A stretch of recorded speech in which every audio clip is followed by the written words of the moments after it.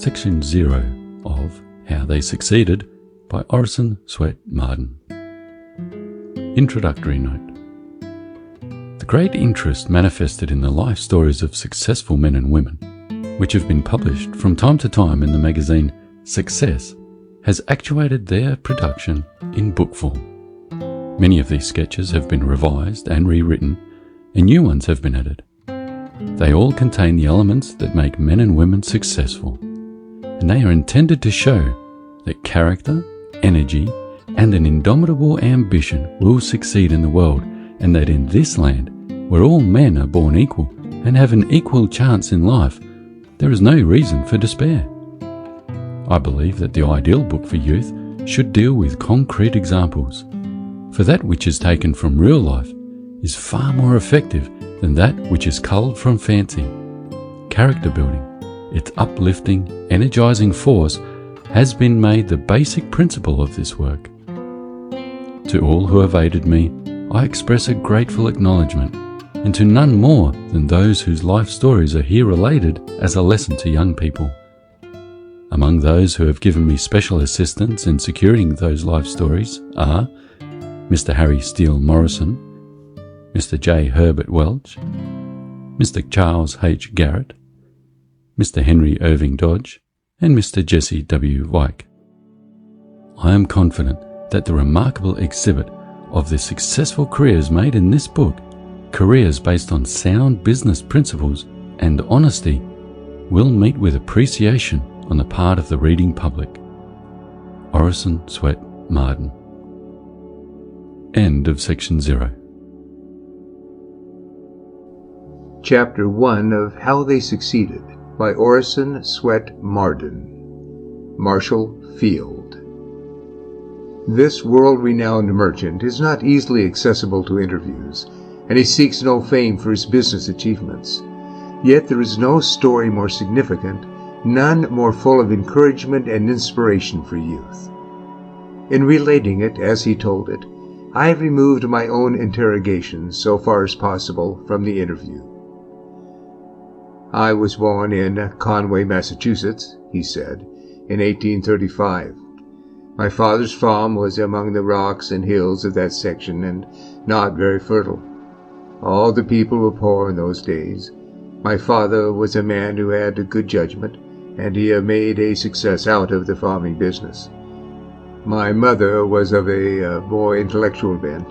Both of my parents were anxious that their boys should amount to something in life, and their interest and care helped me.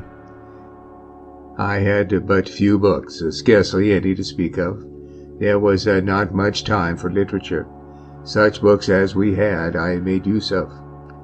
I had a leaning towards business, and took up with it as early as possible. I was naturally of a saving disposition. I had to be. Those were saving times. $1 looked very big to us boys in those days, and as we had a difficult labor in earning it, we did not quickly spend it. I, however, determined not to remain poor.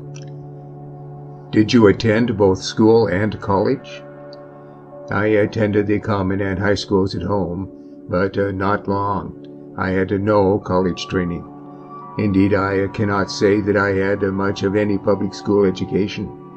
I left home when 17 years of age, and of course had not time to study closely. My first venture in trade was made as clerk in a country store at Pittsfield, Massachusetts, where everything was sold, including dry goods. There I remained for 4 years and picked up my first knowledge of business. I saved my earnings and attended strictly to business, and so made those 4 years valuable to me. Before I went west, my employer offered me a quarter interest in his business if I would remain with him. Even after I had been here several years, he wrote and offered me a third interest if I would go back. But I was already too well placed. I was always interested in the commercial side of life. To this I bent my energies, and I always thought I would be a merchant. In Chicago, I entered as a clerk in the dry goods house of Cooley, Wordsworth and Company in South Water Street. There was no guarantee at that time that this place would ever become the Western metropolis. The town had plenty of ambition and pluck, but the possibilities of greatness were hardly visible. It is interesting to note, in this connection, how closely the story of Mr. Field's progress is connected with Chicago's marvelous growth. The city itself and its relations to the West was an opportunity. A parallel, almost exact, may be drawn between the individual career and the growth of the town. Chicago was organized in 1837, 2 years after Mr. Field was born in the far-off farm in New England, and the place then had a population of a little more than 4,000. In 1856, when Mr. Field, fully equipped for a successful mercantile career, became a resident of the future metropolis of the West, the population had grown to little more than 84,000. Mr. Field's prosperity advanced with the growth of the city. With Chicago, he was stricken but not crushed by the Great Fire of 1871. And with Chicago, he advanced again to higher achievement and far greater prosperity than before the calamity. What were your equipments for success when you started as a clerk here in Chicago in 1856? Health and ambition, and what I believe to be sound principles, answered Mr. Field. And here I found that in a growing town, no one had to wait for promotion. Good business qualities were promptly discovered, and men were pushed forward rapidly. After 4 years, in 1860, I was made a partner, and in 1865 there was a partial reorganization, and the firm consisted after that of Mr. Leiter, Mr. Palmer, and myself, Field, Palmer, and Leiter. 2 years later, Mr. Palmer withdrew, and until 1881, the style of the firm was Field, Leiter and Company. Mr. Leiter retired in that year, and since then it has been as at present, Marshall, Field and Company. What contributed most to the great growth of your business, I asked. To answer that question, said Mr. Field, would be to review the condition of the West from the time Chicago began until the fire in 1871. Everything was coming this way: immigration, railways, and water traffic, and Chicago was enjoying flush times. There were things to learn about the country, and the man who learned the quickest fared the best. For instance, the comparative newness of rural communities and settlements made a knowledge of a local solvency impossible. The old state banking system prevailed, and speculation of every kind was rampant. A cash basis. The panic of 1857 swept almost everything away except the house I worked for, and I learned the reason they survived was because they understood the nature of the new country and did a cash business. That is, they bought for cash and sold on 30 and 60 days, instead of giving the customers, whose financial condition you could hardly tell anything about, all the time they wanted. When the panic came, they had no debts and little owing to them, and so they weathered it all right. I learned what I consider my best lesson, and that was to do a cash business. What were some of the principles you applied to your business? I questioned. I made it a point that all goods should be exactly what they were represented to be. It was a rule of the house that an exact scrutiny of the quality of all goods purchased should be maintained, and that nothing was to induce the house to place upon the market any line of goods at a shade of variation from their real value. Every article sold must be regarded as wanted, and every purchaser must be enabled to feel secure. Did you suffer any losses or reverses during your career? No loss, except by the fire of 1871. It swept away everything, about 3.5 million.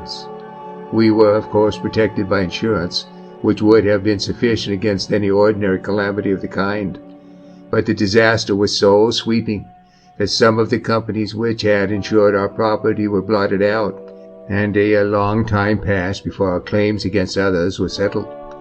We managed, however, to start again. There were no buildings of brick or stone left standing, but there were some great shells of horse-car barns at State and 20th Streets which were not burned, and I hired those. We put up signs announcing that we would continue business uninterruptedly, and then rush the work of fitting things up and getting in stock. Did the panic of 1873 affect your business? Not at all. We did not have any debts. May I ask, Mr. Fields, what you consider to have been the turning point in your career, the point after which there was no more danger? Saving the first $5,000 I ever had, when I might just as well have spent the moderate salary I made. Possession of that sum, once I had it, gave me the ability to meet opportunities. That I consider the turning point. What trait of character do you look upon as having been the most essential in your career? Perseverance, said Mr. Field. But Mr. Selfridge, his most trusted lieutenant, in whose private office we were, insisted upon the addition of good judgment to this.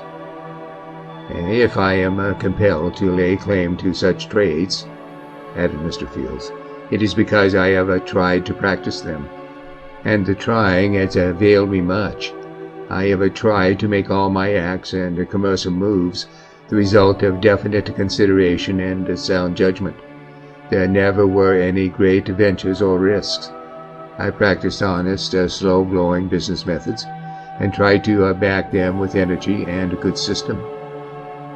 At this point, in answer to further questions, Mr. Field disclaimed having overworked in his business, although after the fire of '71, he worked about 18 hours a day for several weeks. My fortune, however, has not been made in that manner. I believe in reasonable hours, but a close attention during those hours. I never worked very many hours a day. People do not work as many hours now as they once did. The day's labor has shortened in the last 20 years for everyone. Qualities that make for success. What, Mr. Field, I said, do you consider to be the first requisite for success in life, so far as the young beginner is concerned? The qualities of honesty, energy, frugality, integrity are more necessary than ever today, and there is no success without them. They are so often urged that they have become commonplace, but they are really more prized than ever, and any good fortune that comes by such methods is deserved and admirable. A college education and business. Do you believe a college education for the young man to be a necessity in the future? Not for business purposes. Better training will become more and more a necessity. The truth is, with most young men, a college education means that just at the time when they should be having business principles instilled into them and be getting themselves energetically pulled together for their life's work, they are sent to college. Then intervenes what many a young man looks back on as the jolliest time of his life, 4 years of college. Often when he comes out of college, the young man is unfitted by this good time to buckle down to hard work, and the result is a failure to grasp opportunities that would have opened the way for a successful career. As to retiring from business, Mr. Field remarked, I do not believe that, when a man no longer attends to his private business in person every day, he has given up interest in affairs. He may be, in fact should be, doing wider and greater work. There certainly is no pleasure in idleness. A man, upon giving up business, does not cease laboring, but really does or should do more in a larger sense. He should interest himself in public affairs. There is no happiness in mere dollars. After they are acquired, no one can use but a moderate amount. It is given a man to eat so much, to wear so much, to have so much shelter, and more he cannot use. When money has supplied these, its mission, so far as the individual is concerned, is fulfilled. A man must look further and higher. It is only in the wider public affairs, where money is a moving force toward the general welfare, that the possessor of it can possibly find pleasure, and that only in constantly doing more. What, I said, in your estimation, is the greatest good a man can do. The greatest good he can do is to cultivate himself, develop his powers, in order that he may be of greater use to humanity. End of Chapter 1. Chapter 2 of How They Succeeded by Orison Swett Marden.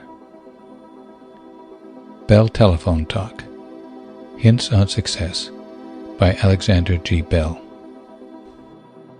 Extremely polite, always anxious to render courtesy, no one carries great success more gracefully than Alexander G. Bell, the inventor of the telephone. His graciousness has won many a friend, the admiration of many more, and has smoothed many a rugged spot in life.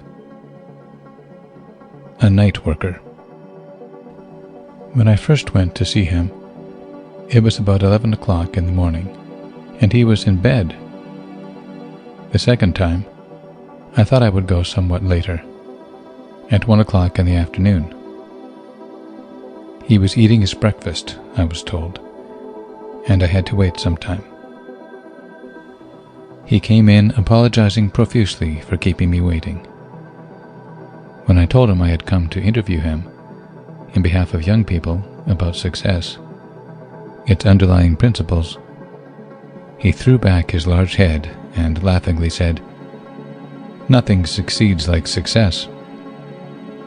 "Success, did you say? Why, that is a big subject. Too big a one. You must give me time to think about it, and you, having planted the seed in my brain, will have to wait for me." When I asked what time I should call, he said, "Come any time, if it is only late. I begin my work at about 9 or 10 o'clock in the evening, and continue until 4 or 5 in the morning. Night is a more quiet time to work. It aids thought." So, when I went to see him again, I made it a point to be late.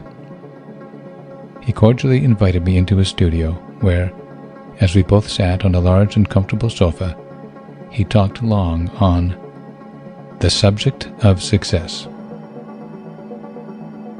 The value of this article would be greatly enhanced if I could add his charming manner of emphasizing what he says, with hands, head, and eyes, and if I could add his beautiful distinctness of speech, due a great deal to his having given instruction to deaf mutes, who must read the lips.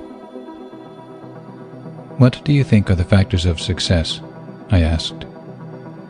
The reply was prompt and to the point. Perseverance applied to a practical end. Perseverance is the chief, but perseverance must have some practical end, or it does not avail the man possessing it. A person without a practical end in view becomes a crank or an idiot. Such persons fill our insane asylums. The same perseverance that they show in some idiotic idea, if exercised in the accomplishment of something practicable, would no doubt bring success. Perseverance is first, but practicability is chief. The success of the Americans as a nation is due to their great practicability.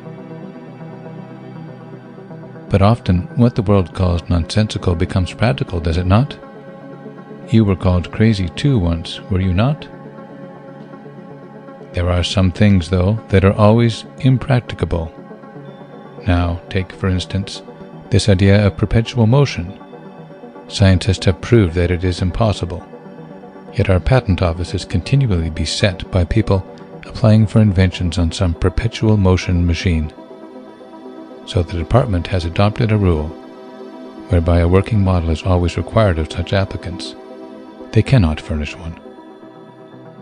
The impossible is incapable of success. I have heard of people dreaming inventions. That is not at all impossible.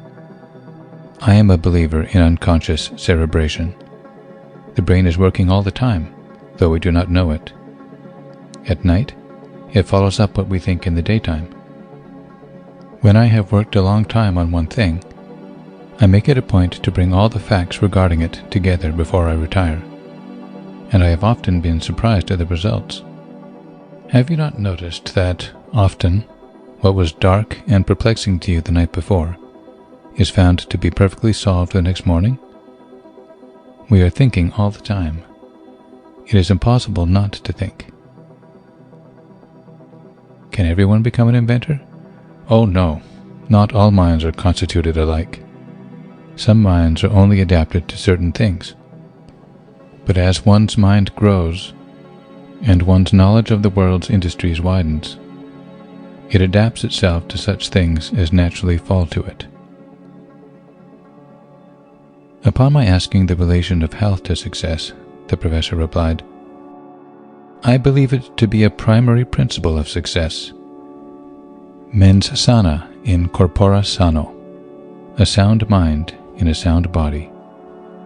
The mind in a weak body produces weak ideas. A strong body gives strength to the thought of the mind. Ill health is due to man's artificiality of living.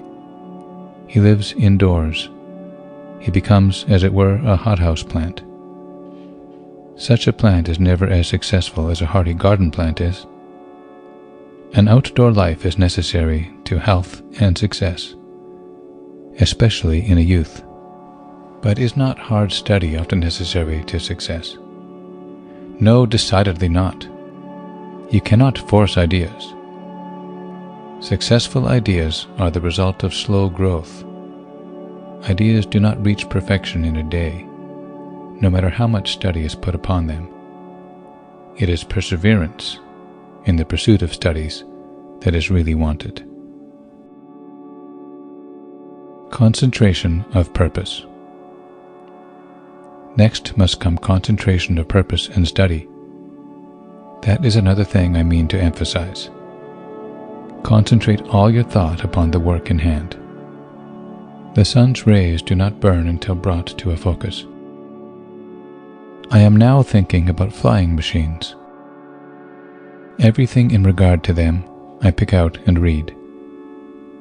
When I see a bird flying in the air, I note its manner of flight, as I would not if I were not constantly thinking about artificial flight, and concentrating all my thought and observation upon it.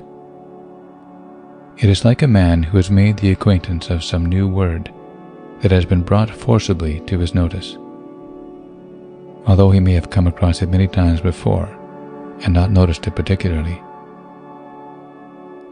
Man is the result of slow growth. That is why he occupies the position he does in animal life. What does a pup amount to that has gained its growth in a few days or weeks, beside a man who only attains it in as many years? A horse is often a grandfather before a boy has attained his full maturity. The most successful men in the end are those whose success is the result of steady accretion. That intellectuality is more vigorous, that has attained its strength gradually. It is the man who carefully advances step by step, with his mind becoming wider and wider, and progressively better able to grasp any theme or situation, persevering in what he knows to be practical, and concentrating his thought upon it, who is bound to succeed to the greatest degree. Young American geese. If a man is not bound down, he is sure to succeed. He may be bound down by environment or by doting parental petting. In Paris, they fatten geese to create a diseased condition of the liver. A man stands with a box of very finely prepared and very rich food beside a revolving stand, and as it revolves, one goose after another passes before him. Taking the first goose by the neck, he clamps down its throat a large lump of the food, whether the goose will or no, until its crop is well stuffed out, and then he proceeds with the rest in the same very mechanical manner. Now, I think, if those geese had to work hard for their own food, they would digest it better and be far healthier geese. how many young American geese are stuffed in about the same manner at college and at home by their rich and fond parents. Unhelpful reading. Did everything you ever studied help you to attain success? On the contrary, I did not begin real study until I was over 16. Until that time, my principal study was reading novels. He laughed heartily at my evident astonishment. They did not help me in the least, for they did not give me an insight into real life. It is only those things that give one a grasp of practical affairs that are helpful. To read novels continuously is like reading fairy stories or Arabian Nights tales. It is a butterfly existence, so long as it lasts. But someday, one is called to stern reality, unprepared. Inventions in America. You have had experience in life in Europe and in America. Do you think the chances for success are the same in Europe as in America? It is harder to attain success in Europe. There is hardly the same appreciation of progress there as here. Appreciation is an element of success. Encouragement is needed. My thoughts run mostly toward inventions. In England, people are conservative. They are well contented with the old, and do not readily adopt new ideas. Americans more quickly appreciate new inventions. Take an invention to an Englishman or a Scot, and he will ask you all about it, and then say your invention may be all right, but let somebody else try it first. Take the same invention to an American, and if it is intelligently explained, he is generally quick to see the feasibility of it. America is an inspiration to inventors. It is quicker to adopt advanced ideas than England or Europe. The most valuable inventions of this century have been made in America. The Orient. Do you think there is a chance for Americans in the Orient? There is only a chance for capital and trade. American labor cannot compete with Japanese and Chinese. A Japanese coolie, for the hardest kind of work, receives the equivalent of 6 cents a day, and the whole family, father, mother, and children, work and contribute to the common good. A foreigner is only made use of until they have absorbed all his useful ideas. Then he is avoided. The Japanese are ahead of us in many things. Environment and heredity. Do you think environment and heredity count in success? Environment, certainly. Heredity, not so distinctly. In heredity, a man may stamp out the faults he has inherited. There is no chance for the proper working of heredity. If selection could be carried out, a man might owe much to heredity. But as it is, only opposites marry. Blonde and light-complexioned people marry brunettes, and the tall marry the short. In our scientific societies, men only are admitted. If women who are interested especially in any science were allowed to affiliate with the men in these societies, we might hope to see some wonderful workings of the laws of heredity. A man, as a general rule, owes very little to what he is born with. A man is what he makes of himself. Environment counts for a great deal. A man's particular idea may have no chance for growth or encouragement in his community. Real success is denied that man until he finds a proper environment. America is a good environment for young men. It breathes the very spirit of success.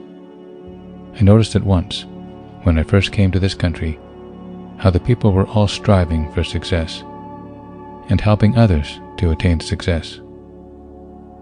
It is an inspiration you cannot help feeling. America is the land of success. Professor Bell's life story. Alexander Graham Bell was born in Edinburgh, Scotland, March 3, 1847. His father, Alexander Melville Bell, now in Washington, D.C., was a distinguished Scottish educator and the inventor of a system of visible speech, which he has successfully taught to deaf mutes.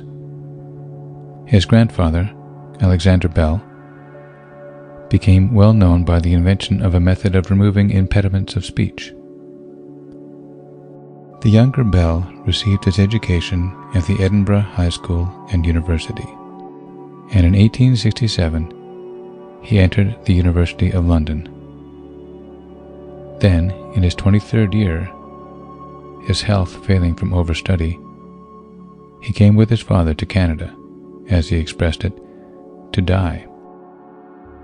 Later he settled in the United States, becoming first a teacher of deaf-mutes and subsequently professor of vocal physiology in Boston University. In 1867, he first began to study the problem of conveying articulate sound by electric currents, which he pursued during his leisure time. After 9 long years of research and experiment, he completed the first telephone, early in 1876, when it was exhibited at the Centennial Exposition and pronounced the wonder of wonders in electric telegraphy. This was the judgment of scientific men who were in a position to judge, and not of the world at large. People regarded it only as a novelty, as a curious scientific toy, and most businessmen doubted that it would ever prove a useful factor in the daily life of the world, and the untold blessing to mankind it has since become. All this skepticism he had to overcome. A new art was to be taught to the world, a new industry created, business and social methods revolutionized. I will make the world hear it. It does speak, cried Sir William Thompson with fervid enthusiasm, and Bell's father-in-law added, I will make the world hear it. In less than a quarter of a century, it is conveying thought in every civilized tongue, Japan being the first country outside of the United States to adopt it. In the first 8 years of its existence, the Bell Telephone Company declared dividends to the extent of $4 million, and the great sums of money the company earns for its stockholders is a subject of current comment and wonder. Some fierce contests have been waged over the priority of his invention, but Mr. Bell has been triumphant in every case. He has become very wealthy from his invention. He has a beautiful winter residence in Washington, fitted up with a laboratory and all sorts of electrical conveniences, mostly of his own invention. His summer residence is at Cambridge, Massachusetts. His wife Mabel, the daughter of the late Gardner G. Hubbard, is a deaf-mute, of whose education he had charge when she was a child. Mr. Bell, with one of his beautiful daughters, recently made a visit to Japan. The Order of the Rising Star, the highest order in the gift of the Japanese Emperor, was bestowed upon him. He is greatly impressed by the character of the people, believing them capable of much greater advancement. Mr. Bell is the inventor of the photophone, aiming to transmit speech by a vibratory beam of light. He has given much time and study to problems of multiplex telegraphy, and to efforts to record speech by photographing the vibrations of a jet of water. Few inventors have derived as much satisfaction and happiness from their achievements as Mr. Bell. In this respect, his success has been ideal, and in impressive contrast with the experience of Charles Goodyear, the man who made India rubber useful, and of some other well-known inventors, whose services to mankind brought no substantial reward to themselves. Mr. Bell is in no wise spoiled by his good fortune, but is the same unpretending person today that he was before the telephone made him wealthy and famous. End of Chapter 2.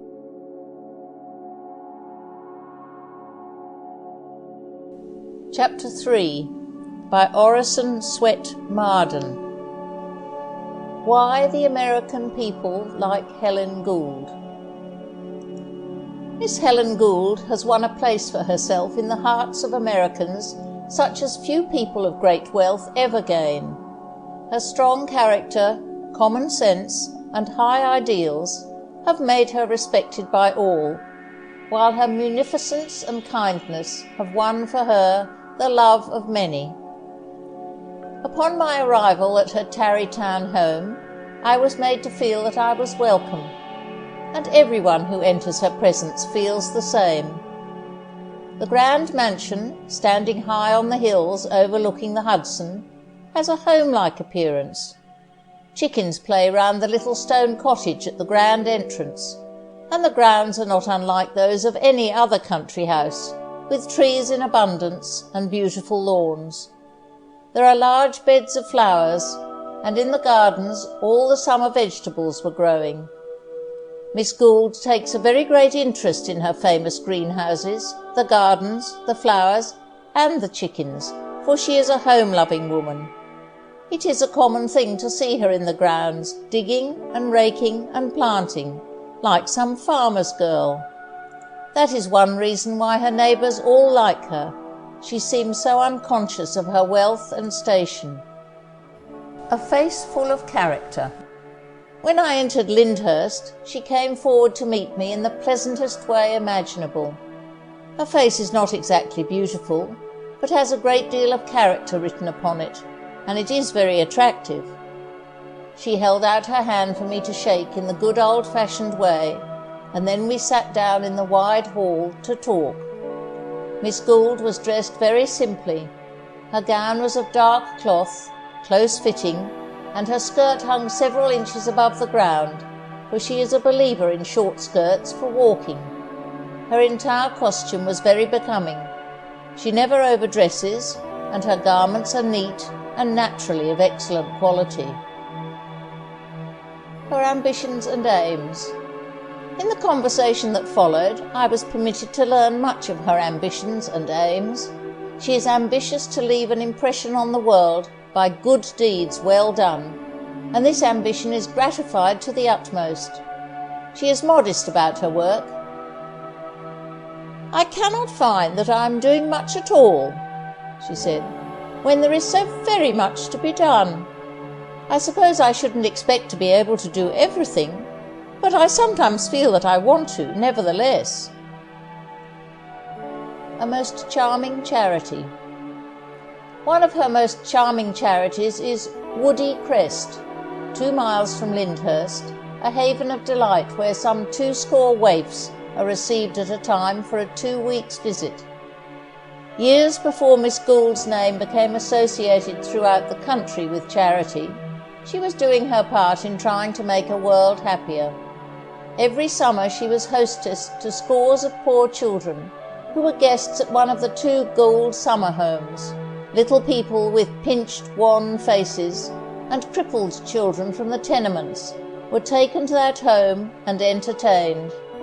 They came in relays, a new company arriving once in 2 weeks, the number of children thus given a taste of heaven on earth being limited only by the capacity of the Gould residents. This was her first, and I am told, her favourite charity. Little children do things naturally. It was when a child that Helen Gould commenced the work that has given her name a sacred significance. When a little girl, she could see the less fortunate little girls passing the great Gould home on Fifth Avenue, and she pitied them and loved them, and from her own allowance administered to their comfort. "My father always encouraged me in charitable work," she writes a friend. How much the American people owe to that encouragement!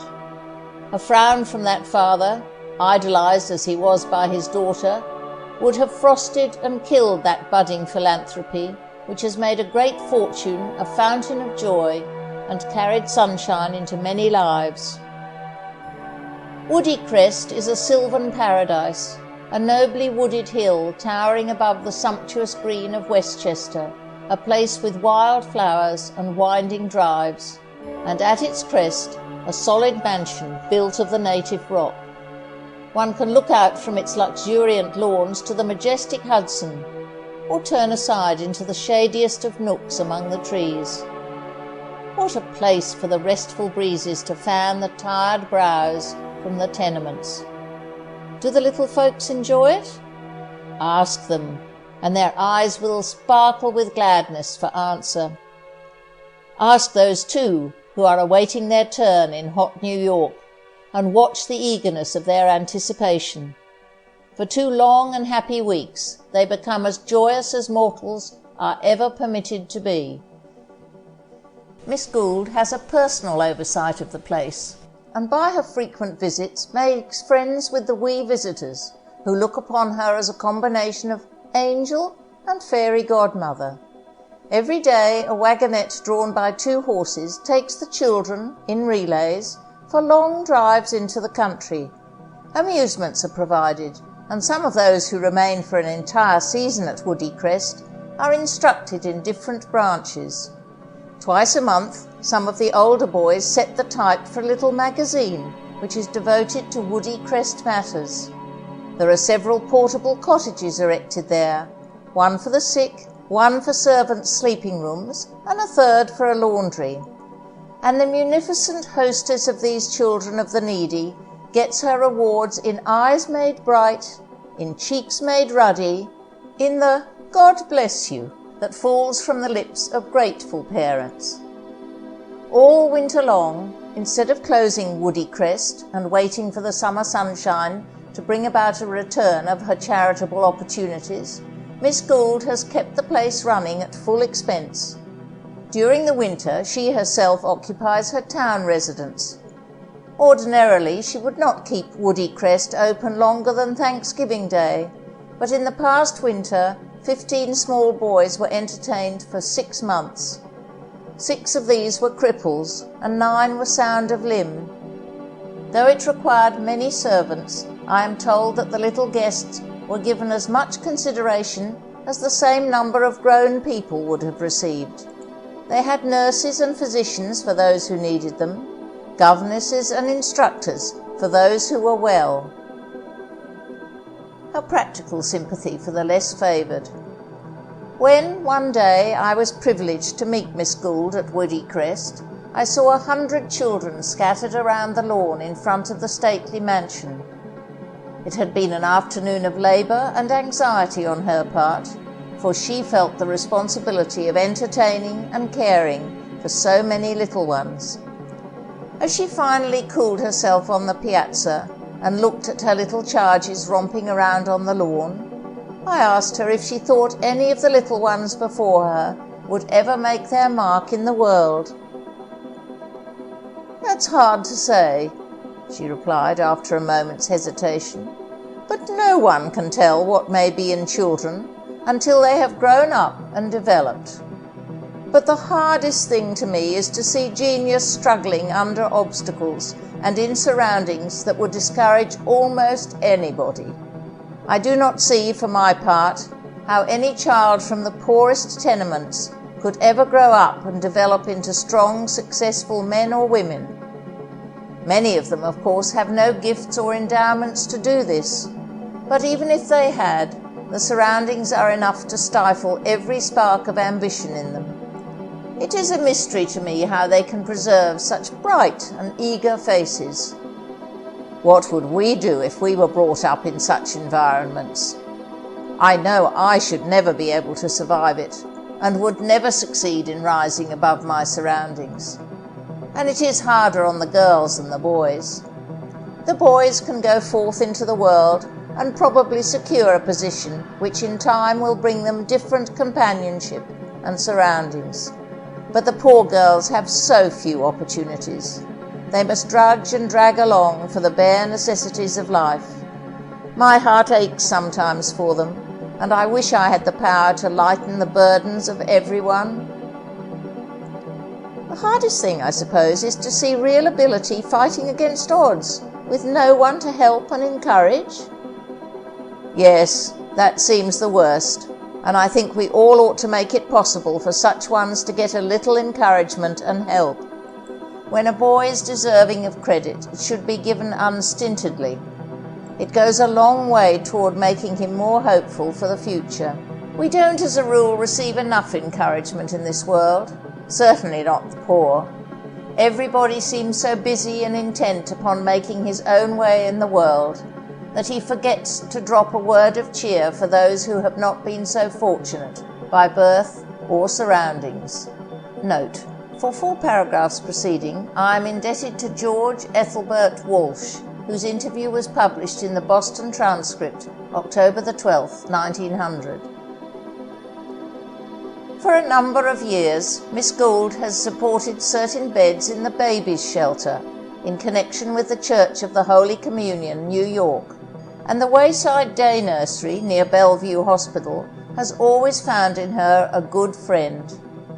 Once a year she makes a tour through the day nurseries of New York, noting the special needs of each, and often sending money or materials for meeting those needs.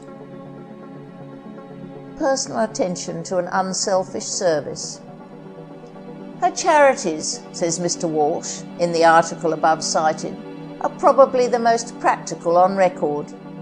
She does not go slumming, as so many fashionable girls do, but she does go and investigate personal charities herself and apply the medicine as she thinks best. She puts herself out in more ways to relieve distress around than she would to accommodate her wealthiest friend. Not only has she always pitied the sufferers in the world less fortunate than herself, but she has always had a great desire to help those struggling for a living in practical ways to get along. It is this side of her noble work that stands out most conspicuously today.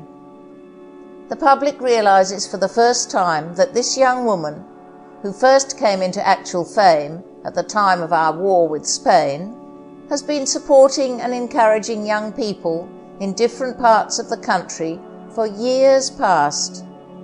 These protégés are all worthy of her patronage, and they have been sought out by her.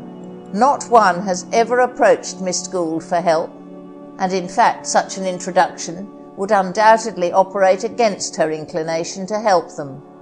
She has discovered them, and then, through considerable tact and discretion, obtained from them their ambitious desires and hopes. Through equally good tact and sense, she has then placed them in positions where they could work out their own destinies without feeling that they were accepting charity. This is distinctly what Miss Gould wishes to avoid in helping her little protégés. She does not offer them charity or do anything to make them dependent upon her, if it can be helped. By her money and influence, she obtains for them positions which will give them every chance in the world to rise and develop talents which she thinks she has discovered in them. Some of her protégés, continues Mr. Walsh, have been sent away to schools and colleges.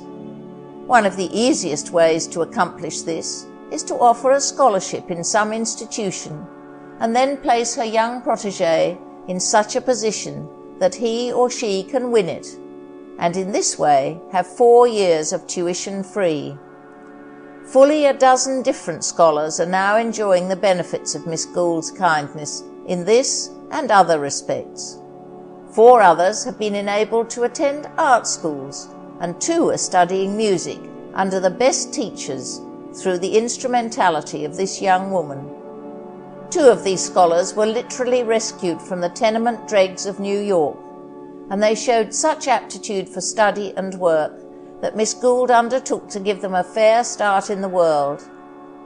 Unusual aptitude, brightness, or kindness on the part of children always attract Miss Gould, and she has become the patron saint of more than 100.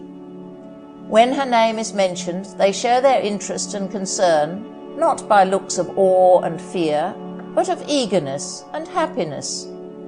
Those of their number who have been lifted from their low estate and put in high positions to carve out a life of success through their common patron saint, bring back stories of her kindness and consideration that make the children look upon her as they would the Madonna. But she is a youthful Madonna, and the very idea of posing as such, even before the poor and ignorant of her little friends, would amuse her. Nevertheless, that is the nearest that one can interpret their ideas concerning her. Miss Gould's beneficiaries have been sometimes aided in obtaining the most advanced schooling in the land, and she visits with equal interest the industrial classes of Berea and the favoured students of the College Beautiful. Her views upon education. Miss Gould is well educated and a graduate of a law school. I tried to ascertain her views regarding the education of young women of today and what careers they should follow. This is one of her particular hobbies, and many other young girls she has helped to attain to a better and more satisfactory life. I believe most earnestly in education for women, she said, not necessarily the higher education about which we hear so much, but a good common school education. As the years pass, girls are obliged to make their own way in the world more and more, and to do so they must have good schooling. And what particular career do you think most desirable for young women? Oh, as to careers, there are many that young women follow nowadays. I think if I had my own way to make, I should fit myself to be a private secretary. That is a position which attracts nearly every young woman, but to fill it, she must study hard and learn, and then work hard to keep the place. Then there are openings for young women in the fields of legitimate business. Women know as much about money affairs as men, only most of them have not had much experience. In that field, there are hundreds of things that a woman can do. The evil of idleness. But I don't think it matters much what a girl does so long as she is active and doesn't allow herself to stagnate. There is nothing, to my mind, so pathetic as a girl who thinks she can't do anything and is of no use to the world. Her patriotism. The late Admiral Phillip, he of the Texas in the Santiago fight, regarded Miss Gould as an angel, and the sailors of the Brooklyn Navy Yard fairly worship her. A hustling YMCA chap, Frank Smith by name, started a little clubhouse for Jack Ashore near the Brooklyn Navy Yard. Miss Gould heard of this club and visited it. At a glance she grasped the meaning, and on her return home she wrote a letter and a cheque for $50,000, and there sprang from that letter and cheque a handsome building in which there are 60 beds, a library, a pipe organ, a smoking room, and a restaurant. Do you wonder that the Jackies adore her, and that the gale that sweeps over the ship out in the open sea is often freighted with the melody of her name? When I visited Cuba and Puerto Rico, says Congressman Charles B. Landis of Indiana, to whom I am greatly indebted in preparing this article, I talked with officers and privates everywhere along the journey, visited camps and hospitals in cities and isolated towns, and everywhere it seemed that the sickness and suffering and heart yearning of the American soldier had been anticipated by Helen Gould. Voices that quivered and eyes that moistened at the mention of the name of this young American girl were one continuous tribute to her heart and work. She cannot fully realize how far-reaching have been her efforts. A businessman looks for results. What impressed me most with Miss Gould's work was the visible, tangible results. Every dollar spent by her seemed to go, straight as a cannonball, to some mark. Miss Gould has a business head and is not hysterical in her work. She gives, but follows the gift and sees that it goes to the spot. She has studied results and knows which charity pays a premium in smiles and tears and joy and better life, and very little of her money will be wasted in impracticable schemes. She has a happy faculty of getting in actual touch with conditions, realizing that she cannot hit an object near at hand by aiming at a star. Miss Gould's practical business sense was beautifully exemplified at Montauk Point. Hundreds of soldiers from the hospitals in Cuba and Puerto Rico were suddenly unloaded there. Elsewhere were government supplies, tents and cots and rations, but there the sick soldiers were without shelter, were hungry, had no medicine, and were sleeping on the ground. Why? Because of red tape. This young lady appeared in person and amazed the strutters in shoulder straps and the slaves to discipline by having the sick soldier boys made comfortable on army cots, placed in army tents and fed on army rations, and this too without any requisition. She grasped a situation, cut the ropes of theory, and introduced practice. From her own purse she provided nurses and dainties, and bundled up scores of soldier boys and sent them to her beautiful villa on the Hudson. The camp rang with this refrain: "You are the angel of the camp, Helen Gould, in the sun rays in the damp, on the weary, weary tramp, to our darkness you're a lamp, Helen Gould. Thoughts of home and gentle things, Helen Gould, to the camp your coming brings, all the place with music rings at the rustle of your wings, Helen Gould." Our Helen. On the day of the Dewey Parade in New York, Miss Gould was in front of her house, on a platform she had erected for the small children of certain asylums. Mayor Van Wyck told Admiral Dewey who she was, and the Admiral stood up in his carriage and bowed to her 3 times. Then the word went down the line that Miss Gould was there, and every company saluted her as it passed. But it was when a body of young recruits stopped for a moment before her door that the real excitement began. "She shan't marry a foreign prince," they cried, tossing their hats and stamping their feet. "She's Helen, our Helen, and she shall not marry a foreign prince." America. Miss Gould's patriotism is very real and intense, and is not confined to times of war. 2 years ago, she caused 50,000 copies of the national hymn, America, to be printed and distributed among the pupils of the public schools of New York. "I believe everyone should know that hymn and sing it," she declared, "if he sings no other. I would like to have the children sing it into their very souls, till it becomes a part of them." She strongly favours patriotic services in the churches on the Sunday preceding the 4th of July, when she would like to hear such airs as America, Hail Columbia, and the Star-Spangled Banner, and see the sacred edifices draped in red, white, and blue. Unheralded benefactions.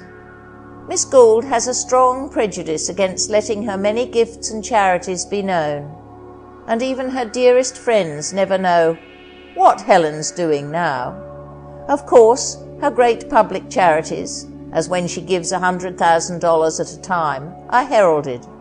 Her recent gift of that sum to the government for national defence has made her name beloved throughout the land, but had she been able, she would have kept that secret also. The place Helen Gould now holds in the love and esteem of the Republic exemplifies how quickly the nation's heart responds to the touch of gentleness, and how easy it is for wealth to conquer and rise triumphant if only it be seasoned with common sense and sympathy. I will not attempt to specify the numerous projects of charity that have been given life and vigour by Miss Gould. I know her gifts in recent years have passed the $1 million mark. "It seems so easy to do things for others," said Miss Gould recently. "It is easy to do good if the doing is natural and without thought of self-glorification." Miss Gould's views upon how to make the most of wealth are well set forth in her admirable letter to Dr. Louis Klopsch, as published in the Christian Herald. The Christian idea that wealth is a stewardship or trust, and not to be used for one's personal pleasure only, but for the welfare of others, certainly seems the noblest, and those who have more money or broader culture owe a debt to those who have had fewer opportunities. And there are so many ways one can help. Children, the sick, and the aged especially, have claims on our attention, and the forms of work for them are numerous, from kindergartens, day nurseries, and industrial schools, to homes and hospitals. Our institutions for higher education require gifts in order to do their best work, for the tuition fees do not cover the expense of the advantages offered. And certainly such societies as those in our churches, and the Young Women's Christian Association, and the Young Men's Christian Association, deserve our hearty cooperation. The earnest workers who so nobly and lovingly give their lives to promote the welfare of others give far more than though they had simply made gifts of money, so those who cannot afford to give largely need not feel discouraged on that account.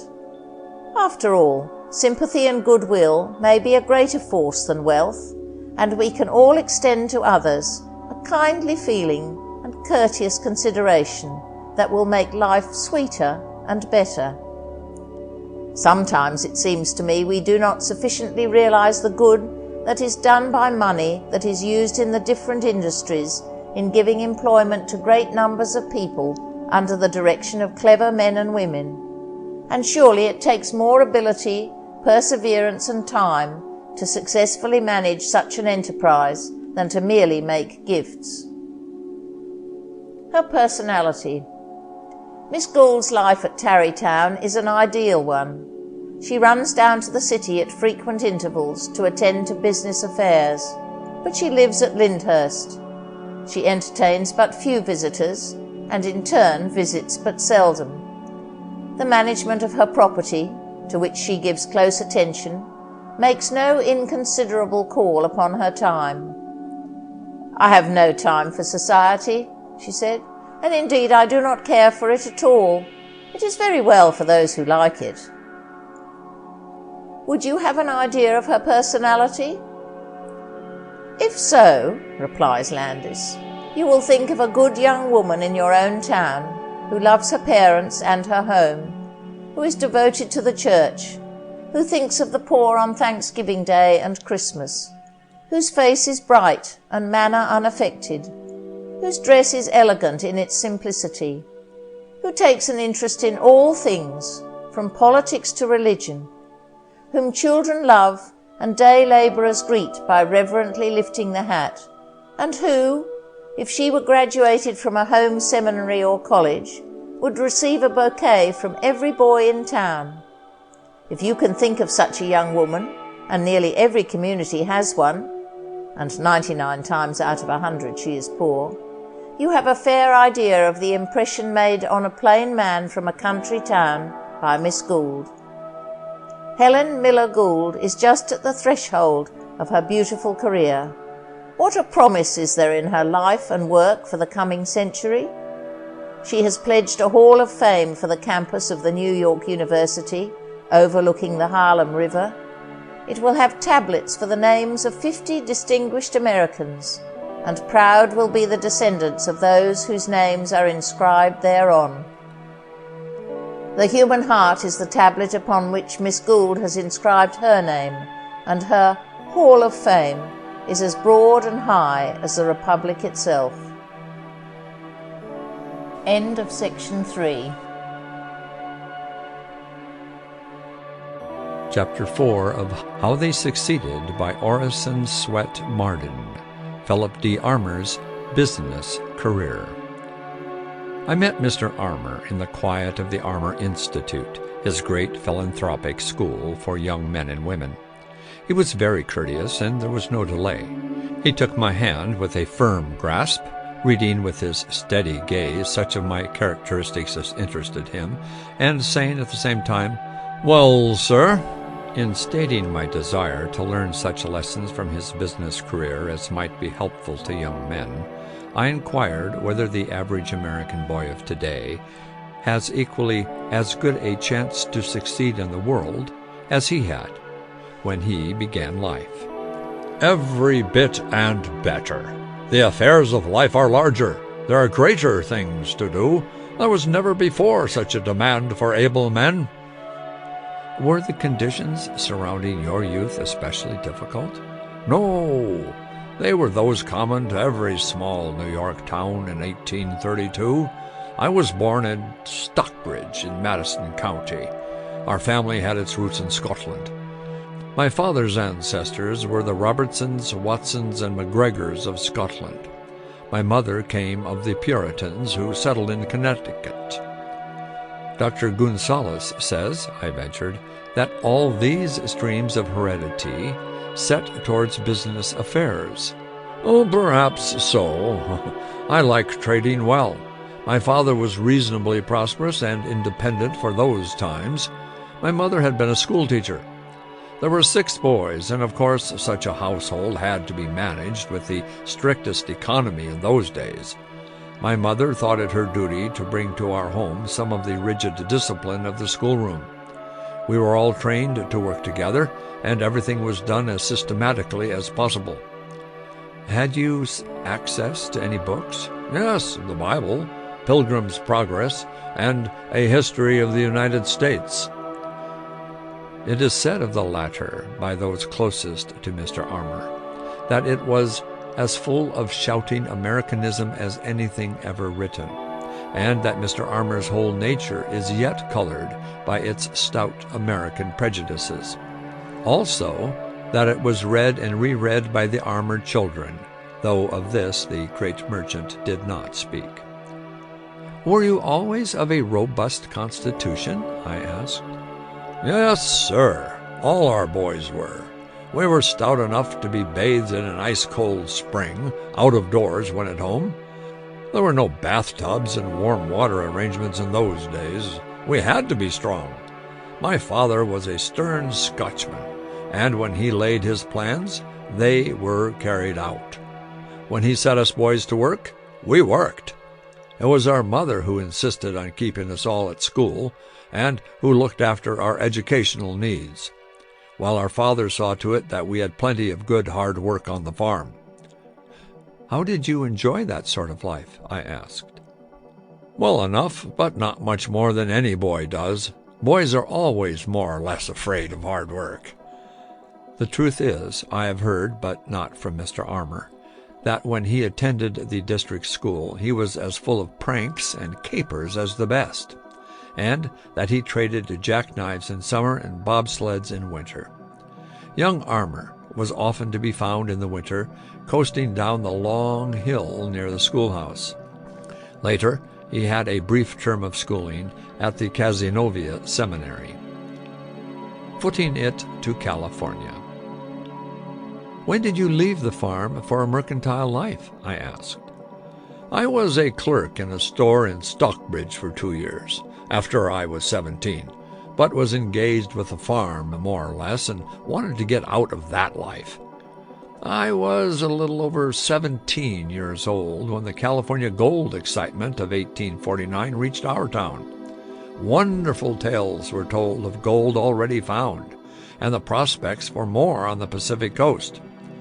I brooded over the difference between tossing hay in the hot sun and digging up gold by handfuls, until one day I threw down my pitchfork and went over to the house and told Mother that I had quit that kind of work.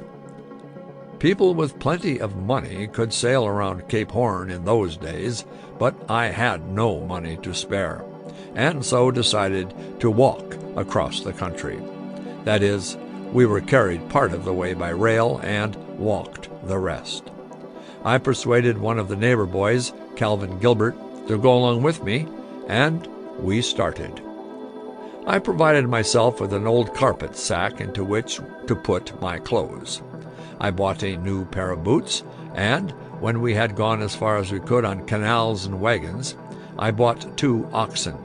With these we managed for a while, but eventually reached California afoot.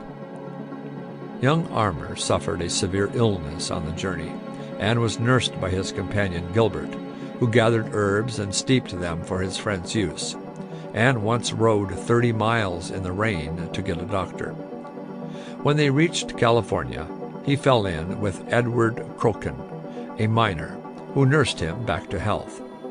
The manner in which he remembered these men gives keen satisfaction to the friends of the great merchant. Did you have any money when you arrived at the gold fields? Scarcely any.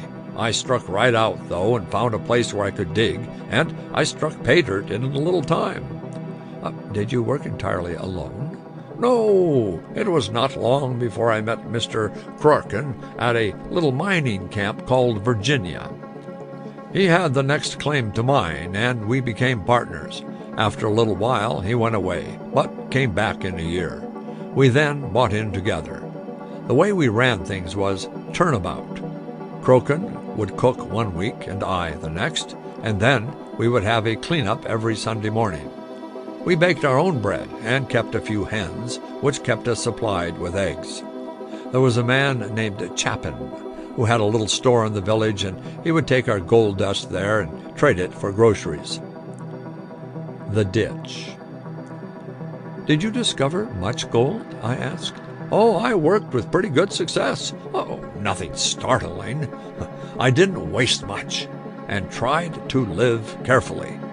I also studied the business opportunities around and persuaded some of my friends to join me in buying and developing a ditch, a kind of aqueduct to convey water to diggers and washers. That proved more profitable than digging for gold, and at the end of the year, the others sold out to me, took their earnings and went home. I stayed and bought up several other water powers, until in 1856 I thought I had enough, and so I sold out and came east. How much had you made altogether? About $4,000. This was when Mr. Armour was 24 years old, his capital for beginning to do business. He enters the grain market. Did you return to Stockbridge? A little while, but my ambition set in another direction. I had been studying the methods then used for moving the vast and growing food products of the West, such as grain and cattle, and I believed that I could improve them and make money. The idea and the field interested me, and I decided to enter it.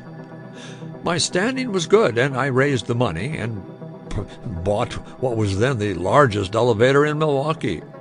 This put me in contact with the movement of grain. At that time, John Plankington had been established in Milwaukee a number of years, and in partnership with Frederick Layton had built up a good pork-packing concern. I bought in with those gentlemen, and so came in contact with the work I liked. One of my brothers, Herman, had established himself in Chicago some time before in the grain commission business. I got him to turn that over to the care of another brother, Joseph, so that he might go to New York as a member of the new firm of which I was a partner. It was important that the Milwaukee and Chicago houses should be able to ship to a house of their own in New York, that is, to themselves. Risks were avoided in this way, and we were certain of obtaining all that the ever-changing markets could offer us. When did you begin to build up your Chicago interests? They were really begun before the war by my brother Herman. When he went to New York for us, we began adding a small packing house to the Chicago Commission branch. It gradually grew with the growth of the West. Mr. Armour's acute perception of the commercial conditions for building up a great business. Is there any one thing that accounts for the immense growth of the packing industry here? I asked. System and the growth of the West did it. Things were changing at startling rates in those days. The West was growing fast. Its great areas of production offered good profits to men who would handle and ship the products. Railway lines were reaching out in new directions, or increasing their capacities and lowering their rates of transportation. These changes and the growth of the country made the creation of a food gathering and delivering system necessary. Other things helped. At that time, 1863, a great many could see that the war was going to terminate favorably for the Union. Farming operations had been enlarged by the war demand and war prices. The state banking system had been done away with, and we had a uniform currency available everywhere, so that exchanges between the East and the West had become greatly simplified. Nothing more was needed than a steady watchfulness of the markets by competent men in continuous telegraphic communication with each other, and who knew the legitimate demand and supply in order to sell all products quickly and with profit. System and good measure. Do you believe that system does so much? I ventured. System and good measure. Give a measure heaped full and running over, and success is certain. That is what it means to be the intelligent servants of a great public need. We believed in thoughtfully adopting every attainable improvement, mechanical or otherwise, in the methods and appliances for handling every pound of grain or flesh. Right liberality and right economy will do everything when a public need is being served. Then, too, our methods improved all the time. There was a time when many parts of cattle were wasted, and the health of the city injured by the refuse. Now, by adopting the best known methods, nothing is wasted. And buttons, fertilizers, glue, and other things are made cheaper and better for the world in general. Out of material that was before a waste and a menace, I believe in finding out the truth about all things, the very latest truth or discovery, and applying it. You attribute nothing to good fortune? Nothing! Certainly the word came well from a man whose energy, integrity, and business ability made more money out of a ditch than other men were making out of rich placers in the gold region. The turning point. May I ask what you consider the turning point of your career? The time when I began to save the money I earned at the gold fields. Truth. What trait do you consider most essential in young men? Truth. Let them get that. Young men talk about getting capital to work with. Let them get truth on board and capital follows. It's easy enough to get that. A great orator and a great charity. Did you always desire to follow a commercial rather than a professional life? Oh, not always. I have no talent in any other direction, but I should have liked to be a great orator. Mr. Armour would say no more on this subject, but his admiration for oratory has been demonstrated in a remarkable way.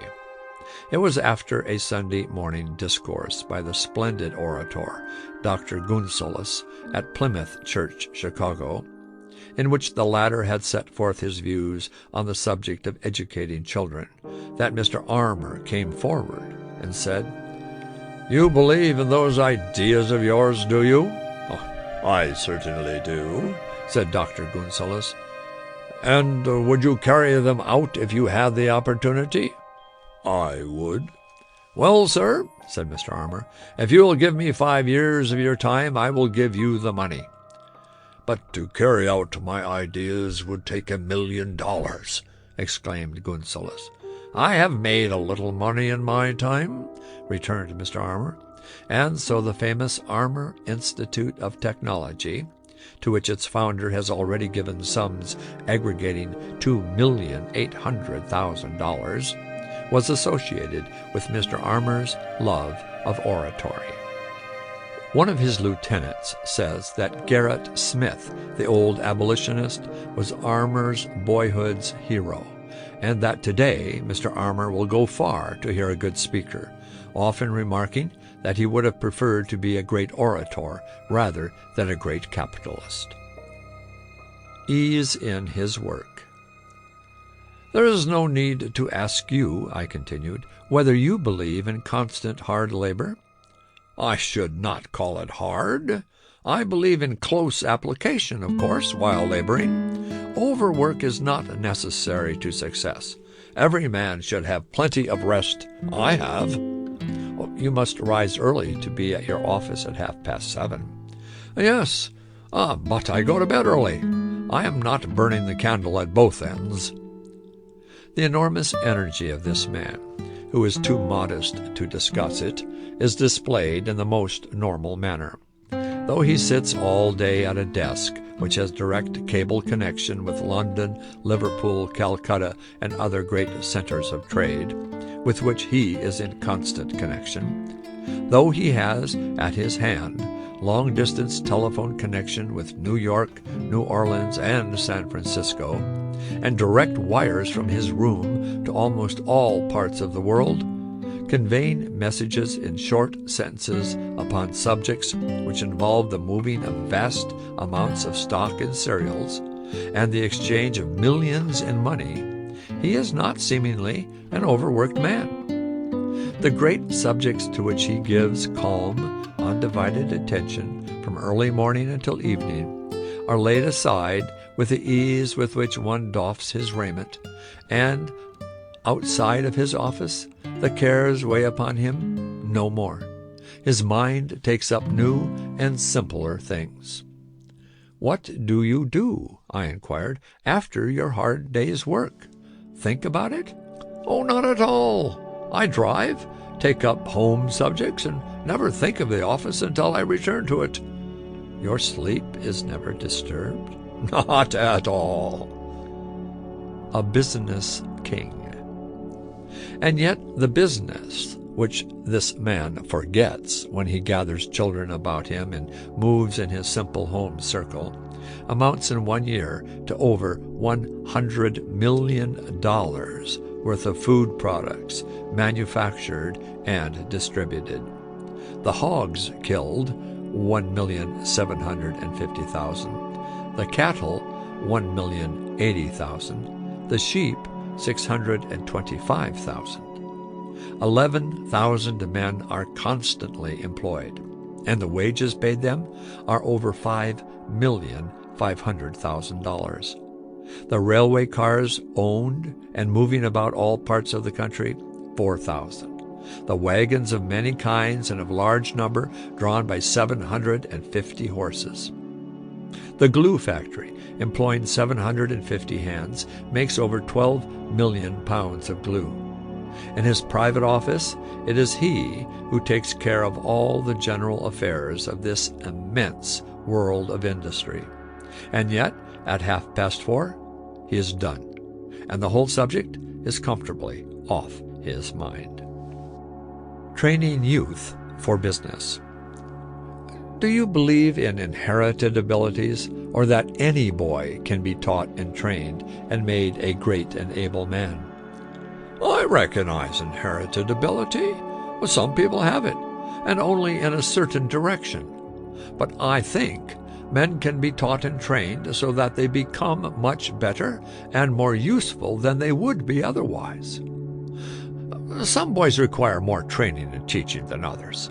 There is prosperity for everyone according to his ability. What would you do with those who are naturally less competent than others? Train them and give them work according to their ability. I believe that life is all right, and that this difference which nature makes is all right. Everything is good and is coming out satisfactorily, and we ought to make the most of conditions and try to use and improve everything. The work needed is here, and everyone should set about doing it. When asked if he thought the chances for young men as good today as they were when he was young, "Yes," he said, "I think so. The world is changing every day, and new fields are constantly opening. We have new ideas, new inventions, new methods of manufacture, and new ways today everywhere. There is plenty of room for any man who can do anything well. The electrical field is a wonderful one. There are other things equally good, and the right man is never at a loss for an opportunity, provided he has some ability and good sense to start with, is thrifty, honest, and economical. There is no reason why any young man should not accumulate money and attain so-called success in life." When asked to what qualities he attributed his own success, Mr. Armour said, "I think that thrift and economy had much to do with it. I owe much to my mother's training and to a good line of Scotch ancestors, who have always been thrifty and economical. As to my business education, I never had any. I am, in fact, a good deal like Topsy. I just growed. My success has been largely a matter of organization. I have always made it a point to surround myself with good men. I take them when they are young and keep them just as long as I can. Nearly all of the men I now have grown up with me. Many of them have worked with me for 20 years. They have started in at low wages and have been advanced until they have reached the highest positions." Mr. Armour thinks that most men who accumulate a large amount of money inherited the money-making instinct. The power of making and accumulating money, he says, is as much a natural gift as are those of a singer or an artist. The germs of the power to make money must be in the mind.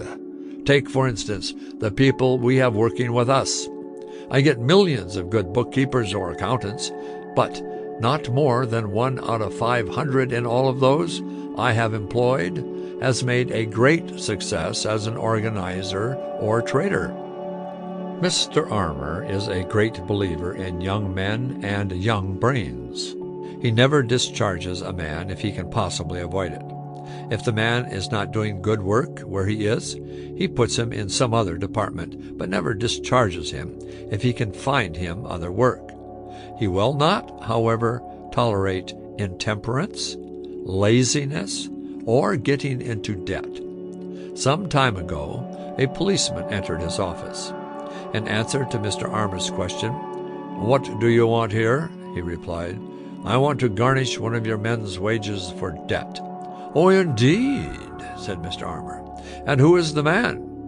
Asking the officer into his private room, he sent for the debtor. "How long have you been in debt?" asked Mr. Armour. The clerk replied that he had been behind for 20 years and could not seem to catch up. "But you get a good salary, don't you?" "Yes, but I can't get out of debt." "But you must get out, or you must leave here," said Mr. Armour. "How much do you owe?" The clerk then gave the amount, which was less than $1,000. "Well," said Mr. Armour, handing him a check, "there is enough to pay all your debts, and if I hear of you again getting into debt, you will have to leave." The clerk paid his debts and remodeled his life on a cash basis. Prompt to act. In illustration of Mr. Armour's aptitude for doing business and his energy, it is related that when, in 1893, local forces planned to defeat him in the grain market, and everyone was crying that at last the great Goliath had met his David, he was all energy. He had ordered immense quantities of wheat. The opposition had shrewdly secured every available place of storage and rejoiced that the great packer, having no place to store his property, would suffer immense loss and must capitulate. He foresaw the fray and its dangers, and going over on Goose Island, bought property at any price and began the construction of immense elevators. The town was placarded with the truth that anyone could get work at Armour's elevators. No one believed they could be done in time, but 3 shifts of men, working night and day, often under the direct supervision of the millionaire, gradually forced the work ahead, and when, on the appointed day, the great grain ships began to arrive, the opposition realized failure. The vessels began to pour the contents of their immense holds into these granaries, and the fight was over. Foresight. The foresight that sent him to New York in 1864 to sell pork brought him back from Europe in 1893, months before the impending panic was dreamed of by other merchants. It is told of him that he called all his head men to New York and announced to them, "Gentlemen, there's going to be financial trouble soon." "Why, Mr. Armour?" they asked. "You must be mistaken. Things were never better. You have been ill and are suddenly apprehensive." "Oh, no," he said, "I'm not. There is going to be trouble." And he gave as his reasons certain conditions which existed in nearly all countries, which none of those present had thought of. "Now," said he to the first of his many lieutenants, "how much will you need to run your department until next year?" The head man named his need. The others were asked, each in turn, the same question, and when all were through, he counted up and, turning to the company, said, "Gentlemen, go back and borrow all you need in Chicago on my credit. Use my name for all it will bring in the way of loans." Forearmed against panic. The lieutenants returned, and the name of Armour was strained to its utmost limit. When all had been borrowed, the financial flurry suddenly loomed up. But it did not worry the great packer. In his vaults were $8 million in gold. All who had loaned him at interest then hurried to his doors, fearing that he also was imperiled.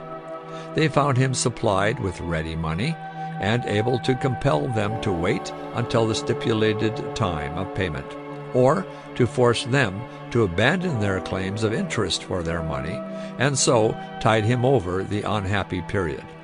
It was a master stroke, and made the name of the great packer a power in the world of finance. Some secrets of success. Do you consider your financial decisions, which you make quickly, to be brilliant intuitions? I asked.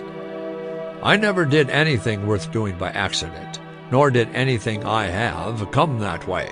No, I never decide anything without knowing the conditions of the market, and never begin unless satisfied concerning the conclusion. Not everyone can do that, I said. I cannot do everything. Every man can do something, and there's plenty to do. Never more than now. The problems to be solved are greater now than ever before. Never was there more need of able men. I am looking for trained men all the time. More money is being offered for them everywhere than formerly. Do you consider that happiness consists in labor alone? It consists in doing something for others. If you give the world better material, better measure, better opportunities for living respectably, there is happiness in that. You cannot give the world anything without labor, and there is no satisfaction in anything but such labor as looks toward doing this and does it. End of chapter 4. Chapter 5. How They Succeeded, by Orison Swett Marden. What Miss Mary E. Proctor Did to Popularize Astronomy. You can never know what your possibilities are, said Miss Proctor, till you have put yourself to the test. There are many, many women who long to do something and could succeed if they would only banish their doubts and plunge in. For example, I was not at all sure that I could interest audiences with talks on astronomy, but in 1893 I began, and since then have given between 400 and 500 lectures.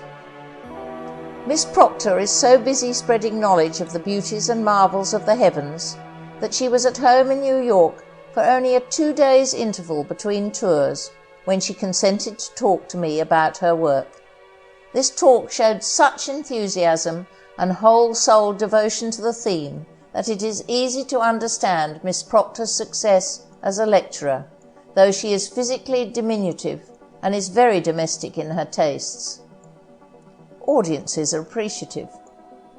"I'm always nervous in going before an audience," she said, "but there is so much I want to tell them that I have no time at all to think of myself. I find that if the lecturer is really interested in the subject, those who come to listen usually are, and it is certainly true, as I have learned by going upon the platform, tired out from a long journey, that you cannot expect enthusiasm in your audience unless you are enthusiastic yourself.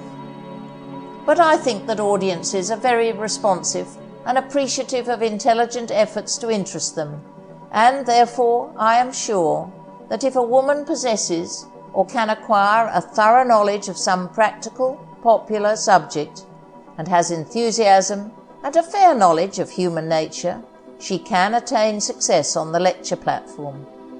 The field is broad and far from overcrowded, and it yields bountifully to those who are willing to toil and wait. There is Miss Roberts, for instance, who commands large audiences for her lectures on music, and Mrs. Lemke, who has been remarkably successful in her practical talks on cooking, and Mary E. Booth, who gives wonderfully instructive and entertaining lectures on the revelations of the microscope, and Miss Veery, who takes audiences of children on most delightful and profitable imaginary trips to places of importance. Lectures to children. Children, by the way, are my most satisfactory audiences. Grown-up people never become so absorbed. It is the greatest pleasure of my lecturing to talk to the little tots and watch them drink it all in. Indeed, I prepared my very first lecture for children, but didn't deliver it. That episode marked the beginning of my career as a lecturer. Do you ask me to tell you about it? My father, Richard A. Proctor, wrote, as you know, many books on popular astronomy. When I was a girl, I did not read them very carefully, my education at South Kensington, London, following a musical and artistic direction. In fact, I was ambitious to become a painter. But when my father died in 1888, I found comfort in reading his books all over again, and as he had drilled me to write for his periodical, Knowledge, I began to write articles on astronomy for anyone who would accept them. One day, in the spring of 1893, I received a letter from Mrs. Potter Palmer asking me if I would talk to an audience of children in the Children's Building at the World's Fair. The idea of lecturing was new to me, but I decided that I would try at any rate, and so I took great pains to prepare a talk that I thought the children would understand and be interested in. But when I reached the building, I found an audience not of children, but of men and women. There was hardly a child in all the assembled 500 people. It would never do to give them the childish talk I had prepared, and as it was my first attempt to talk from a platform, you can imagine my state of mind. I was determined, however, that my first effort should not be a fiasco, so I stepped out upon the platform and talked about the things that had most interested me in my father's books and conversations. A lesson in lecturing. I have lectured a great many times since then, but my first lecture was the most trying. I am glad now that things happened as they did, for that experience taught me a valuable lesson. I learned not to commit my talks to memory, but merely to have the topics and facts and general arrangement of the lecture well in mind. By this method, I can change and adapt myself to my audience at any time, and I often have to do this. I am able to feel intuitively whether I have gained my listeners' sympathy and interest, and when I feel that I have not, I immediately take another tack. Another great advantage of not committing what you are going to say to memory, word for word, is the added colour and animation and spontaneity which the conversational tone and manner gives the lecture. The stereopticon. My stereopticon pictures of the heavenly bodies are of great help to me. They naturally add much to the interest and are really a revelation to most of my audiences, for the reason that they show things that can never be seen with the naked eye. How my father would have delighted in them, and how effectively he would have used them. But celestial photography had not been made practical at the time of his death. It is indeed quite a new art, although its general principles are very simple. A special lens and photographic plate are adjusted in the telescope, and the plate is exposed as in an ordinary camera, except that the exposure is much longer. It usually continues for about 4 hours. The greater the length of time, the greater being the number of stars that will be seen in the photograph. After the developing, these stars appear as mere specks on the plate. That they are so small is not surprising, for most of them are stars that have never been seen by the eye alone. When the photograph is enlarged by the stereopticon, the result is like looking at a considerable portion of the heavens through a powerful telescope. The children utter exclamations of delight when they see the pictures. The children, dear, imaginative little souls, it is my ambition to devote more and more of my time to them, and finally talk and write for them all together. They are greatly impressed with the new world in the skies which is open to them, and I like to think that these early impressions will give them an understanding and appreciation of the wonders of astronomy that will always be a pleasure to them. Stories from Starland. For the children, my first book, Stories from Starland, was written. I tried to weave into it poetical and romantic ideas that appeal to the imaginative mind of the child and quicken the interest without any sacrifice of accuracy in the facts with which I deal. I wrote the book in a week. The publisher came to me one Saturday and told me that he would like a children's book on astronomy. I devoted all my days to it till the following Saturday night, and on Monday morning took the completed manuscript to the publishing house. They seemed very much surprised that it should be finished so soon, but as a matter of fact it was not much more than the manual labour of writing out the manuscript that I did in that week. The little book itself is the result of 10 years' thought and study. It is much the same with my lectures. I deliver them in a hasty conversational tone, and they seem, as one of my listeners told me recently, to be just offhand chats. But in reality, I devote a great deal of labour to them, and I'm constantly adding new facts and new ideas. Concentration of attention. I learned very soon after I began my work that I must give myself up to it absolutely if I were to achieve success. There could be no side issues, nothing else to absorb any of my energy or take any of my thought or time. One of the first things I did was to take a thorough course in singing for the purpose of acquiring complete control of my voice.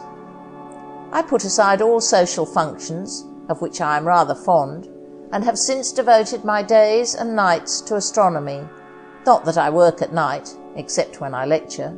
I rest and retire early, so that in the morning I may have the spirit and enthusiasm necessary to do good work. Enthusiasm, it seems to me, is an important factor in success. It combats discouragement, makes work a pleasure, and sacrifices easier.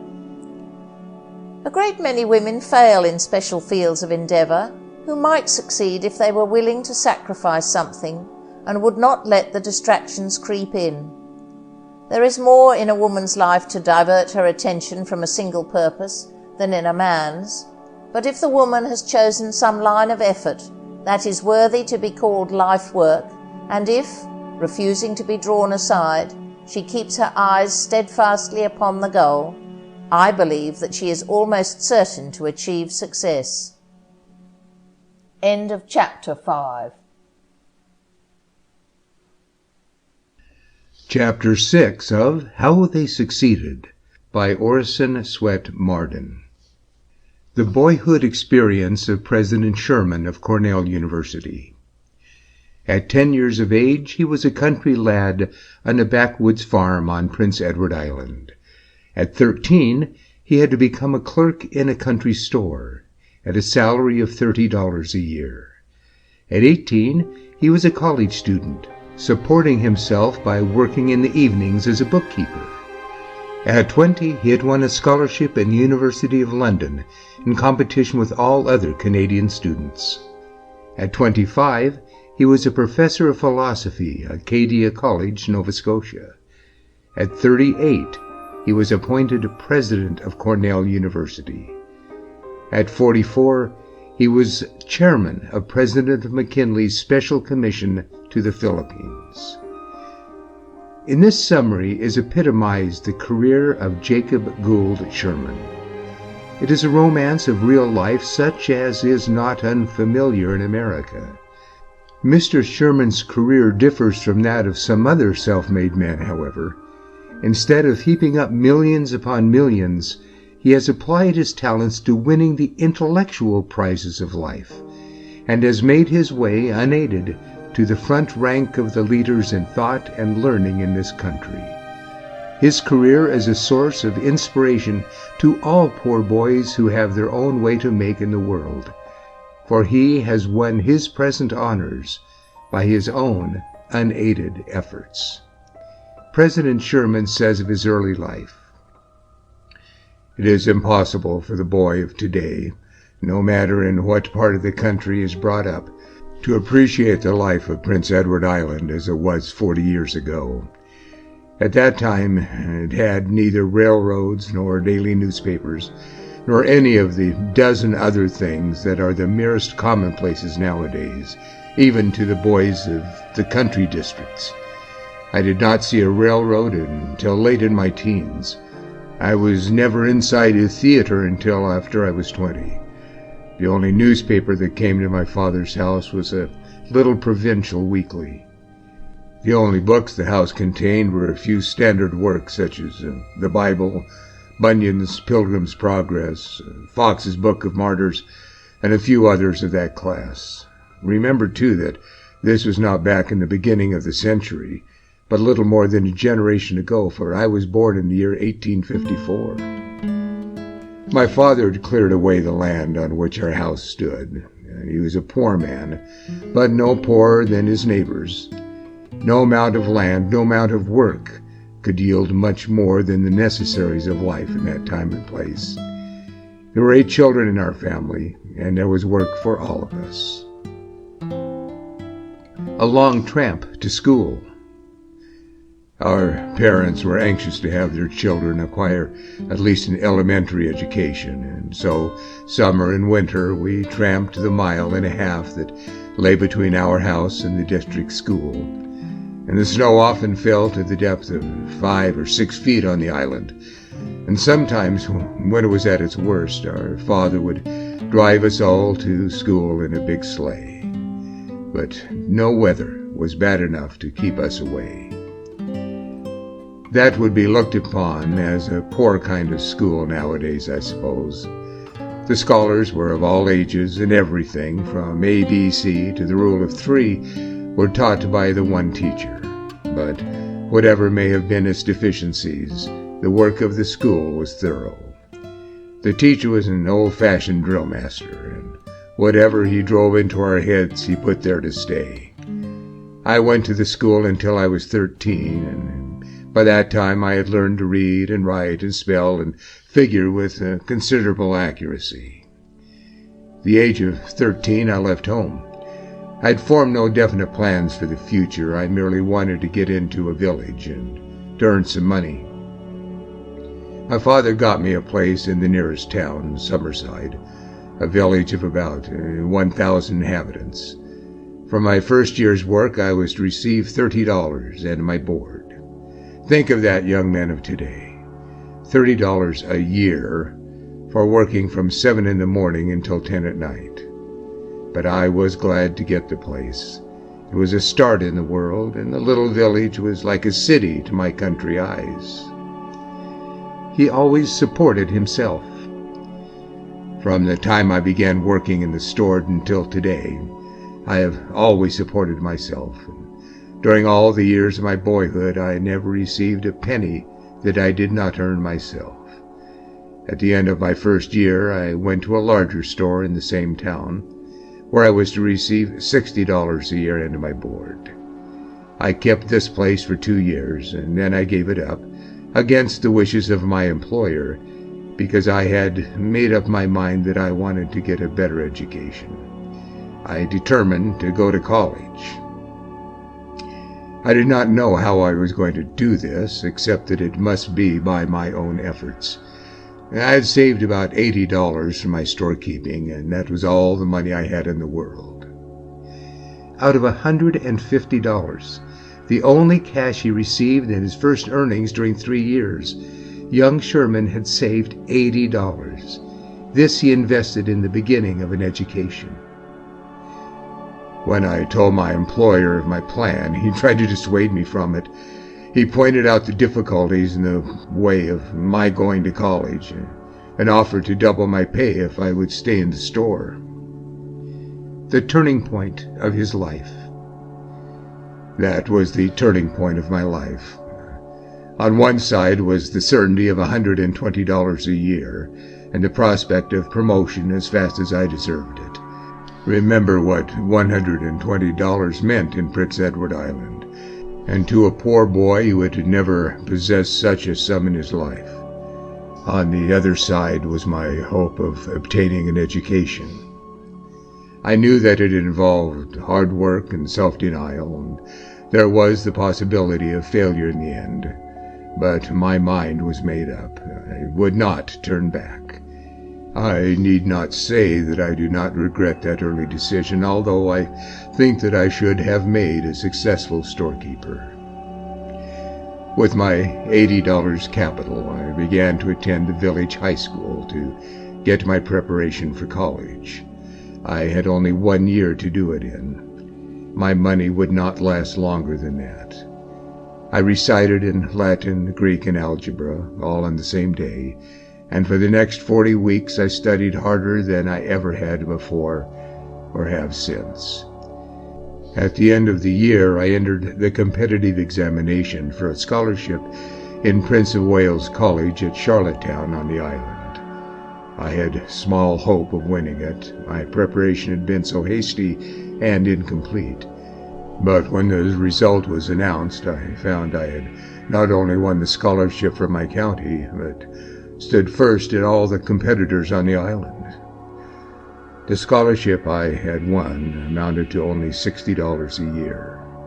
It seemed little enough, but I can say now, after nearly 30 years, that the winning of it was the greatest success I have ever had. I have had other rewards which, to most persons, would seem immeasurably greater, but with this difference, that first success was essential. Without it, I could not have gone on. The others I could have done without, if it had been necessary. For 2 years, young Sherman attended Prince of Wales College. He lived on his scholarship and what he could earn by keeping books for one of the town storekeepers, spending less than $100 during the entire college year. Afterwards, he taught a country school for a year and then went to Acadia College in Nova Scotia to complete his college course. A splendid college record. One of Mr. Sherman's fellow students in Acadia says that he was remarkable chiefly for taking every prize to which he was eligible. In his senior year, he learned of a scholarship in the University of London to be competed for by the students of Canadian colleges. The scholarship paid $500 a year for 3 years. The young student in Acadia was ambitious to continue his studies in England and saw in this offer his opportunity. He tried the examination and won the prize. During the 3 years in the University of London, Mr. Sherman became deeply interested in the study of philosophy and decided that he had found in it his life work. He was eager to go to Germany and study under the great leaders of philosophic thought. A way was opened for him through the offer of the Hibbard Society in London, the prize being a traveling fellowship with $2,000 a year. The honor men of the great English universities like Oxford and Cambridge were among the competitors, but the poor country boy from Prince Edward Island was again successful, greatly to the surprise of the others. At the end of his course in Germany, Mr. Sherman, then a doctor of philosophy, returned to Acadia College to become a teacher there. Soon afterwards, he was called to Dalhousie University at Halifax, Nova Scotia. In 1886, when a chair of philosophy was established at Cornell, President White, who once met the brilliant young Canadian, called him to that position. 2 years later, Dr. Sherman became Dean of the Sage School of Philosophy at Cornell. And in 1892, when the President's chair became vacant, he was placed at the head of the great university. At that time, he was only 38 years of age. President Sherman is a man of great intellectual power and an inspiring presence. Though one of the youngest college presidents in the country, he is one of the most successful, and under his leadership, Cornell has been very prosperous. He is deeply interested in all the affairs of young men, and especially those who, as he did, must make their own way in the world. He said the other day, "Though I am no longer engaged directly in teaching, I should think my work a failure if I did not feel that my influence on the young men with whom I come in contact is as direct and helpful as that of a teacher could be." End of chapter 6. Section 7 of How They Succeeded by Orison Swett Marden. Section 7. The Story of John Wanamaker.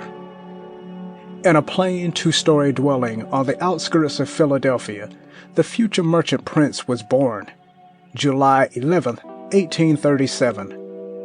His parents were Americans in humble station, his mother being of that sturdy Pennsylvania Dutch stock which has no parallel except the Scotch for ruggedness. His father, a hard-working man, owned a brickyard in the close vicinity of the family residence. Little John earned his first money, 7 big copper cents, by assisting his father. He was too small to do much, but turned the bricks every morning as they lay drying in the summer sun. As he grew older and stronger, the boy was given harder tasks around the brickyard. He went to school a little, not much, and he assisted his mother in the house a great deal. His father died when John was 14, and this changed the whole course of his life. He abandoned the brickyard and secured a place in a bookstore owned by Barclay Lippincott on Market Street, Philadelphia, at a salary of $1.25 a week. It was a 4-mile walk from his home to his place of business. Cheerfully, he trudged this distance morning and night, purchasing an apple or a roll each noon for luncheon, and giving his mother all the money that he saved. He used to deny himself every comfort, and the only other money that he ever spent was on books for his mother. This seems to have been the boy's chief source of pleasure at that period. Even today, he says of his mother, "Her smile was a bit of heaven, and it never faded out of her face till her dying day." Mrs. Wanamaker lived to see her son famous and wealthy. His capital at 14. John Wanamaker the boy had no single thing in all his surroundings to give him an advantage over any one of hundreds of other boys in the city of Philadelphia. Indeed, there were hundreds and hundreds of other boys of his own age for whom anyone would have felt safe in prophesying a more notable career. His capital was not in money. Very few boys in all that great city had less money than John Wanamaker, and comparatively few families of average position, but were better off in the way of worldly goods. John Wanamaker's capital, that stood him in such good stead in afterlife, comprised good health, good habits, a clean mind, thrift in money matters, and tireless devotion to whatever he thought to be duty. People who were well acquainted with John Wanamaker when he was a book publisher's boy say that he was exceptionally promising as a boy, that he was studious as well as attentive to business. He did not take kindly to rough play, or do much playing of any kind. He was earnest in his work, unusually earnest for a boy, and he was saving of his money. When, a little later, he went to a Market Street clothing house and asked for a place, he had no difficulty in getting it, nor had he any trouble in holding it, and here he could earn 25 cents a week more wages. Tower Hall Clothing Store. Men who worked with him in the Tower Hall clothing store say that he was always bright, willing, accommodating, and very seldom out of temper.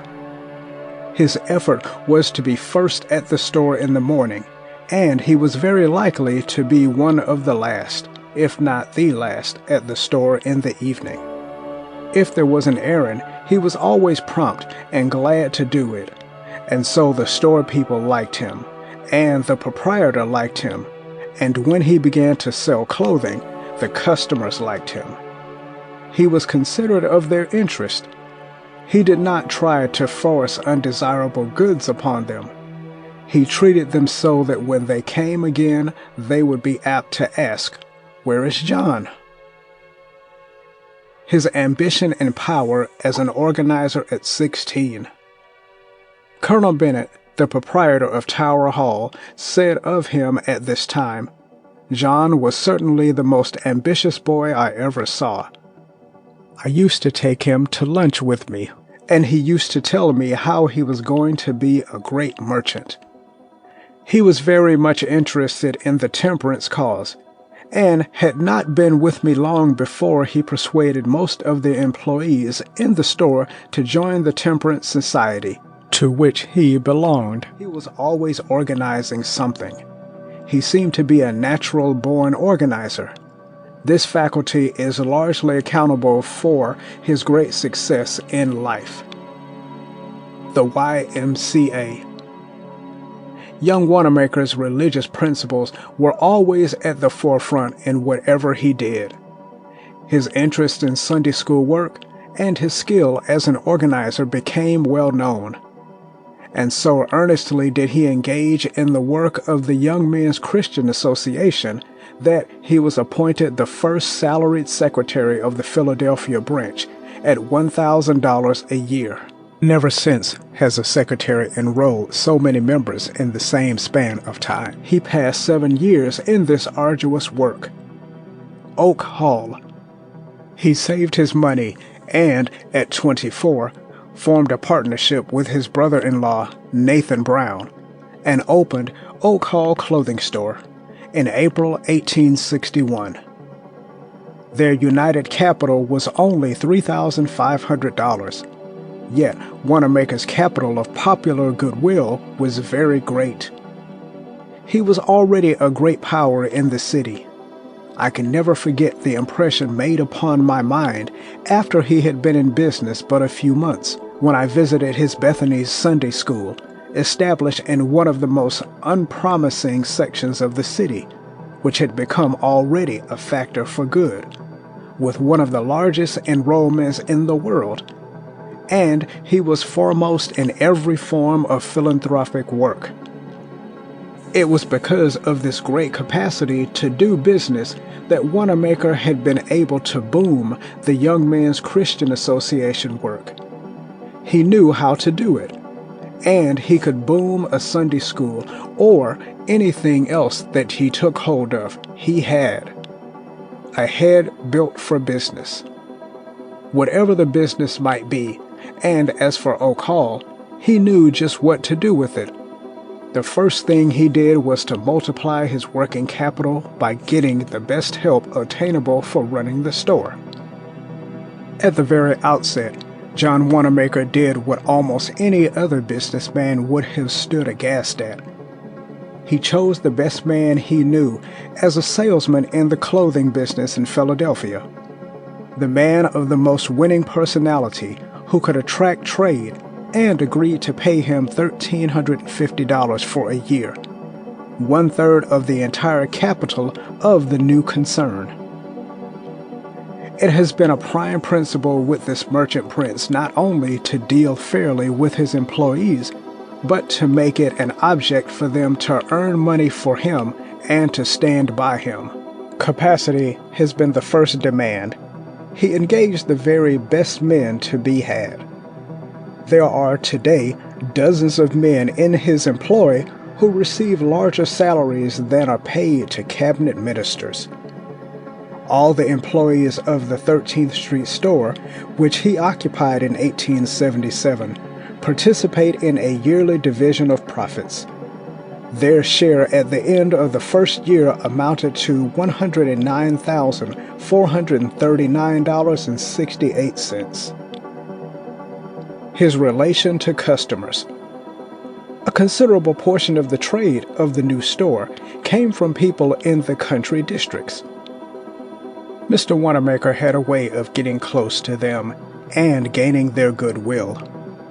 He understood human nature. He put his customers at ease. He showed interest in the things that interested the farmer. An old employee of the firm says, John used to put a lot of chestnuts in his pocket along in the fall and winter, and when he had one of those countrymen in tow, he'd slip a few of the nuts into the visitor's hand, and both would go munching about the store. Wanamaker was the first to introduce the one-price system into the clothing trade.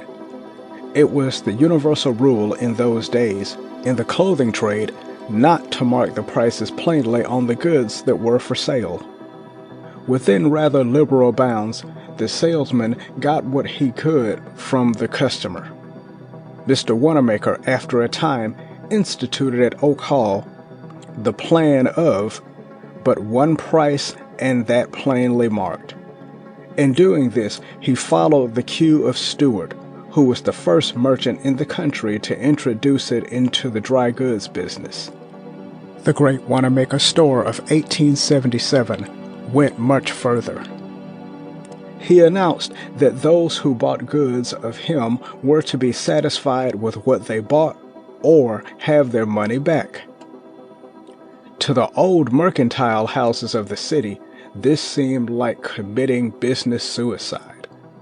It was also unheard of that special effort should be made to add to the comfort of visitors, to make them welcome whether they cared to buy or not, to induce them to look upon the store as a meeting place, a rendezvous, a resting place, a sort of city home almost. The merchants' organizing faculty was so great that General Grant once remarked to George W. Childs that Wanamaker would have been a great general if his lot had been that of army service. Wanamaker used to buy goods at Stewart, and the New York merchant remarked to a friend, "If young Wanamaker lives, he will be a greater merchant than I ever was." Sometime in recent years, since Wanamaker bought the Stewart store, he said to Frank G. Carpenter, "A.T. Stewart was a genius. I have been surprised again and again as I have gone through the Broadway and 10th Street building to find what a knowledge he had of the needs of a mercantile establishment. Mr. Stewart put up a building which is today, I believe, better arranged than any of the modern structures. He seemed to know just what was needed. I met him often when I was a young man. I have reason to think that he took a liking to me.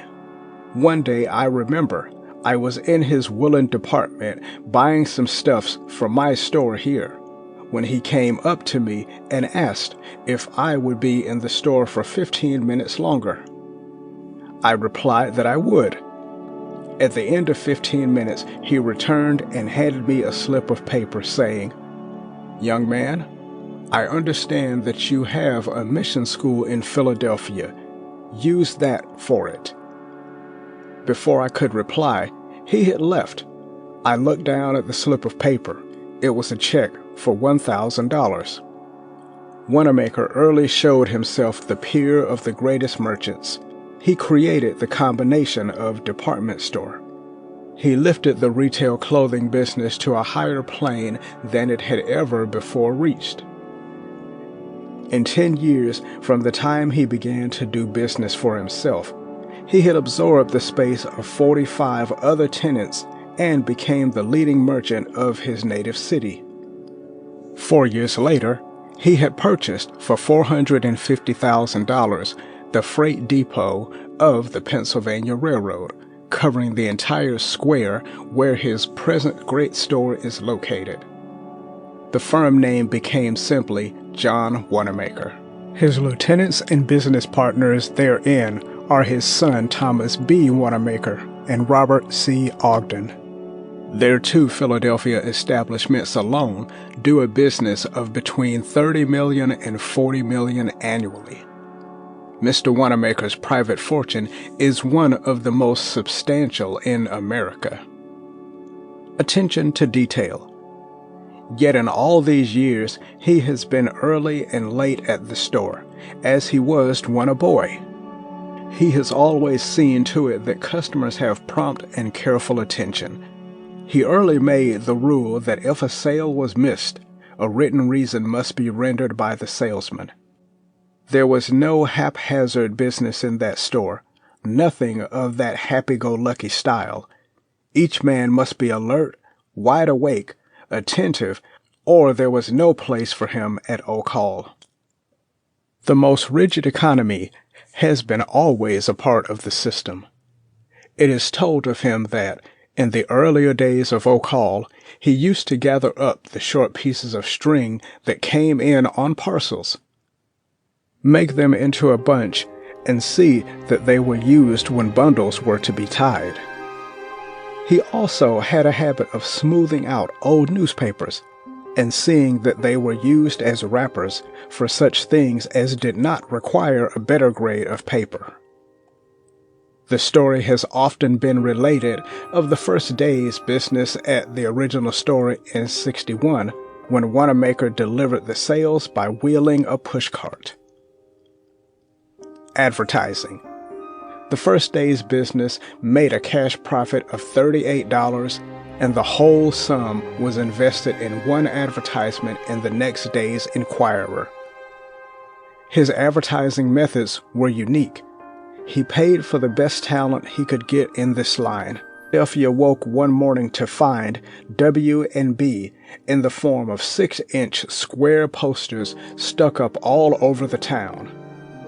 There was not another letter, no hint, just W&B. Such things are common enough now, but then the whole city was soon talking and wondering what this sign meant. After a few days, a second poster modestly stated that Wanamaker and Brown had begun to sell clothing at Oak Hall. Before long, there were great signs, each 100 feet in length, painted on special fences, built in a dozen places about the city, particularly near the railroad stations.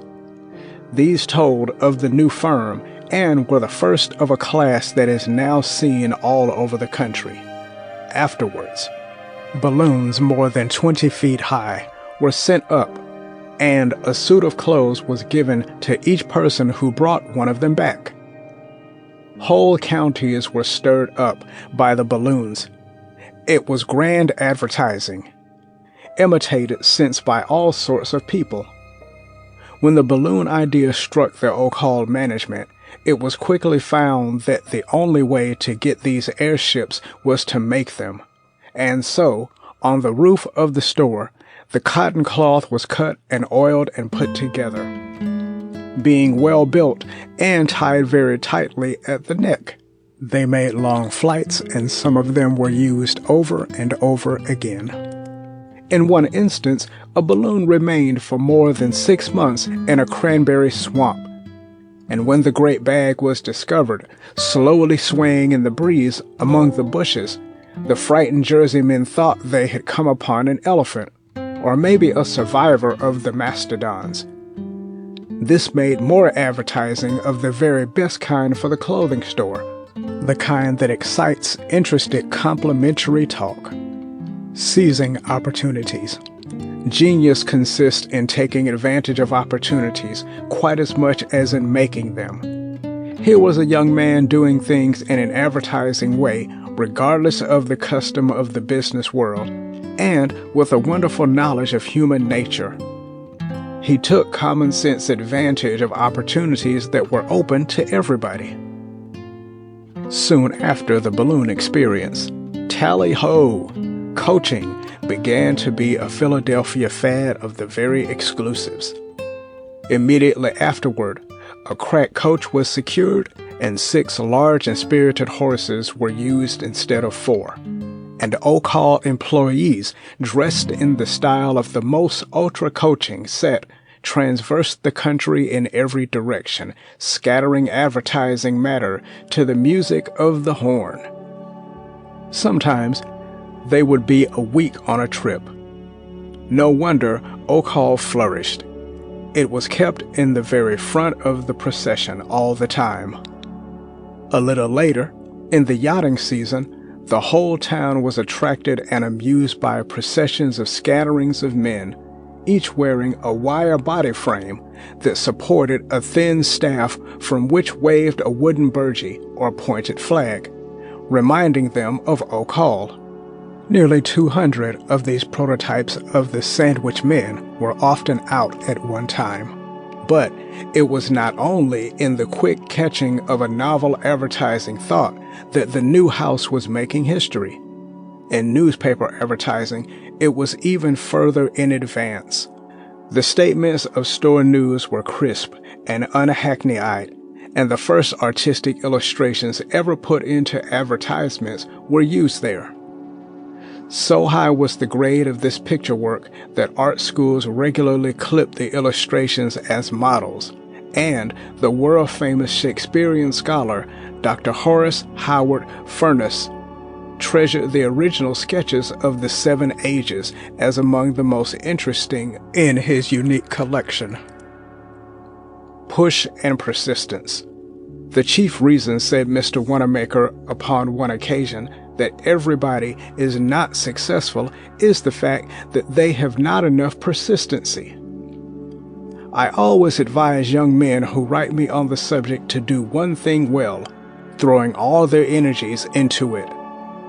To his employees, he once said, "We are very foolish people if we shut our ears and eyes to what other people are doing. I often pick up things from strangers. As you go along, pick up suggestions here and there, jot them down, and send them along. Even writing them down helps to concentrate your mind on that part of the work. You need not be afraid of overstepping the mark.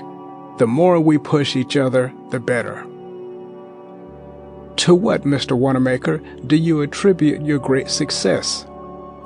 In reply to this question, when asked, he replied, "To thinking, toiling, trying, and trusting in God." A serene confidence in a guiding power has always been one of the Wanamaker characteristics. He is always calm. Under the greatest stress, he never loses his head. In one physical particular, Mr. Wanamaker is very remarkable. He can work continually for a long time without sleep and without evidence of strain, and make up for it by a good rest afterwards. When upon one occasion he was asked to name the essentials of success, he replied curtly, "I might write a volume trying to tell you how to succeed. One way is to not be above taking a hint from a master." I don't care to tell why I succeeded because I object to talking about myself. It isn't modest. A feature of his makeup that has contributed largely to his success is his ability to concentrate his thoughts. No matter how trivial the subject brought before him, he takes it up with the appearance of one who has nothing else on his mind. His views on business. When asked whether the small tradesman has any show today against the great department stores, he said, "All of the great stores were small at one time. Small stores will keep on developing into big ones. You wouldn't expect a man to put an iron band about his business in order to prevent expansion, would you? There are, according to statistics, a greater number of prosperous small stores in the city than ever before. What better proof do you want? The department store is a natural product, evolved from conditions that exist as a result of fixed trade laws. Executive capacity combined with command of capital finds opportunity in these conditions, which are harmonious with the irresistible determination of the producer to meet the consumer directly, and of merchandise to find distribution along the lines of least resistance. Reduce prices, stimulate consumption, and increase employment. And it is sound opinion that the increased employment created by the department stores goes to women without curtailing that of men. In general, it may be stated that large retail stores have shortened the hours of labor, and by a systematic discipline have made it lighter. The small store is harder upon the salesperson and clerk. The effects upon the character and capacity of the employees are good. A well-ordered modern retail store is the means of education in spelling, writing, English language, system, and method. Thus, it becomes to the ambitious and serious employee in a small way a university, in which character is broadened by intelligent instruction practically applied. When asked if a man with means but no experience would be safe in embarking in a mercantile business, he replied quickly, "A man can't drive a horse who has never seen one. No, a man must have training, must know how to buy and sell. Only experience teaches that." I have heard people marvel at the unbroken upward course of Mr. Wanamaker's career and lament that they so often make mistakes. But hear him. Who does not make mistakes? Why, if I were to think only of the mistakes I have made, I should be miserable indeed. I have heard it said 100 times that Mr. Wanamaker started when success was easy. Here is what he says himself about it. "I think I could succeed as well now as in the past. It seems to me that the conditions of today are even more favorable to success than when I was a boy. There are better facilities for doing business and more business to be done. Information in the shape of books and newspapers is now in the reach of all, and the young man has 2 opportunities where he formerly had 1. We are much more afraid of combinations of capital than we have any reason for being. Competition regulates everything of that kind. No organization can make immense profits for any length of time without its field soon swarming with competitors. It requires brain and muscle to manage any kind of business. And the same elements which have produced business success in the past will produce it now and will always produce it. Public service. With the exception of his term of service as Postmaster General of the United States in President Harrison's cabinet, a service which was marked by great executive ability and the institution of many reforms, Mr. Wanamaker has devoted his attention almost entirely to his business and his church work. Yet, as a citizen, he has always taken a most positive course in opposition to the evils that threaten society. He has been forever prompted by his religious convictions to pursue vice either in the dive or in municipal state or in national life. He hates a barroom, but he hates a treasury looter far more fiercely. His idea of Christian duty was evidently derived from the scene wherein the master took a scourge and drove the corrupt traders and office holders out of the temple. It is vigorous, it is militant, but it makes enemies. Consequently, Mr. Wanamaker is not without persistent maligners, getting himself well hated by the worst men in the community. Invest in yourself. Mr. Wanamaker's views on what life is for all are well expressed in the following excerpt from one of his addresses to young men. In the course of his address, he related that he was once called upon to invest in an expedition to recover Spanish mahogany and doubloons from the Spanish Main, which for half a century had lain under the rolling waves in sunken frigates. But, young man, he continued, I know of better expeditions than this right at home, deep down under the sea of neglect and ignorance and discouragement. Near your own feet lie treasures untold, and you can have them all for your own by earnest watch and faithful study and proper care.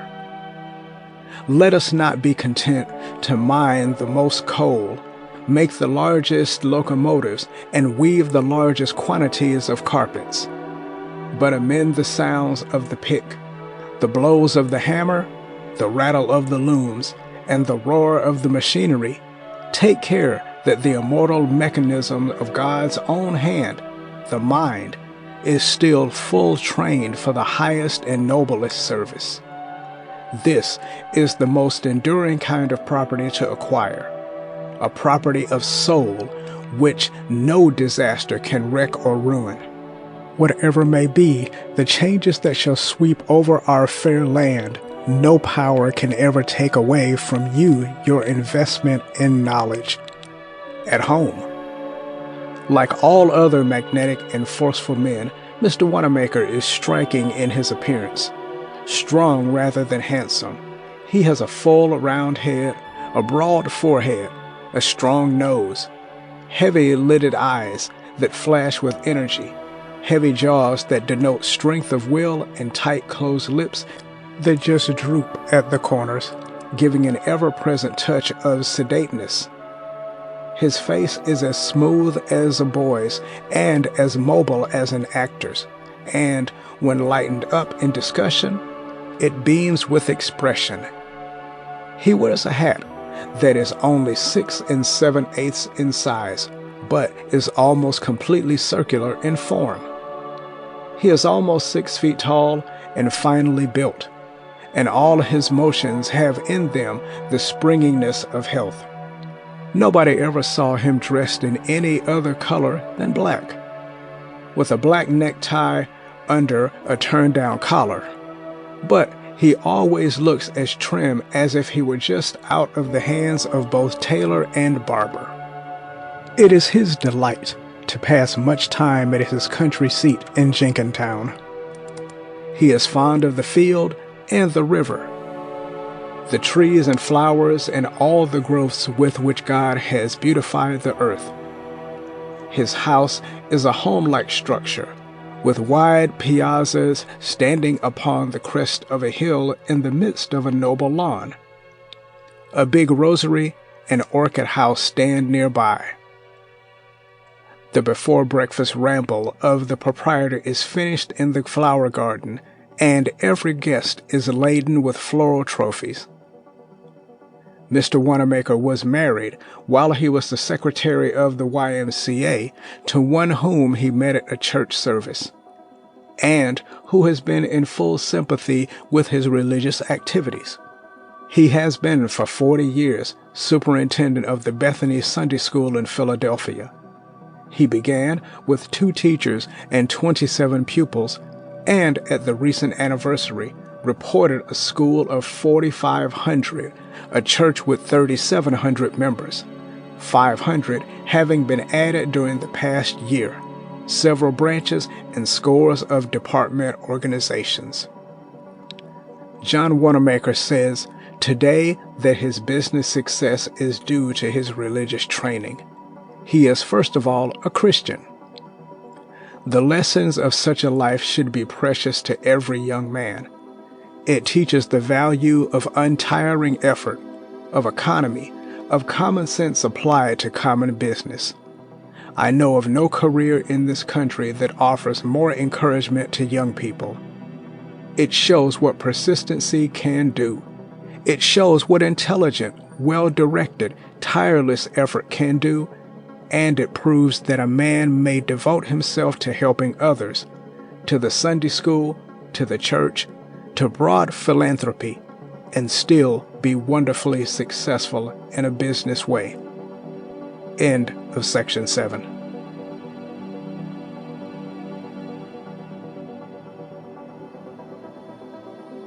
Chapter 8 of How They Succeeded by Orison Swett Marden. Chapter 8 Giving Up $5,000 a year to Become a Sculptor. My life? Queried F. Wellington Ruckstuhl, one of the foremost sculptors of America, as we sat in his studio, looking up at his huge figure of force. When did I begin to sculpture? As a kid, I was forever whittling, but I did not have dreams then of becoming a sculptor.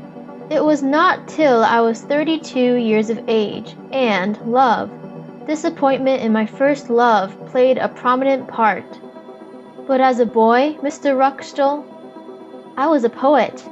Every sculptor or artist is necessarily a poet. I was always reaching out and seeking the beautiful. My father was a foreman in a St. Louis machine shop. He came to this country in a sailing ship from Alsace, by way of the Gulf to St. Louis when I was but 6 years old. He was a very pious man and a deacon in a church. One time, Moody and Sankey came to town, and my father made me attend the meetings. I think he hoped that I would become a minister. Between the ages of 14 and 19, I worked in a photographic supply store, wrote 100 poems, and read incessantly. I enlarged a view of the statue of Nelson in Trafalgar Square, London, into a plaster sketch, 10 times as large as the picture, but still I did not know my path. I began a study of philosophy, and kept up my reading for 10 years. My friends thought I would become a literary man. I wrote for the papers and belonged to a prominent literary club. I tried to analyze myself. I am a man, I said, but what am I good for? What am I to make of this life? I drifted from one position to another. Everyone was sorry to part with my services, for I always did my duties as well as they could be done. When I was 25 years of age, the girl to whom I was attached was forced by her mother to marry a wealthy man. She died a year afterwards, and I pulled up stakes and started on a haphazard, reckless career. I went to Colorado, drifted into Arizona, prospected, mined, and worked on a ranch. I went to California, and at one time thought of shipping for China. My experiences would fill a book. Again I reached St. Louis. For a year I could not find a thing to do, and became desperate. And you had done nothing at art so far? I asked. At that time I saw a clay sketch. I said to myself, I can do as well as that, and copied it. My second sketch admitted me to the St. Louis Sketch Club. I told my friends that I would be a sculptor. They laughed and ridiculed me. I had secured a position in a store, and at all times worked at what I had always loved, but had only half realized it. Notices appeared in the papers about me, for I was popular in the community. I entered the competition for a statue of General Frank R. Blair. I received the first prize, but when the committee discovered that I was only a bill clerk in a store, they argued that I was not competent to carry out the work, although I was given the first prize model and the $150 accompanying it. But that inspired you? Yes. But my father and mother put every obstacle in the way possible. I was driven from room to room. I was not even allowed to work in the attic. Here Mr. Ruckstuhl laughed. You see what genius has to contend with. I was advanced in position in the store till I became assistant manager at $2,000 a year. When I told the proprietor that I had decided to be a sculptor, he gazed at me in blank astonishment. A sculptor, he queried, incredulously, and made a few very discouraging remarks, emphasized with dashes. Why, young man, are you going to throw up the chance of a lifetime? I will give you $5,000 a year and promote you to be manager if you will remain with me. But I had found my life's work, said Mr. Ruckstuhl, turning to me. I knew it would be a struggle through poverty till I attained fame, but I was confident in myself, which is half the battle. And you went abroad? Yes, with but $250, he replied. I traveled through Europe for 5 months and visited the French Salon. I said to myself, I can do that, and my confidence grew. But there was some work that completely beat me. I returned to America penniless, but with a greater insight into art. I determined that I would retrace my steps to Paris and study there for 3 years, and thought that would be sufficient to fully develop me. My family and friends laughed me to scorn, and I was discouraged by everyone. In 4 months, in St. Louis, I secured 7 orders for busts at $200 each to be done after my return from France. That shows that some persons had confidence in me, and in my talent. Oh, the student life in Paris! How I look back with pleasure upon those struggling yet happy days. In 2 months, I started on my female figure of evening, in the nude, that is now in the Metropolitan Museum of Art. I finished it in 9 months and positively sweat blood in my work. I sent it to the Salon and went to Italy. When I returned to Paris, I saw my name in the paper with honorable mention. I suppose you can realize my feelings. I experienced the first flush of victory. I brought it to America and exposed it in St. Louis. Strange to say, I rose in the estimation of even my family. My father actually congratulated me. A wealthy man in St. Louis gave me $3,000 to have my evening put into marble. I returned with it to Paris, and in a month and a quarter it was exhibited in the Salon. At the World's Fair at Chicago, it had the place of honor and received one of the 11 grand medals given to American sculptors. In 1892, I came to New York. This statue of force will be erected with my statue of wisdom on the new Court of Appeals in New York. We gazed at it, seated and clothed in partial armor of the old Roman type and holding a sword across its knees.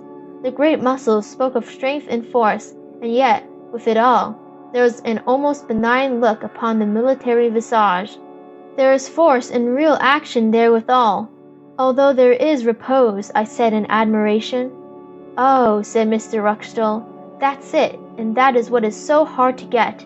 That is what every sculptor strives for, and, unless he attains it, his work, from my point of view, is worthless. There must be life in a statue. It must almost breathe. In repose, there must be dormant action that speaks for itself. Is most of your work done under inspiration? I asked.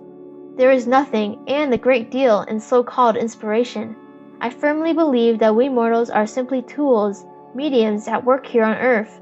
I peg away and bend all my energies to my task. I simply accomplish nothing. Suddenly, after considerable preparatory toil, the mist clears away, and I see things clearly. Everything is outlined for me. I believe there is a conscious and a subconscious mind. The subconscious mind is the one that does original work. It cannot be affected by the mind that is conscious to all our petty environments. When the conscious mind is lulled and silenced, the subconscious one begins to work. That I call inspiration. Are you ever discouraged? I asked out of curiosity. Continually, replied Mr. Ruckstuhl, looking down at his hands, soiled with the working clay. Some days I will be satisfied with what I have done. It will strike me as simply fine. I will be as happy as a bird and leave simply joyous. The following morning, when the cloths are removed, I look at my previous toil and consider it vile. I ask myself, are you a sculptor or not? Do you think that you ever will be one? Do you consider that art? So it is till your task is accomplished. You are your own critic and are continually distressed by your inability to create your ideals. Mr. F. Wellington Ruckstuhl is 46 years of age, neither short nor tall, a brilliant man with wonderful powers of endurance, for his work is more exacting and tedious than is generally supposed. I have simply worked a month and a quarter on that statue, he said. Certain work dissatisfied me, and I obliterated it. I have raised that head 3 times. My eyes get weary, and I become physically tired. On such occasions, I sit down and smoke a little to distract my thoughts, and to clear my mind. Then my subconscious mind comes into play again, he concluded with a smile. Mr. Ruckstuhl's best-known works are Mercury Teasing the Eagle of Jupiter, which is of bronze 9 feet high, which he made in Paris, a 7-foot statue of Solon, erected in the Congressional Library at Washington, busts of Franklin, Goethe, and Macaulay on the front of the same library, and the 11-foot statue of bronze of Victory for the Jamaica Soldiers and Sailors Monument. In competition, he won the contract for an equestrian statue of General John F. Hartranft, ex-governor of Pennsylvania, which he also made in Paris. It is considered the finest piece of work of its kind in America. Besides this labor, he has made a number of medallions and busts, and with the completion of his statue of Force, he will have made a wonderful record. Art was in me as a child, he said. I was discouraged whenever it beckoned me, but finally claimed me. I surrendered a good position to follow it, whether it led through a thorny road or not. A sculptor is an artist, a musician, a poet, a writer, a dramatist. To throw action, breath, and life, music and a soul into his creation. I can pick up an instrument and learn it instantly. I can sing and act, so I am in touch with the sympathies of the beings that I endeavor to create. You'll find most sculptors and artists of my composite nature. There, said Mr. Ruckstuhl, and he stretched out his arm with his palm downward and moved it through the air as he gazed into distance. You strive to create the imagination of your mind, and it comes to you as if sent from another world. You strive. That is the way to success. End of Chapter 8. Chapter 9 of How They Succeeded by Orison Swett Marden. Chapter 9. Questions and Answers. Business Pointers by Darius Ogden Mills. What is your idea, Mr. Mills, of a successful life? If a bootblack does all the good he possibly can for his fellow men, his life has been just as successful as that of the millionaire who helps thousands. Mr. Mills was born in Western New York in 1825. He has been a leading financier for 50 years in California and in New York. He's connected with the management of 18 important business and philanthropic corporations in New York City. Work. What, Mr. Mills, do you consider the keynote of success? Work, he replied, quickly and emphatically. Work develops all the good there is in a man, idleness all the evil. Work sharpens all his faculties and makes him thrifty. Idleness makes him lazy and a spendthrift. Work surrounds a man with those whose habits are industrious and honest. In such society, a weak man develops strength, and a strong man is made stronger. Idleness, on the other hand, is apt to throw a man into the company of men whose object in life is usually the pursuit of unwholesome and demoralizing diversions. Self-dependence. To what formative influence do you attribute your material success, Mr. Mills? I asked. I was taught very early that I would have to depend entirely on myself, that my future lay in my own hands. I had that for a start, and it was a good one. I didn't waste any time thinking about succession to wealth, which so often acts as a drag upon young men. Many persons waste the best years of their life waiting for dead man's shoes, and when they get them, find them entirely too big to wear gracefully, simply because they have not developed themselves to wear them. As a rule, The small inheritance, which to a boy would seem large, has a tendency to lessen his efforts and is a great damage to him in the way of acquiring the habits necessary to success. Habit of thrift. No one can acquire a fortune unless he makes a start, and a habit of thrift, which he learns in saving his first $100, is of inestimable value later on. It is not the money, but the habit which counts. There is no one so helpless as a man who is broke, no matter how capable he may be, and there is no habit so detrimental to his reputation among businessmen as that of borrowing small sums of money. This cannot be too emphatically impressed upon young men. Expensive habits. Smoking. Another thing is that none but the wealthy, and very few of them, can afford the indulgence of expensive habits. How much less, then, can a man with only a few dollars in his pocket? More young men are ruined by the expense of smoking than in any other way. The money thus laid out would make them independent, in many cases, or at least would give them a good start. A young man should be warned by the melancholy example of those who have been ruined by smoke, and avoid it. Forming an independent business judgment. What marked traits, Mr. Mills, have the influential men with whom you have been associated possessed, which most impressed you? A habit of thinking and acting for themselves. No end of people are ruined by taking the advice of others. This may answer temporarily, but in the long run it is sure to be disastrous.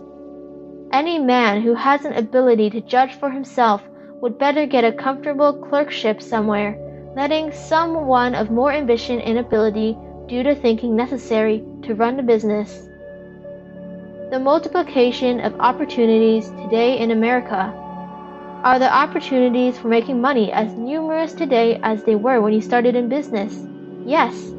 The progress of science and invention has increased the opportunities 1,000-fold, and a man can find them wherever he seeks them in the United States in particular.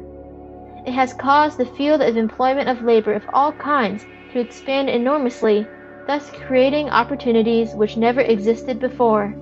It is no longer necessary for a man to go to foreign countries or distant parts of his own country to make money. Opportunities come to him in every quarter. There is hardly a point in the country so obscure that it has not felt the revolutionizing influence of commercial enterprise. Probably railroads and electricity are the chief instruments in this respect. Other industries follow closely in their wake. Whereas one's best chance is the knowledge of men. In what part of the country do you think the best chances for young men may be found? The best place for a young man to make money is the town in which he was born and educated. There he learns all about everybody, and everybody learns about him.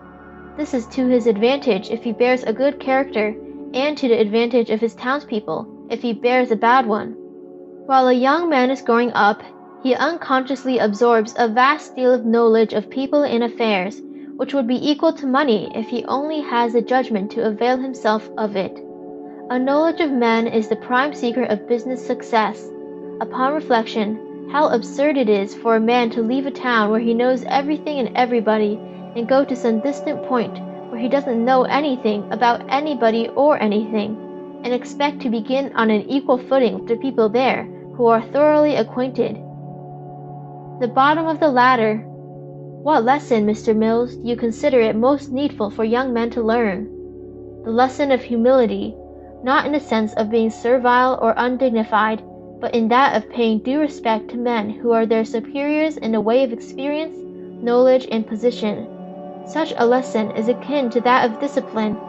Members of the royal families in Europe are put in subordinate positions in the navies or armies of their respective countries, in order that they may receive the training necessary to qualify them to take command.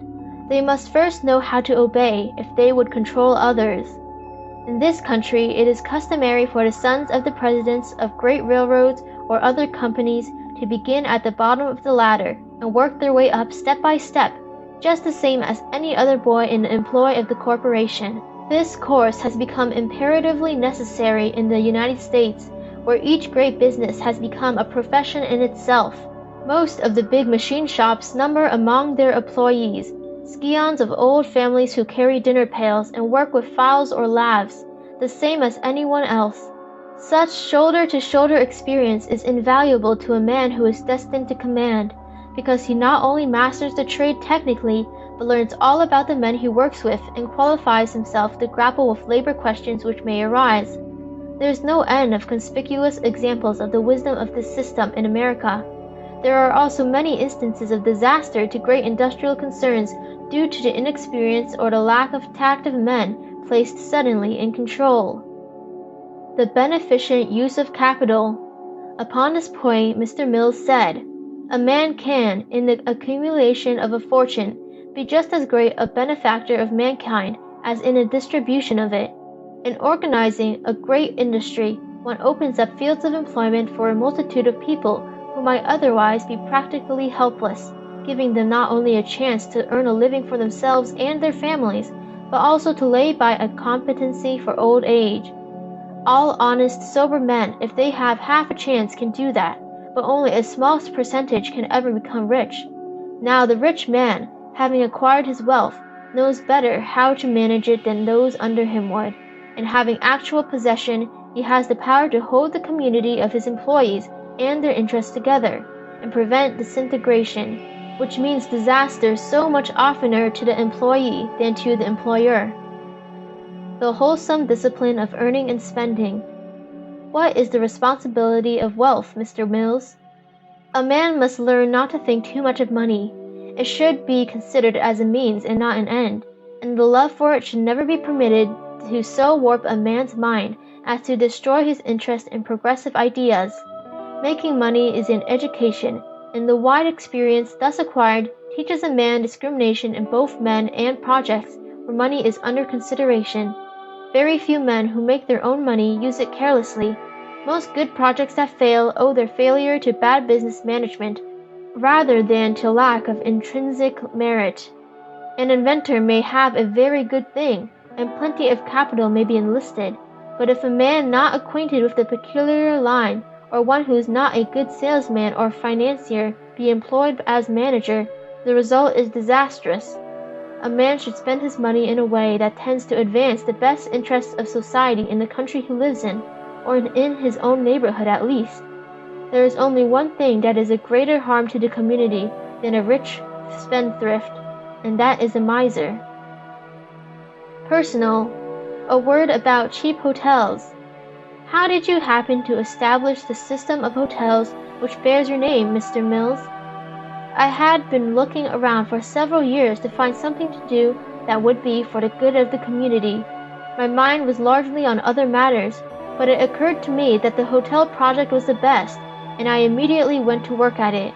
My purpose was to do the work on so large a scale that it would be appreciated and spread all over the country. For as the sources of education extend, we find more and more need of assisting men who have a disposition for decency and good citizenship.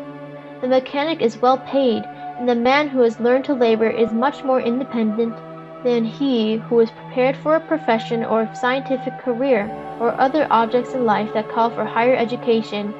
Clerks commencing at small salaries need good surroundings and economy to give themselves a start. Such are the men for whom the hotels were established. End of Chapter 9. Chapter 10 of How They Succeeded by Orison Swett Marden. Nordica, What It Costs to Become a Queen of Song. Of the internationally famous singers, none is a greater favorite than Madame Lillian Nordica. She has had honors heaped upon her by every music-loving country. Milan, St. Petersburg, Paris, London, and New York in turn accepted her. Jewel cases filled with bracelets, necklaces, tiaras, and diadems of gold and precious stones attest to the unaffected sincerity of her admirers in all the great music centers of the world. She enjoys, in addition, the distinction of being one of the first 2 American women to attain to international fame as a singer in grand opera. Madame Nordica I met on appointment at the Waldorf Astoria Hotel, where she kindly detailed for me the difficulties she encountered at the outset. Distinction in the field of art is earned. It is not thrust upon anyone. The material for a great voice may be born in a person. It is, in fact, but the making of it into a great voice is a work of the most laborious character. In some countries, the atmosphere is not very favorable to beginners. Almost any of the greater European nations is probably better in this respect than the United States. Not much better, however, because nearly all depends upon strength of character, determination, and the will to work. If a girl has these, she will rise as high, in the end, anywhere. Madame Nordica came of New England stock, being born at Farmington, Maine, and reared in Boston. Her parents, bearing the name Norton, possessed no musical talent. Their opinion of music, said Madame, was that it is an airy, inviting art of the devil, used to tempt men's feet to stray from the solemn path of right. They believed music, as a vocation, to be nearly as reprehensible as a stage career, and for the latter they had no tolerance whatever. I might be just, though, and own that they did make an exception in the case of church music, else I should never have received the slightest encouragement in my aspirations. They considered music in churches to be permissible, even laudable, so when I displayed some ability as a singer, I was allowed to use it in behalf of religion, and I did. I joined the church choir and sang hymns about the house almost constantly. But I needed a world of training. I had no conception of what work lay ahead of anyone who contemplates singing perfectly. I had no idea of how high I might go myself. All I knew was that I could sing, and that I would win my way with my voice if I could. How did you accomplish it? By devoting all my time, all my thought, and all my energy to that one object. I devoured church music, all I could get hold of. I practiced new and difficult compositions all the time I could spare. I became a very good church singer, so much so that when there were church concerts or important religious ceremonies, I was always in demand. Then there began to be a social demand for my ability, and later, a public demand in the way of concerts. At first, I ignored all but church singing. My ambition ran higher than concert singing, and I knew my parents would not consent. I persuaded them to let me have my voice trained. This was not very difficult, because my church singing, as it had improved, became a source of considerable profit, and they saw even greater results for me in the large churches and in the religious field. So I went to a teacher of vocal culture, Professor John O'Neill, one of the instructors in the New England Conservatory of Music, Boston. He was a fine old teacher, a man of the highest ideals concerning music, and of the sternest and most exacting method. He made me feel at first that the world was mine if I would work. Hard work was his constant cry. There must be no play, no training for lower forms of public entertainment, no anything but study and practice. I must work and perfect myself in private, and then suddenly appear unheralded in the highest class of opera and take the world by storm. It was a fine fancy, but it would not have been possible. O'Neill was a fine musician. Under him I studied the physiology of the voice and practiced singing oratorios.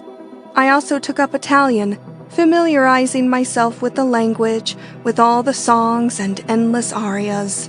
In fact, I made myself as perfect in Italian as possible. In 3 years, I had been greatly improved. Mr. O'Neill, however, employed methods of making me work which discouraged me. He was a man who would magnify and storm over the slightest error and make light of or ignore the sincerest achievements. He put his grade of perfection so high that I began to consider it unattainable and lost heart. Finally, I gave it up and rested a while, uncertain of everything. After I thought a while and regained some confidence, I came to New York to see Madame Moretzik. She was not only a teacher, but also a singer quite famous in her day, and she thoroughly knew the world of music. She considered my voice to be of the right quality for the highest grade of operatic success, and gave me hope that, with a little more training, I could begin my career. She not only did that, but also set me to studying the great operas, Lucia and the others, and introduced me to the American musical celebrities. Together, we heard whatever was worth hearing in New York. When the renowned Brignola came to New York, she took me to the Everett House, where he was stopping, and introduced me. They were good friends, and after gaining his opinion on the character of my voice, she had him play Faust.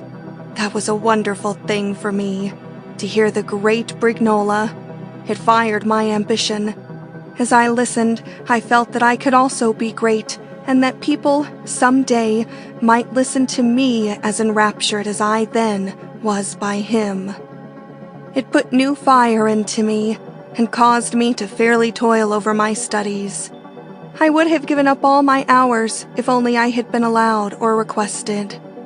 So it went, until after several years of study, Madame Moretzik thought I was getting pretty well along and might venture some important public singing. We talked about different ways of appearing and what I would sing and so on, until finally Gilmore's band came to Madison Square Garden. He was in the heyday of his success then and carried important soloists with him. Madame Moretzik decided that she would take me to see him and get his opinion. And so one day, toward the very last of his Madison Square engagement, we went to see him.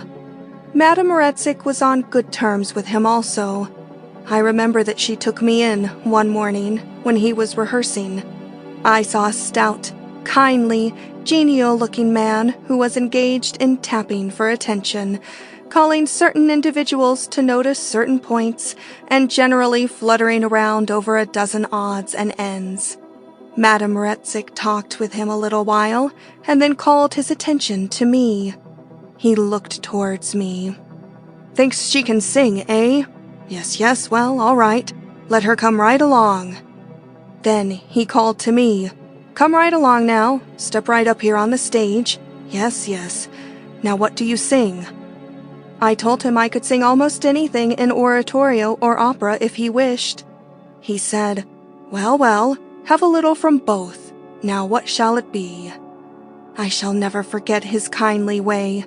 He was like a good father, gentle and reassuring, and seemed really pleased to have me there and to hear me. I went up to the platform and told him that I would begin with "Let the Bright Seraphim," and he called the orchestra to order and had them accompany me. I was slightly nervous at first, but recovered my equanimity and sang up to my full limit of power. When I was through, he remarked, very good. And now, what else?" I next sang an aria from Sonnambula. He did not hesitate to express his approval, which was always, very good. Now what you want to do," he said, "is to get some roses in your cheeks and come along and sing for me." After that, he continued his conference with Madame Moretzik, and then we went away together. I was traveling on air when I left, I can assure you. His company was famous.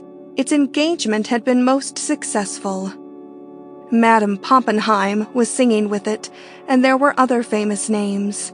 There were only 2 more concerts to conclude his New York engagement, but he had told Madame Moretzik that if I chose to come along and sing on these occasions, he would be glad to have me. I was more than glad of the opportunity and agreed to go. We arranged with him by letter, and when the evening came, I sang. My work made a distinct impression on the audience and pleased Mr. Gilmore wonderfully. After the second night, when all was over, he came to me and said, "Now, my dear, of course there is no more concert this summer, but I'm going west in the fall. Now, how would you like to go along?" I told him that I would like to go very much if it could be arranged, and after some negotiation, he agreed to pay the expenses of my mother and myself and gave me $100 a week besides. I accepted, and when the Western tour began, we went along. I gained thorough control of my nerves upon that tour and learned something of audiences and of what constitutes distinguished stage presence. I studied all the time, and with the broadening influence of travel, gained a great deal. At the end of the tour, my voice was more under my control than ever before, and I was a better singer all around. You did not begin with grand opera, after all? No, I did not. It was not a perfect conclusion of my dreams, but it was a great deal. My old instructor, Mr. O'Neill, took it worse than I did. He regarded my ambitions as having all come to naught. I remember that he wrote me a letter in which he thus called me to account. "After all my training, my advice that you should come to this, a whole lifetime of ambition and years of the hardest study consumed to fit you to go on the road with a brass band? Pah!" I pocketed the sarcasm in the best of humor, because I was sure of my dear old teacher's unwavering faith in me, and knew that he wrote only for my own good. Still, I felt that I was doing wisely in getting before the public, and so decided to wait quietly and see if time would not justify me. When the season was over, Mr. Gilmore came to me again. He was the most kindly man I ever knew. His manner was as gentle and his heart as good as could be. "I'm going to Europe," he said. "I'm going to London and Paris and Vienna and Rome, and all the other big cities. There will be a fine chance for you to see all those places and let Europeans hear you. They appreciate good singers. Now, little girl, do you want to come? If you do, you can." I talked it over with my mother and Madame Moretzik and decided to go. And so, the next season, we were in Europe. We gave 78 concerts in England and France. We opened the Trocadero at Paris, and mine was the first voice of any kind to sing there. This European tour of the American band was a great and successful venture. American musicians still recall the furore which is created and the prestige which it gained at home. Mr. Gilmore was proud of his leading soloists. In Paris, where the great audiences went wild over my singing, he came to praise me personally in unmeasured terms. "My dear," he said, "you are going to be a great singer. You are going to be crowned in your own country yet. Mark my words. They are going to put diamonds on your brow." Madame Nordica had good occasion to recall this. In 1898, many years after, when her enthusiastic New York admirers crowned her with a diamond tiara as tribute of their admiration and appreciation. It was at the time when Gilmore was at the height of his Paris engagement that his agent ran off with his funds and left the old bandmaster almost stranded. Despite his sincere trouble, he retained his imperturbable good nature and came out of it successfully. He came to me one morning, smiling good-naturedly as usual. After greeting me and inquiring after my health, he said, "My dear child, you have saved some little money on this tour?" I told him I had. "Now, I would like to borrow that from you." I was very much surprised at the request, for he said nothing whatever of his loss. Still, he had been so uniformly kind and generous, and had won our confidence and regard so wholly that I could not hesitate. I turned over nearly all I had, and he gathered it up and went away, simply thanking me. Of course, I heard of the defalcation later. It became generally known. Our salaries went right on, however, and in a few months the whole thing had been quite forgotten. When he came to me one morning with money ready in his hand, "To pay you for what I owe you, my dear," he said. "Oh yes," I said, "so and so much," naming the amount. "Here it is," he said, and handing me a roll of bills, he went away. Of course, I did not count it all until a little later, but when I did, I found just double the amount I had named, and no persuasion would ever induce him to accept a penny of it back. When did you part with Gilmore? At the end of that tour. He determined to return to America, and I had decided to spend some of my earnings on further study in Italy. Accordingly, I went to Milan and the singing teacher San Giovanni. On arriving there, I visited the old teacher and stated my object. I said that I wanted to sing in grand opera. "Why don't you sing in grand opera?" He answered, "Let me hear your voice." I sang an aria from Lucia, and when I was through, he said dryly, "You want to sing in grand opera?" "Yes." "Well, why don't you?" "I need training." "Nonsense," he answered. "We will attend to that. You need a few months to practice Italian methods, that is all." So I spent 3 months with him. After much preparation, I made my debut as Violetta in Verdi's opera La Traviata at the Teatro Grande in Brescia. The details of Madame Nordica's Italian appearance are very interesting. Her success was instantaneous. Her fame went up and down the land and across the water to her home. Next, she sang in Gounod's Faust at Geneva, and soon afterwards appeared at Navarro, singing Alice in Meyerbeer's Roberto, the enthusiastic and delighted subscribers presenting her with a handsome set of rubies and pearls. After that, she was engaged to sing at the Russian capital, and accordingly went to St. Petersburg, where in October 1881 she made her debut as La Felina in Mignon. There, also, her success was great. She was the favorite of the society of the court and received pleasant attentions from every quarter. Presents were made her, and inducements for her continued presence until 2 winters had passed. Then she decided to revisit France and Paris. This was her crowning triumph. "I wanted to sing in grand opera at Paris," she said to me. "I wanted to know that I could appear successfully in that grand place. I counted my achievements nothing until I could do that." "And, did you?" "Yes. In July 1882, I appeared there." This was her greatest triumph, in the part of Marguerite. She took the house by storm and won from the composer the highest encomiums. Subsequently, she appeared with equal success as Ophélie, having been specially prepared for both these roles by the respective composers Charles Gounod and Ambroise Thomas. "You should have been satisfied after that," I said. "I was," she answered. "So thoroughly was I satisfied that soon afterwards I gave up my career and was married.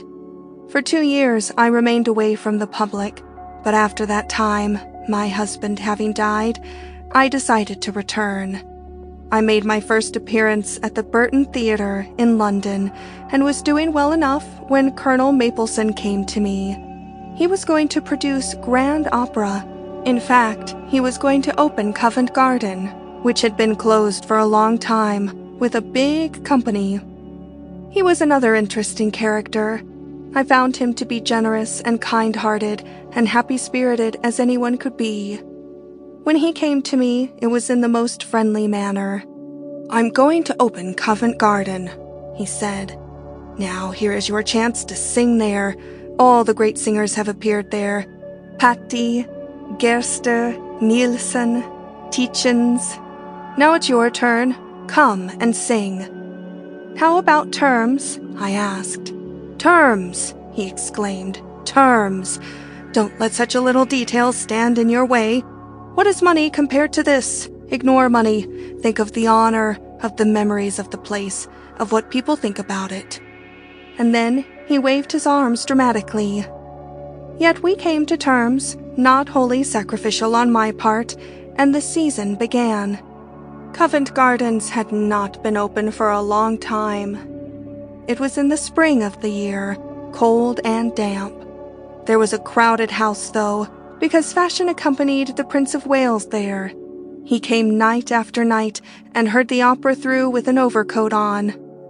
It was no pleasant task for me, or healthy either, but the Lord has blessed me with a sound constitution. I sang my parts as they should be sung, some in bare arms and shoulders, with too little clothing for such a temperature. I nearly froze.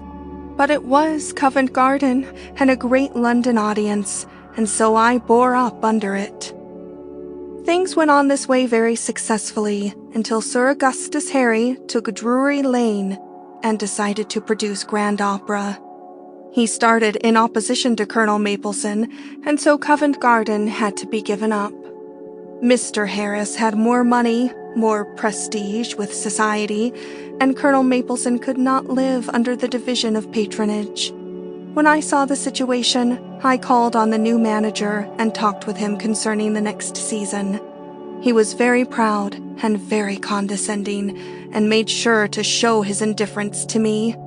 He told me all about the brilliant season he was planning, giving me a list of the great names he intended to charm with, and wound up by saying he would call on me in case of need, but thought he had all the celebrities he could use, but would let me know. Of course, I did not like that, but I knew I could rest a while, and so was not much disturbed. The time for the opening of the season arrived. The papers were full of accounts of the occasion, and there were plenty of remarks concerning my non-appearance. Then Aida was produced, and I read the criticisms of it with interest. She was indispensable in Aida. The same afternoon a message came for me. Would I come, and would I do so-and-so? I would, and did. I sang Aida, and then other parts, and gradually all the parts but one, which I had longed to try, but had not yet the opportunity given to me. I was very successful, and Sir Augustus was very friendly. The summer after that season, I visited Ems, where the Dereshkas were. One day they said, "We are going to Beirut to hear the music. Don't you want to go along?" I thought it over, and decided that I did. My mother and I packed up and departed. When I got there and saw those splendid performances, I was entranced. It was perfectly beautiful. Everything was arranged after an ideal fashion. I had a great desire to sing there, and boasted to my mother that I would. When I came away, I was fully determined to carry it out. Could you speak German? Not at all. I began, though, at once to study it, and when I could talk it sufficiently, I went to Beirut and saw Madame Wagner. The kindness of Frau Wagner. Did you find her the imperious old lady she is said to be? Not at all. She welcomed me most heartily, and when I told her that I had come to see if I could not sing there, she seemed much pleased. She treated me like a daughter, explained all that she was trying to do, and gave me a world of encouragement. Finally, I arranged to sing and create Elsa, after my own idea of it, during the season following the one then approaching. Meanwhile, I came to New York to fulfill my contract for the season of 1894 to 1895. While doing that, I made a study of Wagner's, and indeed, of all German music, and when the season was over, went back and sang it. Madame Nordica has found her work very exacting. For it, she has needed a good physique, her manner of study sometimes calling for an extraordinary mental strain. I remember once, during my season under Augustus Harris, that he gave a garden party one Sunday, to which several of his company were invited, myself included. When the afternoon was well along, he came to me and said, "Did you ever sing Valencia in the Huguenots?" I told him I had not. "Do you think you could learn the music and sing it by next Saturday night?" I felt a little appalled at the question, but ventured to say that I could. I knew that hard work would do it. "Then do it," he replied, "for I must have you sing it." The Dereshkas, Jean and Edouard, were near at the time and offered to assist me. "Try it," they said, and so I agreed. We began rehearsals, almost without study, the very next day, both the Dereshkas prompting me, and by Friday they had me letter perfect and ready to go on. Since the time seemed so peculiarly short, they feared for me, and during the performance stationed themselves one in either wing to reassure me. Whenever I approached near to either side of the stage, it was always to hear their repeated, "Be calm," whispered so loud that the audience could almost hear it. Yet I sang easily, never thinking of failure. Musical talent of American girls. "Let me ask you one thing," I said. "Has America good music material?" "As much as any other country and more, I should think. The higher average of intelligence here should yield a greater percentage of musical intelligence." "Then there ought to be a number of American women who could do good work of a high order?" "There ought to be, but it is a question whether there will be. They are not cut out for the work which it requires to develop a good voice. I have noticed that young women seem to underestimate the cost of distinction. It means more than most of them are prepared to give, and when they face the exactions of art, they falter and drop out. Hence, we have many middle-class singers, but few really powerful ones." "What are these exactions you speak of?" "Time, money, and loss of friends, of pleasure. To be a great singer means, first, to be a great student. To be a great student means that you have no time for balls and parties, very little for friends, and less for carriage rides and pleasant strolls. All that is really left is a shortened allowance of sleep, of time for meals, and time for exercise." The price of fame. Permanent recognition which cannot be taken away from you is acquired only by a lifetime of most earnest labor. People are never internationally recognized until they have reached middle life. Many persons gain notoriety young, but that goes as quickly as it comes. All true success is founded on real accomplishment acquired with difficulty. Many young people have genius, but they need training for valuable service. The world gives very little recognition for a great deal of labor paid in, and when I earn $1,000 for a half hour's singing sometimes, it does not nearly average up for all the years and for the labor much more difficult which I contributed without recompense. End of Chapter 10. Chapter 11 of How They Succeeded by Orison Swett Marden. How William Dean Howells worked to secure a foothold. In answer to my question, what constitutes success in life, Mr. Howells replied that everything is open to the beginner who has sufficient energy, perseverance, and brains. A young man stands at the parting of two ways, he added, and can take his path this way or that. It is comparatively easy, then, with good judgment. Youth is certainly the greatest advantage which life supplies. Upon my inquiring about his early life, he replied, "I was born in a little southeastern Ohio village, Martin's Ferry, which had little of what people deem advantages in schools, railroads, or population. I am not sure, however, that compensation was not had in other things." As to any special talent for literary composition, Mr. Howells remarked that he came of a reading race which had always loved literature in a way, and that it was his inclination to read.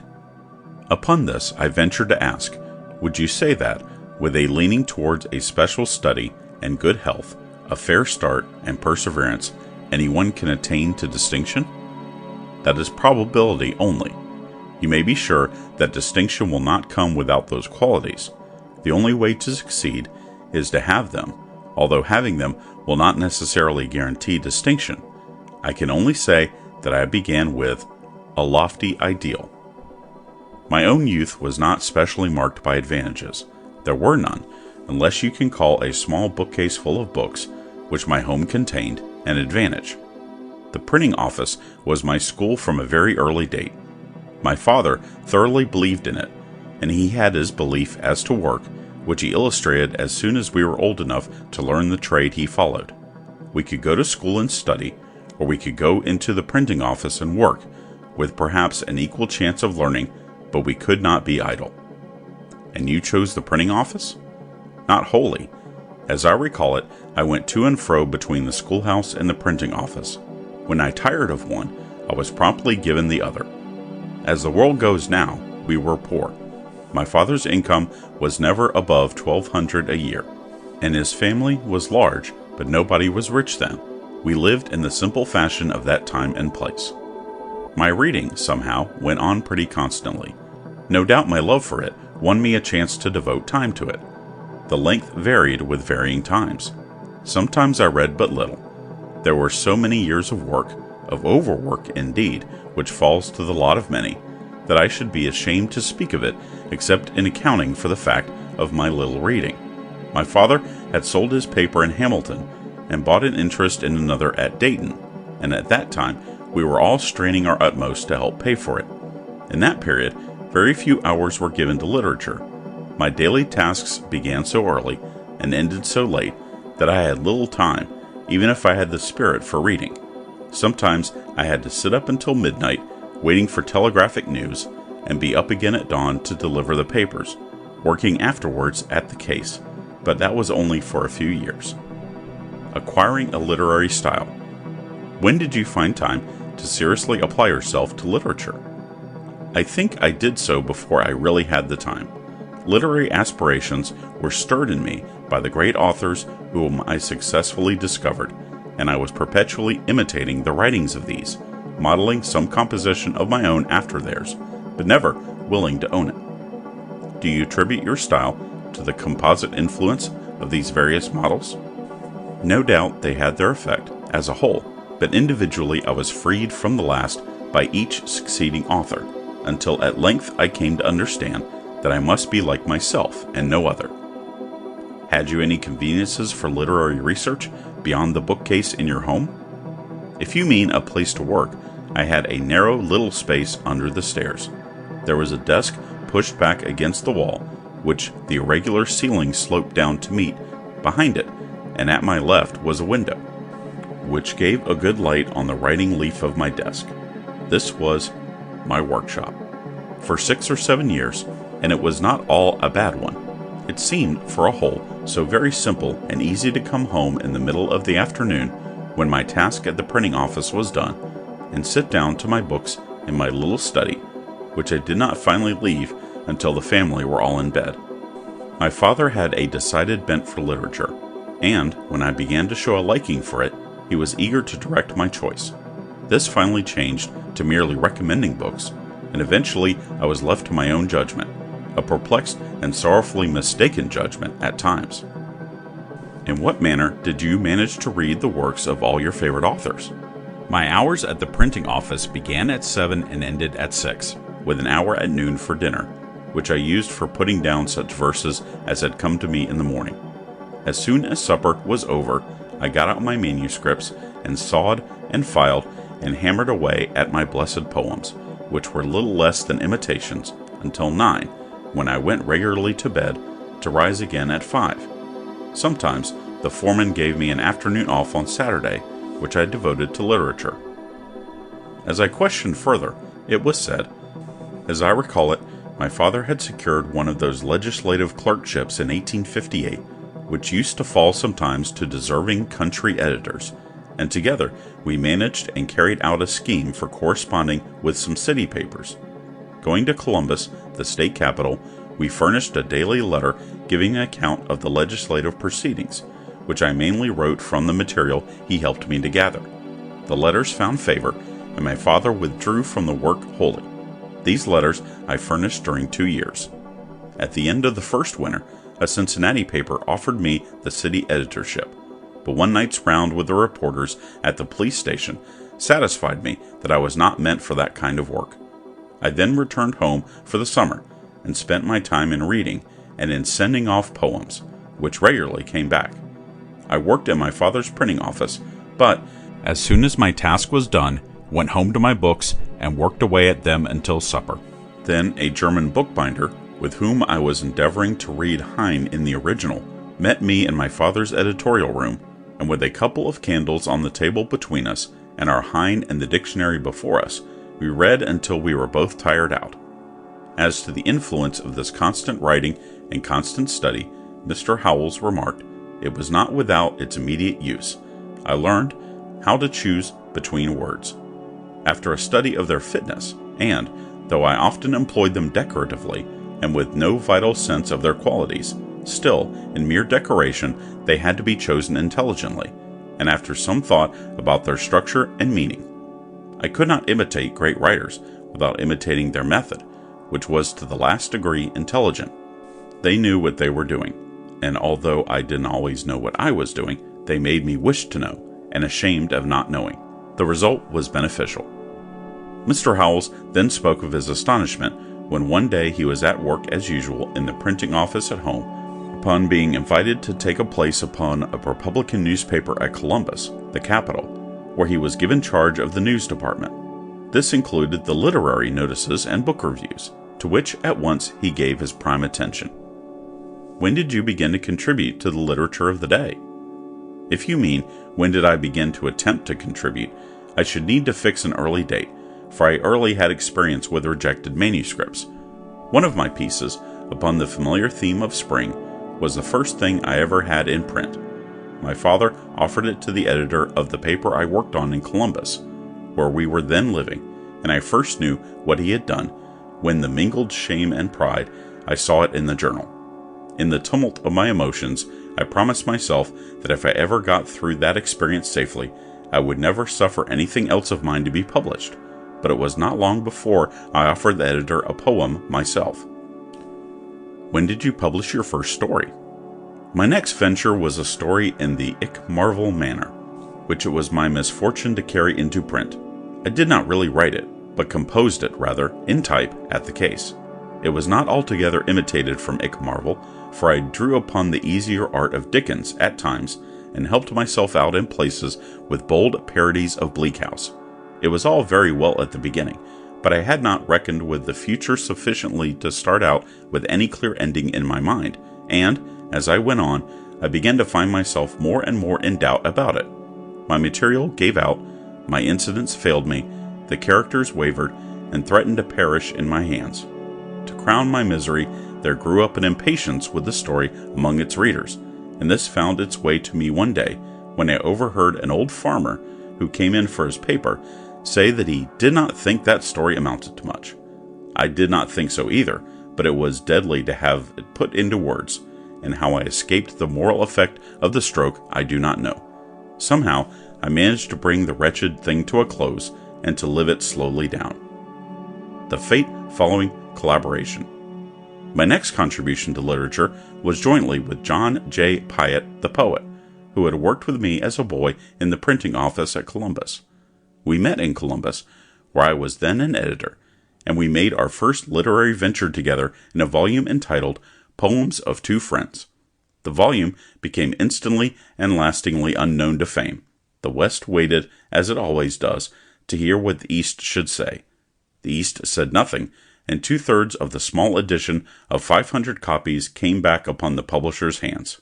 This did not deter me, however, from contributing to the periodicals, which from time to time accepted my efforts. I remained as an editor in Columbus until 1861, when I was appointed consul at Venice.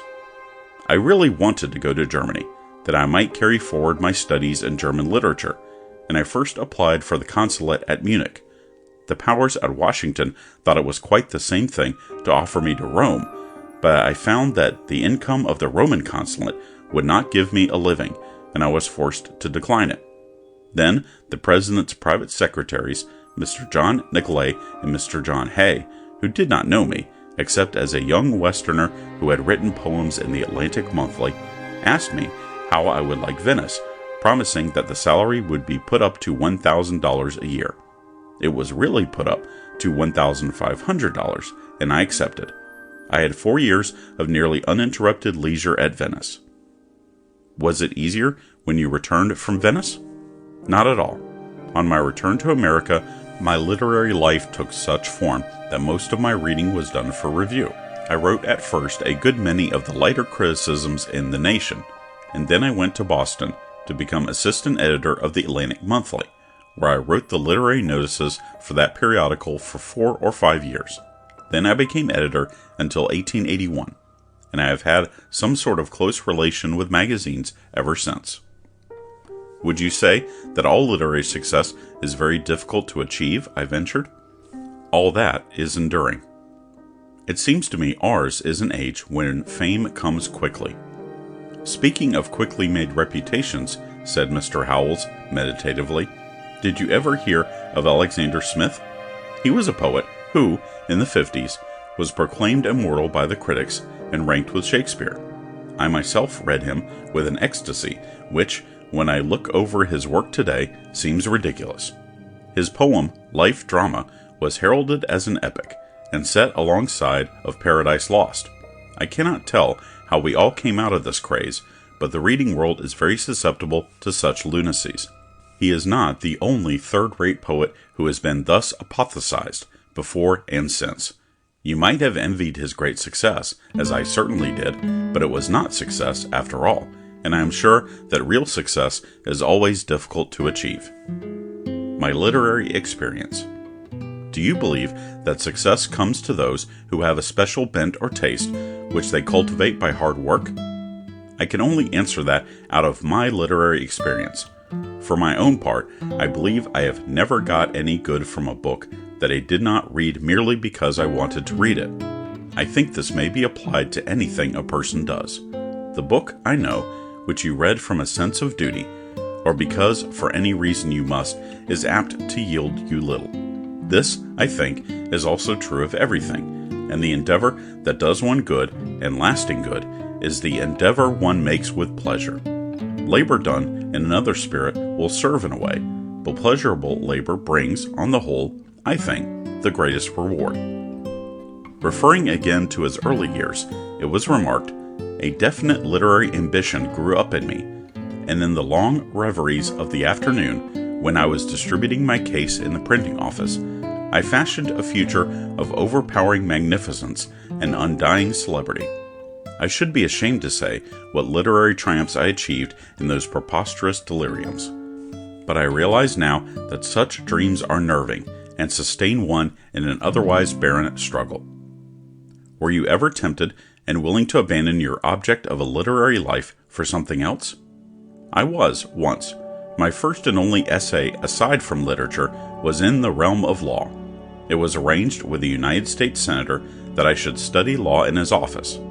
I tried it a month, but almost from the first day I yearned to return to my books. I had not only to go back to literature, but to the printing office, and I gladly chose to do it, a step I never regretted. As to a happy life, it was said by Mr. Howells at the close of our interview, I have come to see life not as the chase of a forever impossible personal happiness, but as a field for endeavor toward the happiness of the whole human family. There is no other success. I know, indeed, of nothing more subtly satisfying and cheering than a knowledge of the real goodwill and appreciation of others. Such happiness does not come with money, nor does it flow from a fine physical state. It cannot be bought, but it is the keenest joy, after all, and the toiler's truest and best reward. End of Chapter 11. Chapter 12 of How They Succeeded by Orison Swett Marden. John D. Rockefeller. The richest man in the United States, John Davidson Rockefeller, has consented to break his rule never to talk for publication, and he has told me the story of his early struggles and triumphs, and given utterance to some strikingly interesting observations anent the same. In doing so, he was influenced by the argument that there is something of helpfulness, of inspiration in the career of every self-made man. While many such careers have been prolific of vivid contrasts, this one is simply marvelous. Whatever may be said by political economists of the dangers of vast aggregations of wealth in the hands of the few, there can be no question of the extraordinary interest attaching to the life story of a man who was a farm laborer at the age of 15, who left school at 18, because he felt it to be his duty to care for his mother and brother, and who, at the zenith of his business career, has endowed Chicago University with $7,500,000 out of a fortune estimated at over $300 million, probably the largest single fortune on earth. The story opens in a fertile valley in Tioga County, New York, near the village of Richford, where John D. Rockefeller was born on his father's farm in July 1838. The parents of the boy were church-going, conscientious, debt-abhorring folk who preferred the independence of a few acres to a mortgaged domain. They were Americans to the backbone, intelligent, industrious people, not very poor, and certainly not very rich. For at 14, John hired out to neighboring farmers during the summer months in order to earn his way and not be dependent upon those he loved. His father was able to attend to the little farm himself, and thus it happened that the youth spent several summers away from home, toiling from sunrise to sunset and sharing the humble life of the people he served. His early dreams and purpose. Did the tired boy peering from his attic window ever dream of his future? He said to a youthful companion of Richford, a farmer's boy like himself, "I would like to own all the land in this valley as far as I can see. I sometimes dream of wealth and power. Do you think we shall ever be worth $100,000, you and I? I hope to, someday." Who can estimate the influence such a life as this must have had upon the future multimillionaire? I asked Mr. Rockefeller about this, and found him enthusiastic over the advantages which he had received from his rural surroundings, and full of faith in the ability of the country boy to surpass his city cousin. "To my mind," he said, "there is something unfortunate in being born in a city. Most young men raised in New York and other large centers have not had the struggles which come to us who were reared in the country. It is a noticeable fact that the countrymen are crowding out the city fellows who have wealthy fathers. They are willing to do more work and go through more for the sake of winning success in the end. Sons of wealthy parents haven't a ghost of a show in competition with the fellows who come from the country with a determination to do something in the world." The next step in the young man's life was his going to Cleveland, Ohio, in his 16th year. "That was a great change in my life," said he. "Going to Cleveland was my first experience in a great city, and I shall never forget those years. I began work there as an office boy, and learned a great deal about business methods while filling that position. But what benefited me most in going to Cleveland was the new insight I gained as to what a great place the world really is. I had plenty of ambition then, and saw that if I was to accomplish much, I would have to work very, very hard indeed." School days. He found time during the year 1854 to attend the sessions of the school which is now known as the Central High School. It was a brick edifice surrounded by grounds which contained a number of hickory trees. It has long since been superseded by a larger and handsomer building. But Andrew J. Fries, the teacher, is still living. It is one of the proudest recollections of this delightful old gentleman's life that John D. Rockefeller went to school with him. I visited him at his residence in Cleveland the other day, and he said, "John was one of the best boys I had. He was always polite, but when the other boys threw hickory clubs at him or attempted any undue familiarities with him, he would stop smiling and sail into them. Young Hanna, Marcus A. Hanna, who was also a pupil, learned this to his cost more than once, and so did young Jones, the present Nevada senator. I have had several very distinguished pupils, you see, and one of my girls is now Mrs. John D. Rockefeller. I had Edward Wolcott, the Colorado senator, later on. Yes, John was about as intelligent and well-behaved a chap as I ever had.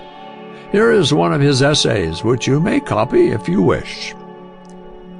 Mr. Rockefeller, I am quite sure, will pardon me for copying his composition at this late day, for its tone and subject matter reflect credit upon him. Freedom is one of the most desirable of all blessings. Even the smallest bird or insect loves to be free. Take, for instance, a robin that has always been free to fly from tree to tree and sing its cheerful song from day to day. Catch it and put it into a cage which is to it nothing less than a prison, and although it may be there tended with the choicest care, yet it is not content. How eloquently does it plead, though in silence, for liberty. From day to day it sits mournfully upon its perch, meditating, as it were, some way for its escape. And when at last this is effected, how cheerfully does it wing its way out from its gloomy prison house to sing undisturbed in the branches of the first tree. If even the birds of the air love freedom, is it not natural that man, the Lord of creation, should? I reply that it is, and that it is a violation of the laws of our country and the laws of our God that man should hold his fellow man in bondage. Yet how many thousands there are at the present time, even in our own country, who are bound down by cruel masters to toil beneath the scorching sun of the South. How can America, under such circumstances, call herself free? Is it extending freedom by granting to the South one of the largest divisions of land that she possesses for the purpose of holding slaves? It is a freedom that, if not speedily checked, will end in the ruin of our country. It was greatly to the regret of the teacher that John came to him one day to announce his purpose to leave school. Mr. Freeze urged him to remain 2 years longer in order that he might complete the course, but the young man told him he felt obliged to earn more money than he was getting because of his desire to provide for his mother and brother. He had received an offer, he said, of a place on the freight docks as a bill clerk, and this job would take him away from his studies. A raft of hoop poles. A short time afterwards, when Mr. Freeze visited his former pupil at the freight dock, he found the young man seated on a bale of goods, bill book and pencil in hand. Pointing to a raft of hoop poles in the water, John told his caller that he had purchased them from a Canadian who had brought them across Lake Erie, expecting to sell them. Failing in this, the owner gladly accepted a cash offer from young Rockefeller, who named a price below the usual market rates. The young man explained that he had saved a little money out of his wages, and that this was his first speculation. He afterwards told Mr. Freeze that he rafted the purchase himself to a flour mill and disposed of his bargain at a profit of $50. Footnote 3. This hoop pole story is matched by another, related by a friend, of Rockefeller's later warehouse days in Cleveland. He one day bought a lot of beans. He bought them cheap because they were damaged. Instead of selling them at a slight advance, as most dealers would have done, he spent all his spare time for weeks in the attic of his warehouse sorting over those beans. He took out all the blackened and injured ones, and in the end he got a fancy price for the remainder because they were of extra quality. The odor of oil. It was Mr. Freeze, too, who first got the young man interested in oil. They were using sperm oil in those days at $1.50 a gallon. Somebody had found natural petroleum, thick, slimy, and foul-smelling, in the Pennsylvania creeks, and a quantity of it had been received in Cleveland by a next-door neighbor of the schoolmaster.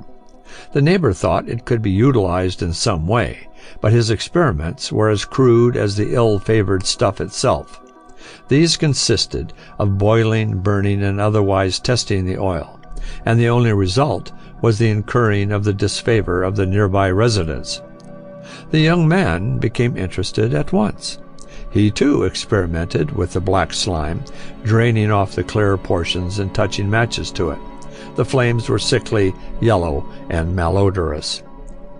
"There must be some way of deodorizing this oil," said John, "and I will find it. There ought to be a good sale for it for illuminating purposes if the good oil can be separated from the sediment, and that awful smell gotten rid of." How well the young man profited by the accidental meeting is a matter of history. But I am digressing. His first ledger and the items in it. While in Cleveland, slaving away at his tasks, Mr. Rockefeller was training himself for the more busy days to come. He kept a small ledger in which he entered all his receipts and expenditures, and I had the privilege of examining this interesting little book and having its contents explained to me. It was nothing more than a small paper-backed memorandum book. "When I looked this book up the other day, I thought I had but the cover," said Mr. Rockefeller, "but on examination I perceived that I had utilized the cover to write on. In those days I was very economical, just as I am economical now. Economy is a virtue. I hadn't seen my little ledger for a long time when I found it among some old things. It is more than 42 years ago since I wrote what it contains. I called it Ledger A, and I wouldn't exchange it now for all the ledgers in New York City and their contents. A glance through it shows me how carefully I kept account of my receipts and disbursements. I only wish more young men could be induced to keep accounts like this nowadays. It would go far toward teaching them the value of money. Every young man should take care of his money. I think it is a man's duty to make all the money he can, keep all he can, and give away all he can.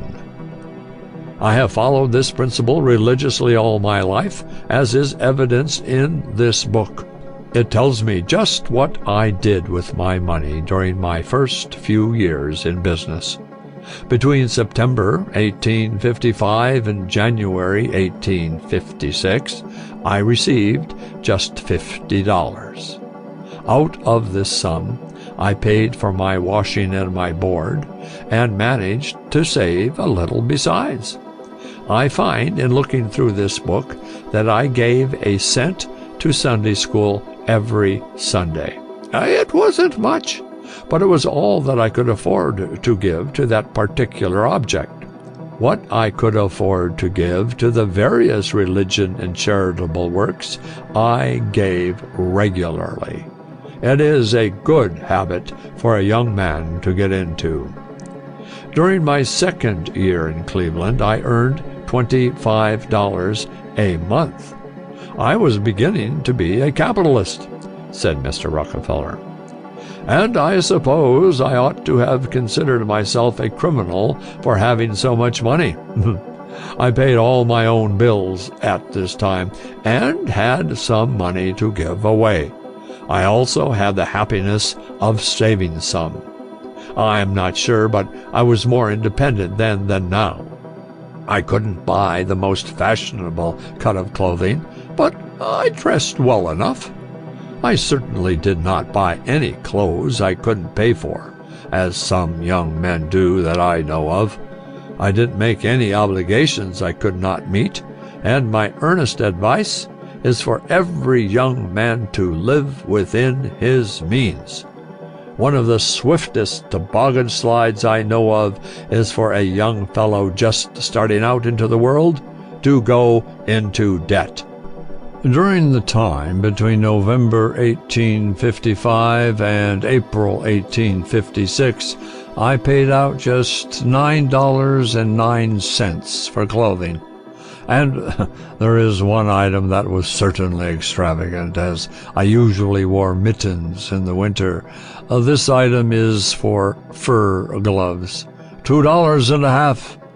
In the same period, I gave away $5.58. In 1 month, I gave to foreign missions 10 cents, to the Mite Society 50 cents, and 12 cents to the 5 Points Mission in New York. I wasn't living here then, of course, but I suppose I thought the mission needed money. These little contributions of mine were not large, but they brought me into direct contact with church work, and that has been a benefit to me all my life. It is a mistake for a man to think that he must be rich to help others. $10,000. He earned and saved $10,000 before he was 25 years old. Before he attained his majority, Rockefeller formed a partnership with another young man named Hewitt and began a warehouse and produce business. This was the natural outgrowth of his freight clerkship on the docks. In 5 years, he had amassed about $10,000, besides earning a reputation for business capacity and probity. He remembered the oil. He never forgot those experiments with the crude oil. Discoveries became more and more frequent in Pennsylvania oil territory. There was a rush of speculators to the new land of fortune. Men owning impoverished farms suddenly found themselves rich. Thousands of excited men bid wildly against each other for newly shot wells, paying fabulous sums occasionally for dry holes. Keeping his head.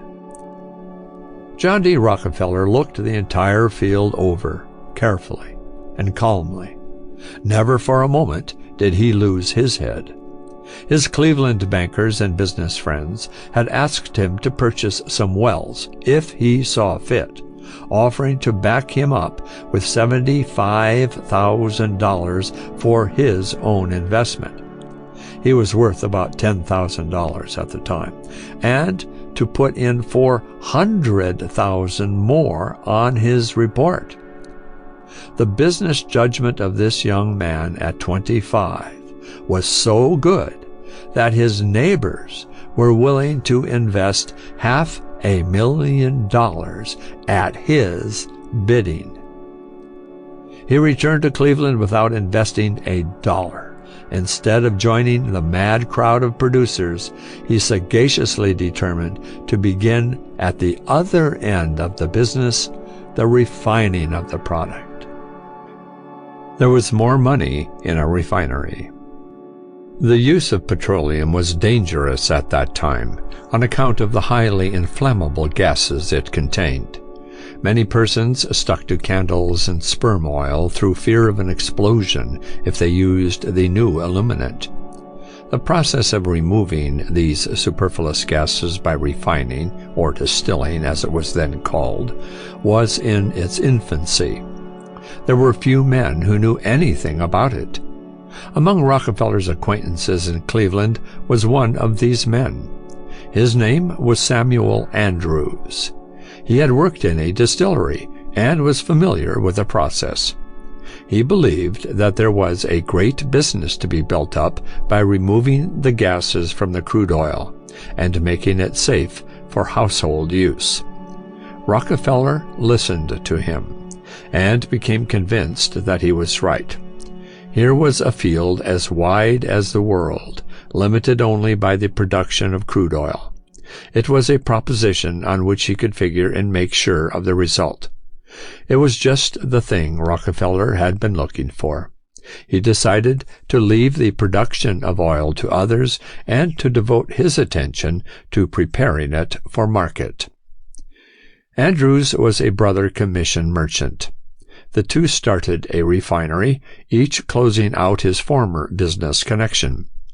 In 2 weeks it was running night and day to fill orders. So great was the demand, and so great was the judgment of young Rockefeller, seeing what no one else had seen. A second refinery had to be built at once, and in 2 years their plants were turning out 2,000 barrels of refined petroleum per day. Henry M. Flagler, already wealthy, came into the firm, the name of which then became Rockefeller, Flagler, and Andrews. More refineries were built, not only at Cleveland but also at other advantageous points. Competing refineries were bought or rendered ineffective by the cutting of prices. It is related that Mr. Andrews became one day dissatisfied, and he was asked, "What will you take for your interest?" Andrews wrote carelessly on a piece of paper, $1 million. Within 24 hours, he was handed that amount. Mr. Rockefeller saying, "Cheaper at 1 million than 10. In building up the refinery business, Rockefeller was the head. The others were the hands. He was always the general commanding, the tactician. He made the plans, and his associates carried them out. Here was the post for which he had fitted himself, and in which his genius for planning had full sway. In the conduct of the refinery affairs, as in every enterprise in which he had taken part, he exemplified another rule to which he had adhered from his boyhood days. He was the leader in whatever he undertook. In going into any undertaking, John D. Rockefeller has made it his rule to have the chief authority in his own hands, or to have nothing to do with the matter. Standard Oil. In 1870, when Mr. Rockefeller was 32 years old, the business was merged into the Standard Oil Company, starting with a capital of $1 million. Other pens have written the later story of that corporation, how it started pipelines to carry the oil to the seaboard, how it earned millions in byproducts which had formerly run to waste, how it covered the markets of the world in its keen search for trade, distancing all competition, and cheapening its own processes so that its dividends in 1 year, 1899, amounted to $23 million in excess of the fixed dividend upon the whole capital stock. This is the outcome of 30 years' development. The corporation is now the greatest business combination of modern times, or of any age of the world. Mr. Rockefeller's annual income from his holdings of Standard Oil stock is estimated at about $16 million. Mr. Rockefeller's personality. The brains of all this, the owner of the largest percentage of the stock in the parent corporation, and in most of the lesser ones, is now 62 years old. His personality is simple and unaffected, his tastes domestic, and the trend of his thoughts decidedly religious. His Cleveland residential estate is superb, covering a large tract of park-like land. But even there, he has shown his unselfishness by donating a large portion of his land to the city for park purposes. His New York home is not a pretentious place, solid, but by no means elegant in outward appearance. Between the two homes he divides his time with his wife and children. He is an earnest and hard-working member of the Fifth Avenue Baptist Church in New York, and does much to promote the good work carried on by that organization. He is particularly interested in the Sunday school work. At the office. He arises early in the morning at his home, and after a light breakfast attends to some of his personal affairs there. He is always early on hand at the great Standard Oil building on Lower Broadway, New York, and during the day he transacts business connected with the management of that vast corporation. There is hardly one of our businessmen of whom the public at large knows so little. He avoids publicity as most men would the plague. The result is that he is the only one of our very wealthy men who maintains the reputation of being different from the ordinary run of mortals. To most newspaper readers, he is a man of mystery, a sort of financial wizard who sits in his office and heaps up wealth after the fashion of Aladdin and other fairy tale heroes. All this is wide of the mark. It would be hard to find a more commonplace, matter-of-fact man than John D. Rockefeller. His tall form, with a suggestion of a stoop in it, his pale, thoughtful face and reserved manner, suggest the scholar or professional man, rather than an industrial Hercules or a Napoleon of finance. He speaks in a slow, deliberate manner, weighing each word. There is nothing impulsive or bombastic about him, but his conversation impresses one as consisting of about 100% of cold, compact, boiled-down common sense. Here is to be noted one characteristic of the great oil magnate which has helped to make him what he is. The popular idea of a multimillionaire is a man who has taken big risks and has come out luckily. He is a living refutation of this conception.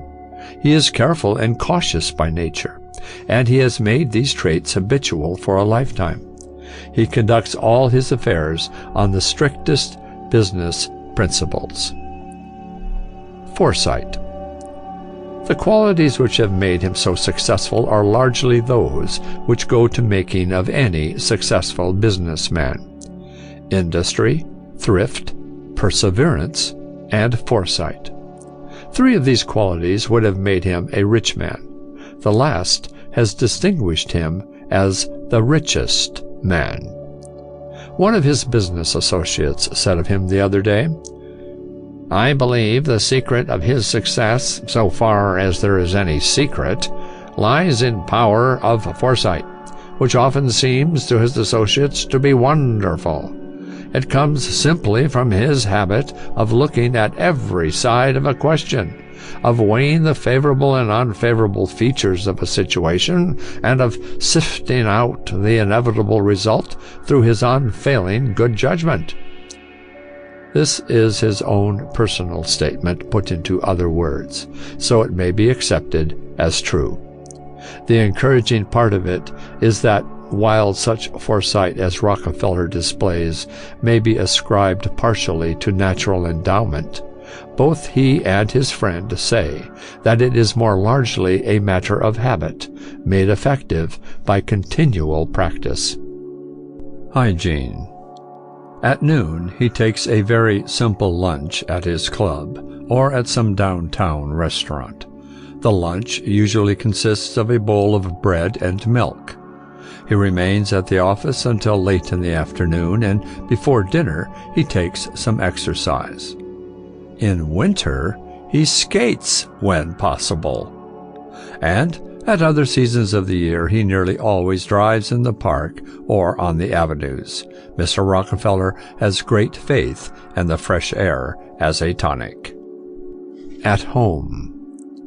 The evenings are nearly always spent at home, for neither Mr. Rockefeller nor any of the children are fond of society, as the word is understood in New York.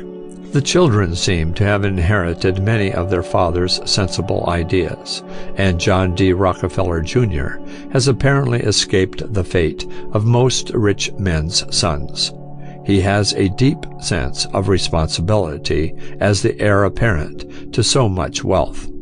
And since his graduation from college, he has devoted himself to a business career, starting at the bottom and working upward step by step. It is now generally known that he has been very successful in his business ventures, and he bids fair to become a worthy successor to his father. He is now actively engaged in important philanthropic enterprises in New York. Miss Bessie became the wife of a poor clergyman of the Baptist Church in Cleveland, while Miss Alta is married to a prominent young businessman in Chicago. Philanthropy.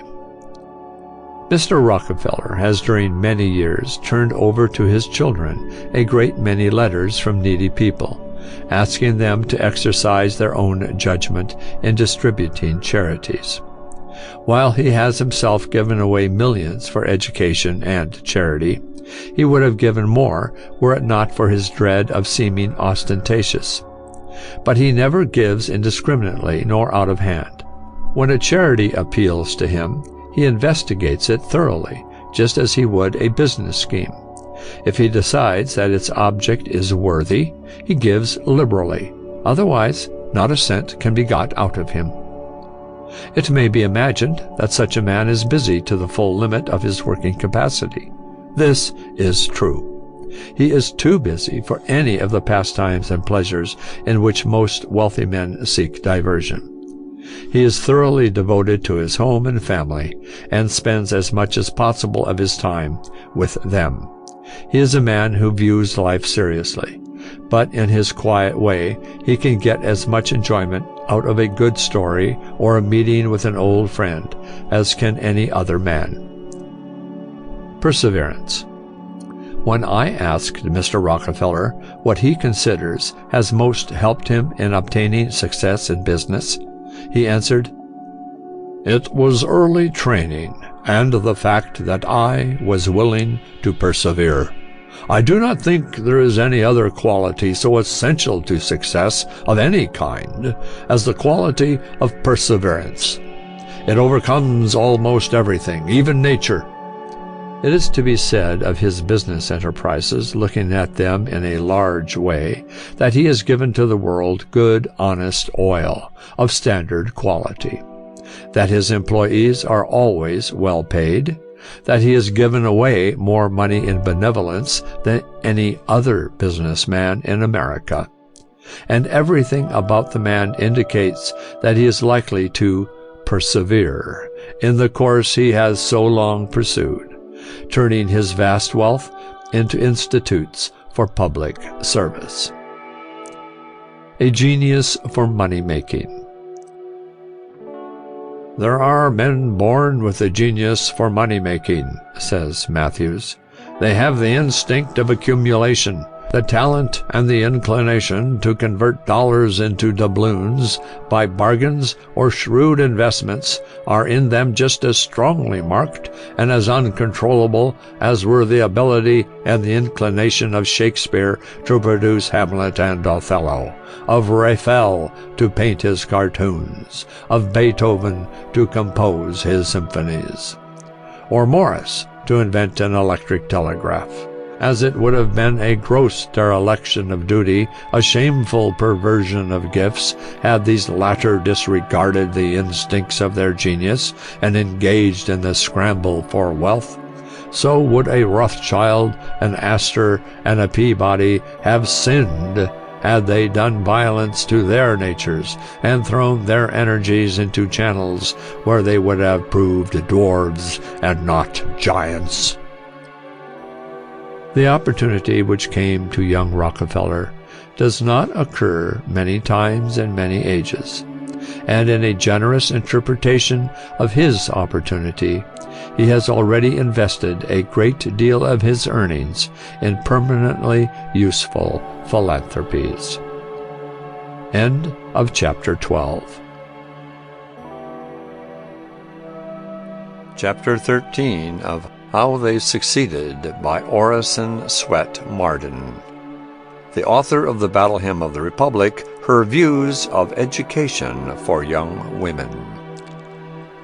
A poet, author, lecturer, wit, and conversationalist, Mrs. Julia Ward Howe unites with the attributes of a tender, womanly nature, which has made her the idol of her husband and children. The sterner virtues of a reformer, the unflinching courage which dares to stand with a small minority in the cause of right, the indomitable perseverance and force of character which persist in the demand for justice in face of the determined opposition of narrow prejudice and old-time conservatism. Although more Bostonian than the Bostonians themselves, Mrs. Howe first saw the light in New York, and has spent much of her later life at Newport. Born in 1819 in a stately mansion near the Bowling Green, then the most fashionable quarter of New York, she was the fourth child of Samuel Ward and Julia Cutler Ward, people of unusual culture, refinement, and high ideals. Mr. Ward was a man of spotless honor and business integrity, and although not wealthy as compared with the millionaires of today, his fortune was ample enough to surround his wife and children with all the luxuries and refinements that the most fastidious nature could crave. Mrs. Ward possessed a rare combination of personal charms and mental gifts, which endeared her to all who had the privilege of knowing her.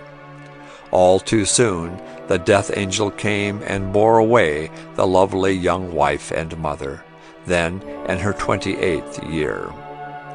Rousing himself with a great effort from the grief into which the death of his wife had plunged him, Mr. Ward devoted himself to the training and education of his children.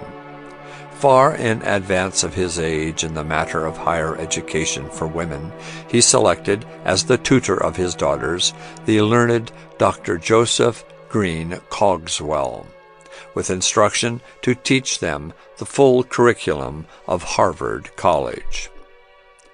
Little Miss Ward. The scholarly and refined atmosphere of her father's home, which was the resort of the most distinguished men of letters of the day, was an admirable school for the development of the literary and philosophic mind of the Little Miss Ward, as Mr. Ward's eldest daughter had been called from childhood. Learned even beyond advanced college graduates of today, an accomplished linguist, a musical amateur of great promise, the young and beautiful Miss Julia Ward of Bond Street soon became a leader of the cultured and fashionable circle in which she moved. In the series Authors at Home by M.C. Sherwood, we get a glimpse of her about that time in a whimsical entry from the diary of a Miss Hamilton, written at the time of the return of Dr. Howe from Greece, whither he had gone to fight the Turks. I walked down Broadway with all the fashion, and met the pretty blue-stocking Miss Julia Ward with her admirer, Dr. Howe, just home from Europe.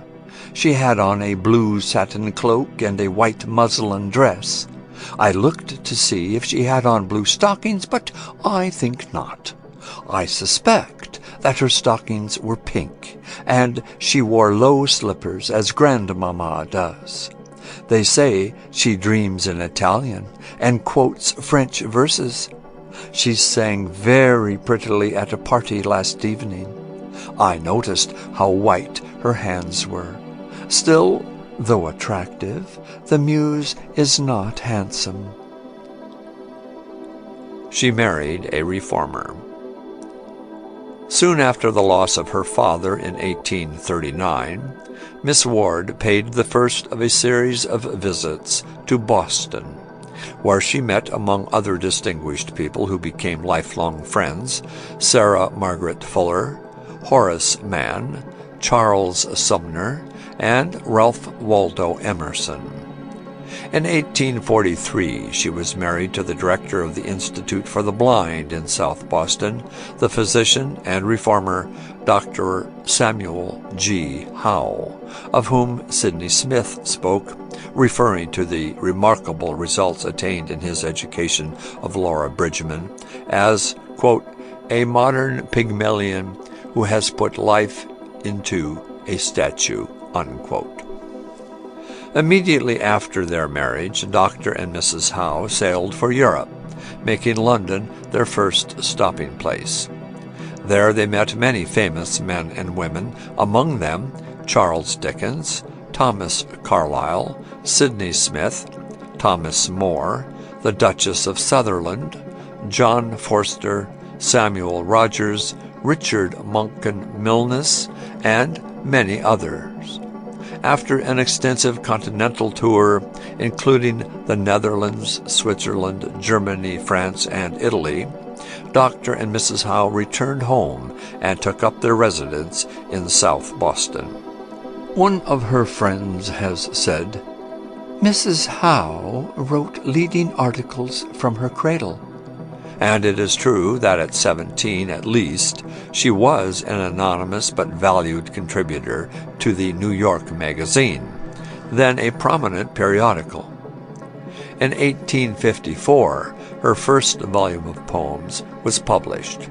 She named it Passion Flowers, and the Boston World of Letters hailed her as a new poet. Though published anonymously, the volume at once revealed its author, and Mrs. Howe was welcomed into the poetic fraternity by such shining lights as Emerson, Whittier, Longfellow, Bryant, and Holmes. The poem by which the author will be forever enshrined in her country's memory is, par excellence, the Battle Hymn of the Republic, which, like Kipling's Recessional, sang itself at once into the heart of the nation. As any sketch of Mrs. Howe would be incomplete without the story of the birth of this great song of America, it is here given in brief. Story of the Battle Hymn of the Republic. It was in the first year of our Civil War that Mrs. Howe, in company with her husband and friends, visited Washington. During their stay in that city, the party went to see a review of troops, which, however, was interrupted by a movement of the enemy and had to be put off for the day. The carriage in which Mrs. Howe was seated with her friends was surrounded by armed men, and as they rode along, she began to sing, to the great delight of the soldiers, John Brown. "Good for you," shouted the boys in blue, who, with a will, took up the refrain. Mrs. Howe then began conversing with her friends on the momentous events of the hour, and expressed the strong desire she felt to write some words which might be sung to this stirring tune, adding that she feared she would never be able to do so. "She went to sleep," says her daughter, Maud Howe Elliott, "full of thoughts of battle, and awoke before dawn the next morning to find the desired verses immediately present to her mind. She sprang from her bed, and in the dim gray light found a pen and paper, whereon she wrote, scarcely seeing them, the lines of the poem. Returning to her couch, she was soon asleep, but not until she had said to herself, 'I like this better than anything I have ever written before.'" Of Mrs. Howe, it may very fittingly be said that she is 80 years young. Her blue eye retains its brightness, and her dignified carriage betokens none of the feebleness of age. Above all, her mind seems to hold in a marvelous degree its youthful vigor and elasticity, a fact that especially impressed me as the author of the Battle Hymn of the Republic expressed her views on the desirability of a college training for girls. "The girls who go to college," said Mrs. Howe, "are very much in request. I should say for everything, certainly for teaching.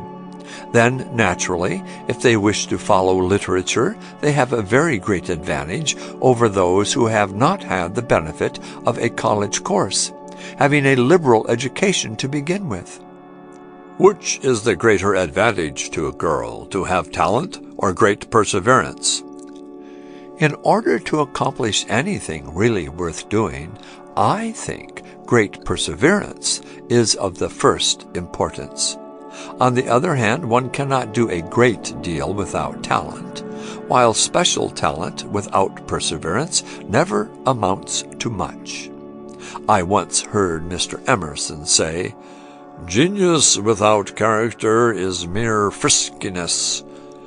And we all know of highly gifted people who, because lacking the essential quality of perseverance, accomplish very little in the world. Do you think the college girl will exercise a greater influence on modern progress and the civilization of the future than her untrained sister? Oh, very much greater, was the quick, emphatic reply. In the first place, I think that college-bred girls are quite as likely to marry as others, and when a college girl marries, then the whole family is lifted to a higher plane, the natural result of the well-trained, cultivated mind. Mothers of old, you know, were very ignorant. Indeed, it is sad to think what few advantages they had. Of course, some of them had opportunities to study alone, but this solitary study could not accomplish for them what the colleges, with their corps of specialists and trained professors, are doing for the young women of today. The ideal college. Speaking of the advantages and disadvantages of co-educational institutions, Mrs. Howe said, "While there are many advantages in co-education, there are also some dangers. The great advantage consists in the mingling of both sorts of mind, the masculine and the feminine. This gives a completeness that cannot otherwise be obtained. I have observed that when committees are made up of both men and women, we get a roundness and completeness that are lacking when the membership is composed of either sex alone. And so in college recitations, whether the boys present their side and the girls theirs, we get better results. This, of course, is natural. Fortunately, so far, scandals have been very rare, if found at all, in co-education at colleges. Many people, however, would not care to trust their children, nor would we send every girl to such colleges. And for this reason, I am glad that we have women's colleges. I think, however, that if the students are at all earnest and have high ideals set before them, the co-educational is the ideal college, for the course in these colleges is like a great intellectual race which arouses and stimulates all the nobler faculties. What influence do you think environment has on one's career, on success in life? What do you mean by environment? Well, I mean especially the sort of people with whom one is associated, their order of mind. I think it has a very important effect. If we are kept perpetually under lowering influences, lowering both morally and aesthetically, the tendency will inevitably be to drag us down. I say aesthetically, because I think in that sense good taste is a part of good morals. You can, of course, have good taste without good morals, but with morality there is a certain feeling or measure of reserve and nicety, which does not accompany good taste without good morals. You know, St. Paul says, "Evil communications corrupt good manners." That is as true today as it ever was. We can't always be with our equals or our superiors. However, we must take people as we find them. But we should try to be with people who stand for high things, morally and intellectually. Then, when we have to be among people of a lower grade, we can help them, because I think human nature on the whole desires to be elevated rather than lowered. Do you think it is necessary to success in life to have a special aim? I think it is a great thing to have a special aim or talent, and it is better to make one thing the leading interest in life than to run after half a dozen. End of chapter 13. Chapter 14 of How They Succeeded by Orison Swett Marden. Chapter 14. A Talk with Edison. Dramatic incidents in his early life. To discover the opinion of Thomas A. Edison concerning what makes and constitutes success in life is an easy matter, if one can first discover Mr. Edison. I camped 3 weeks in the vicinity of Orange, NJ, awaiting the opportunity to come upon the great inventor and voice my questions. It seemed a rather hopeless and discouraging affair until he was really before me, but, truth to say, he is one of the most accessible of men and only reluctantly allows himself to be hedged in by pressure of endless affairs. Mr. Edison is always glad to see any visitor, said a gentleman who was continually with him, except when he is hot on the trail of something he has been working for, and then it is as much as a man's head is worth to come in on him. He certainly was not hot on the trail of anything on the morning when, for the 10th time, I rang at the gate in the fence which surrounds the laboratory on Valley Road, Orange. A young man appeared, who conducted me up the walk to the Edison Laboratory office. The library is a place not to be passed through without thought, for, with a further store of volumes in his house, it contains one of the most costly and well-equipped scientific libraries in the world. The collection of writings on patent laws and patents, for instance, is absolutely exhaustive. It gives, at a glance, an idea of the breadth of thought and sympathy of this man who grew up with scarcely a common school education. On the 2nd floor, in one of the offices of the machine shop, I was asked to wait while a grimy youth disappeared with my card, which he said he would slip under the door of Mr. Edison's office. Curious, I thought. What a lord this man must be if they dare not even knock at his door. Thinking of this and gazing out the window, I waited until a working man, who had entered softly, came up beside me. He looked with a sort of, "Well, what is it?" in his eyes, and quickly it began to come to me that the man in the sooty, oil-stained clothes was Edison himself. The working garb seemed rather incongruous, but there was no mistaking the broad forehead, with its shock of blackish hair streaked with gray. The gray eyes, too, were revelations in the way of alert comprehensiveness. "Oh," was all I could get out at the time. "Want to see me?" he said, smiling in the most youthful and genial way. "Why, yes, certainly, to be sure," I stammered. He looked at me blankly. "You'll have to talk louder," said an assistant who worked in another portion of the room. "He don't hear well." This fact was new to me, but I raised my voice with celerity and piped thereafter in an exceedingly shrill key. After the usual humdrum opening remarks, in which he acknowledged his age as 52 years, and that he was born in Erie County, of Dutch parentage, the family having emigrated to America in 1730, the particulars began to grow more interesting. His great-grandfather, I learned, was a banker of high standing in New York, and when Thomas was but a child of 7 years, the family fortune suffered reverses so serious as to make it necessary that he should become a wage earner at an unusually early age, and that the family should move from his birthplace to Michigan. "Did you enjoy mathematics as a boy?" I asked. "Not much," he replied. "I tried to read Newton's Principia at the age of 11, That disgusted me with pure mathematics, and I don't wonder now. I should not have been allowed to take up such serious work. You were anxious to learn? Yes, indeed.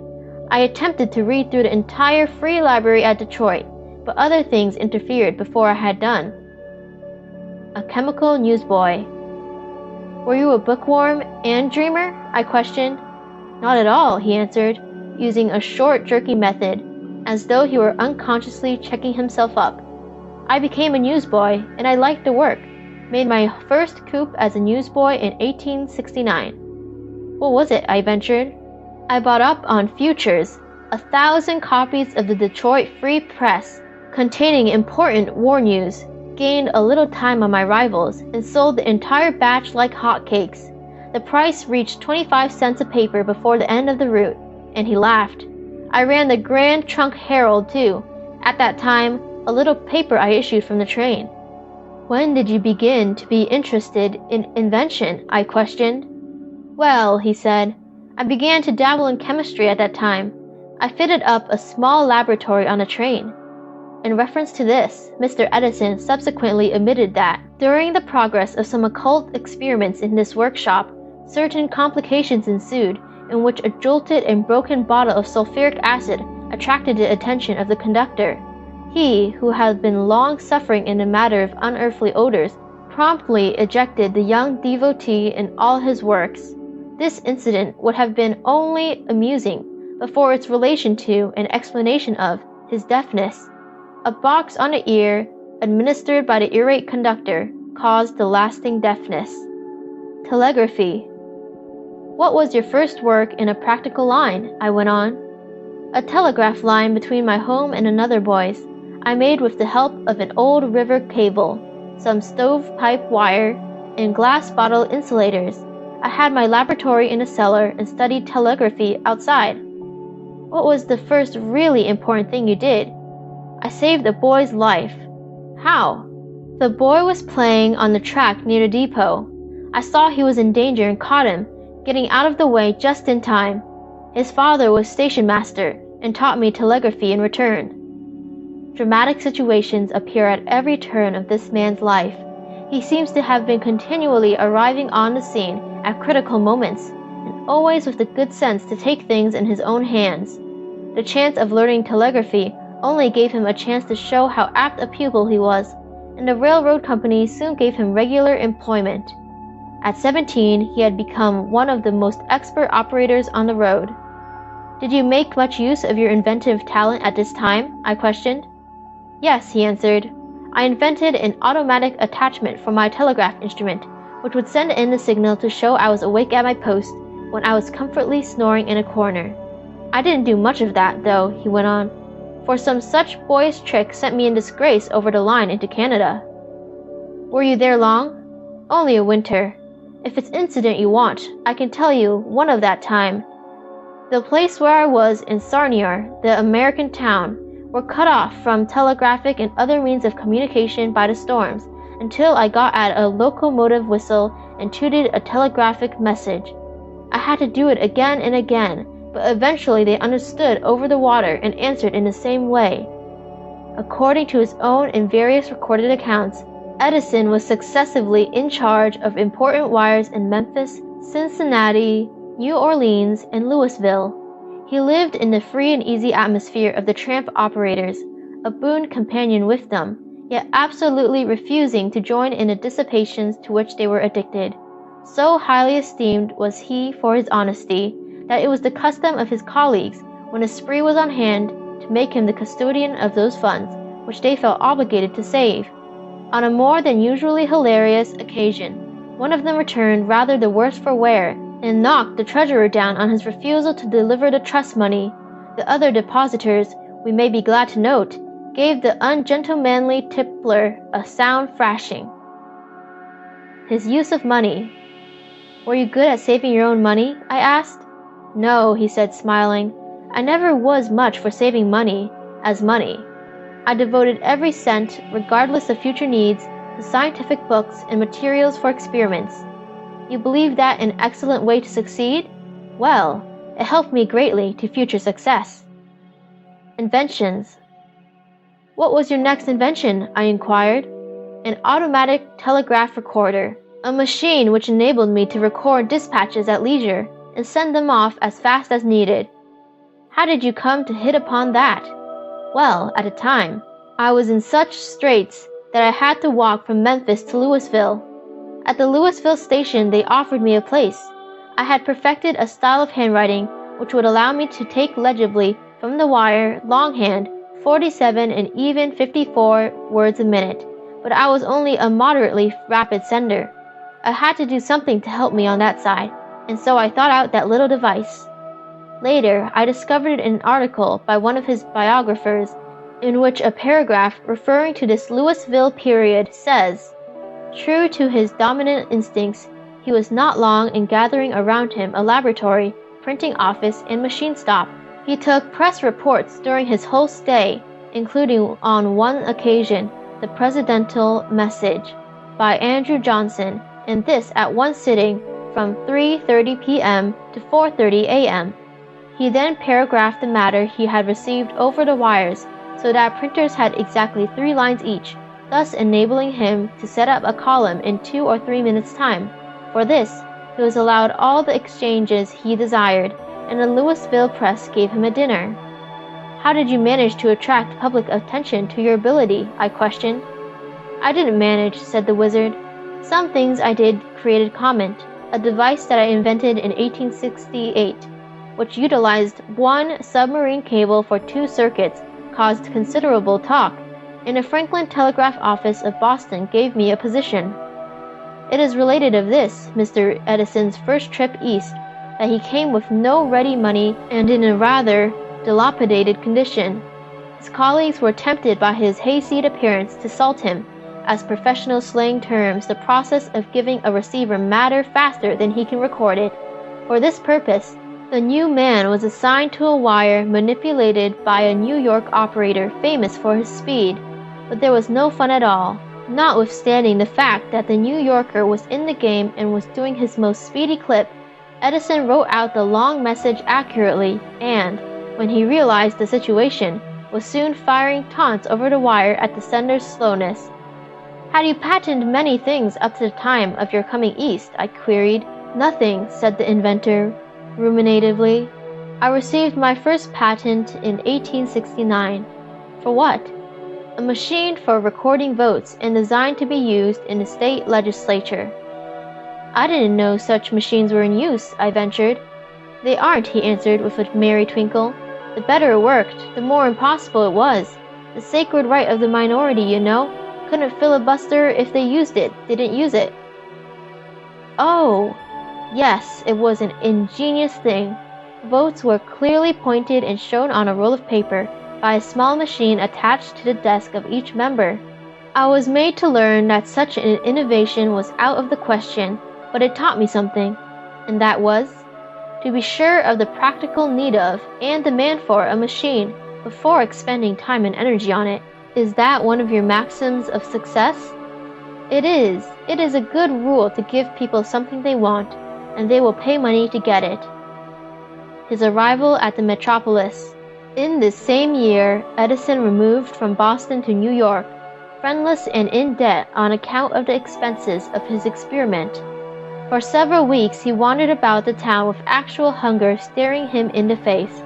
It was a time of great financial excitement, and with that strange quality of fortunism which seems to be his chief characteristic, he entered the establishment of the Law Gold Reporting Company just as their entire plant had shut down on account of an accident in the machinery that could not be located.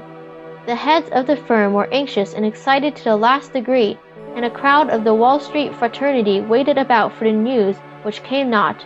The shabby stranger put his finger on the difficulty at once and was given lucrative employment. In the rush of the metropolis, a man finds his true level without delay, especially when his talents are of so practical and brilliant a nature as were this young telegrapher's. It would be an absurdity to imagine an Edison hidden in New York.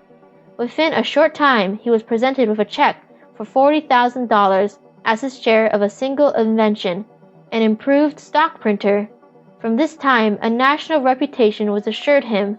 He was, too, now engaged upon duplex and quadruplex systems, systems for sending 2 and 4 messages at the same time over a single wire, which were to inaugurate almost a new era in telegraphy.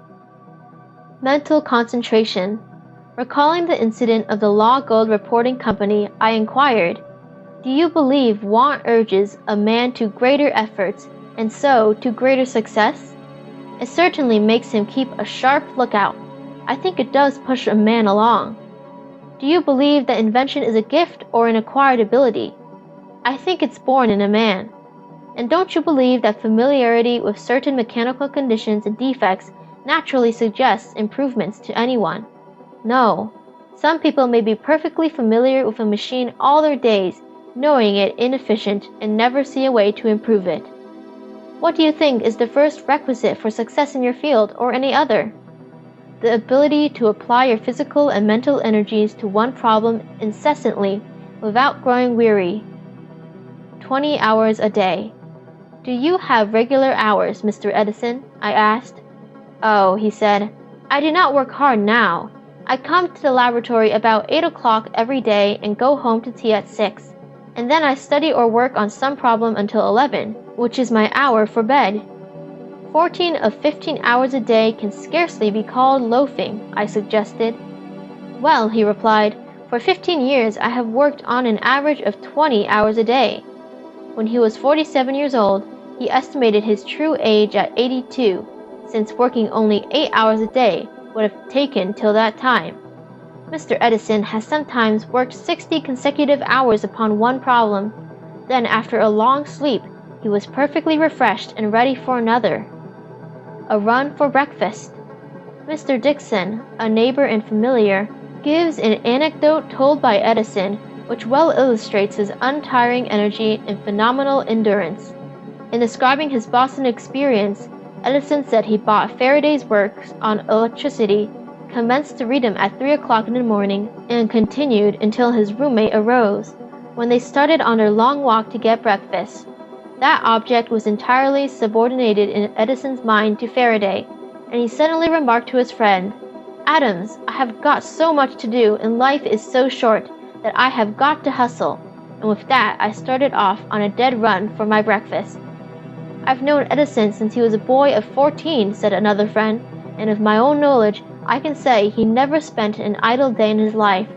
Often, when he should have been asleep, I have known him to sit up half the night reading. He did not take to novels or wild western adventures, but read works on mechanics, chemistry, and electricity, and he mastered them too. But in addition to his reading, which he could only indulge in at odd hours, he carefully cultivated his wonderful powers of observation, till at length, when he was not actually asleep, it may be said he was learning all the time. Not by accident and not for fun. Are your discoveries often brilliant intuitions? Did they come to you while you were lying awake nights?" I asked him. "I never did anything worth doing by accident," he replied, "nor did any of my inventions come indirectly through accident, except the phonograph. No, when I have fully decided that a result is worth getting, I go about it and make trial after trial until it comes." "I was singing to the mouthpiece of a telephone," said Edison, "when the vibrations of my voice caused a fine steel point to pierce one of my fingers held just behind it. That set me to thinking. If I could record the motions of the point and send it over the same surface afterward, I saw no reason why the thing would not talk. I determined to make a machine that would work accurately, and gave my assistants the necessary instructions, telling them what I had discovered. That's the whole story. The phonograph is the result of the pricking of a finger." "I have always kept," continued Mr. Edison, "strictly within the lines of commercially useful inventions. I have never had any time to put on electrical wonders, valuable only as novelties to catch the popular fancy. I like it, I hate it." "What makes you work?" I asked with real curiosity. "What impels you to this constant, tireless struggle? You have shown that you care comparatively nothing for the money it makes you, and you have no particular enthusiasm for the attending fame. What is it?" "I like it," he answered, after a moment of puzzled expression. "I don't know any other reason. Anything I have begun is always on my mind, and I am not easy while away from it, until it is finished, and then I hate it. Hate it, I said. Yes, he affirmed. When it is all done and is a success, I can't bear the sight of it. I haven't used a telephone in 10 years, and I would go out of my way any day to miss an incandescent light. After I have completed an invention, remarked Edison upon another occasion, I seem to lose interest in it. One might think that the money value of an invention constitutes its reward for the man who loves his work, but, speaking for myself, I can honestly say this is not so. Life was never more full of joy to me than when, a poor boy, I began to think out improvements in telegraphy and to experiment with the cheapest and crudest appliances. But now that I have all the appliances I need, and am my own master, I continue to find my greatest pleasure, and so my reward, in the work that precedes what the world calls success. Doing one thing 18 hours is the secret. You lay down rather severe rules for one who wishes to succeed in life, I ventured, working 18 hours a day. Not at all, he said. You do something all day long, don't you? Everyone does.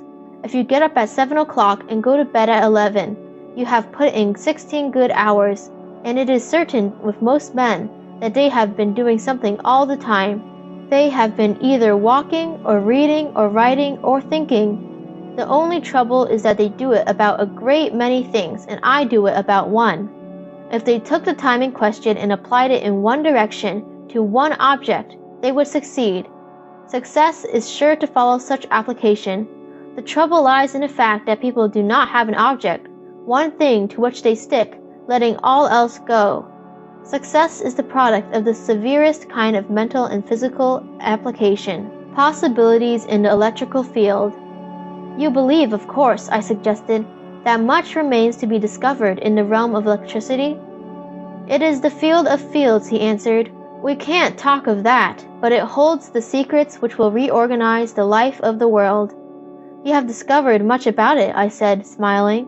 Yes, he said, and yet very little in comparison with the possibilities that appear. Only 600 inventions. How many inventions have you patented? Only 600, he answered, but I have made application for some 300 more.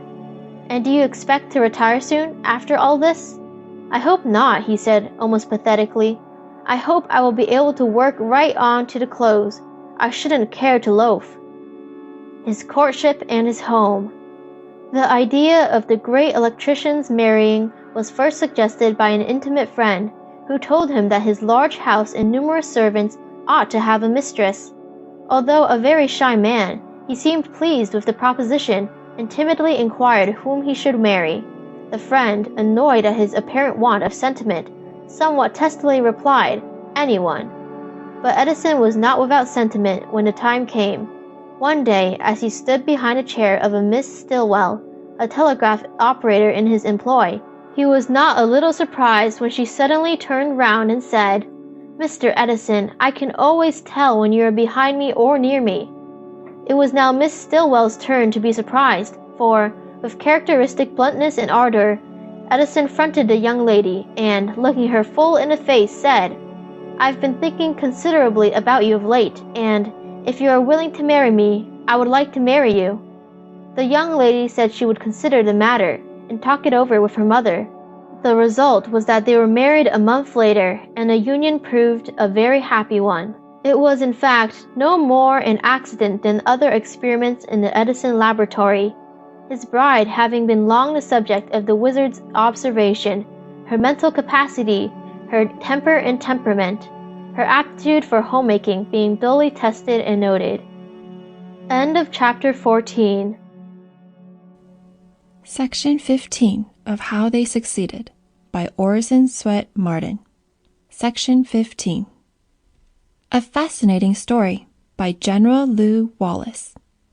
In his study, a curiously shaped building lighted from the top and combining in equal portions the Byzantine, Romanesque, and Doric styles of architecture, the gray-haired author of Ben-Hur, surrounded by his pictures, books, and military trophies, is spending in serene and comfortable retirement the evening of his life.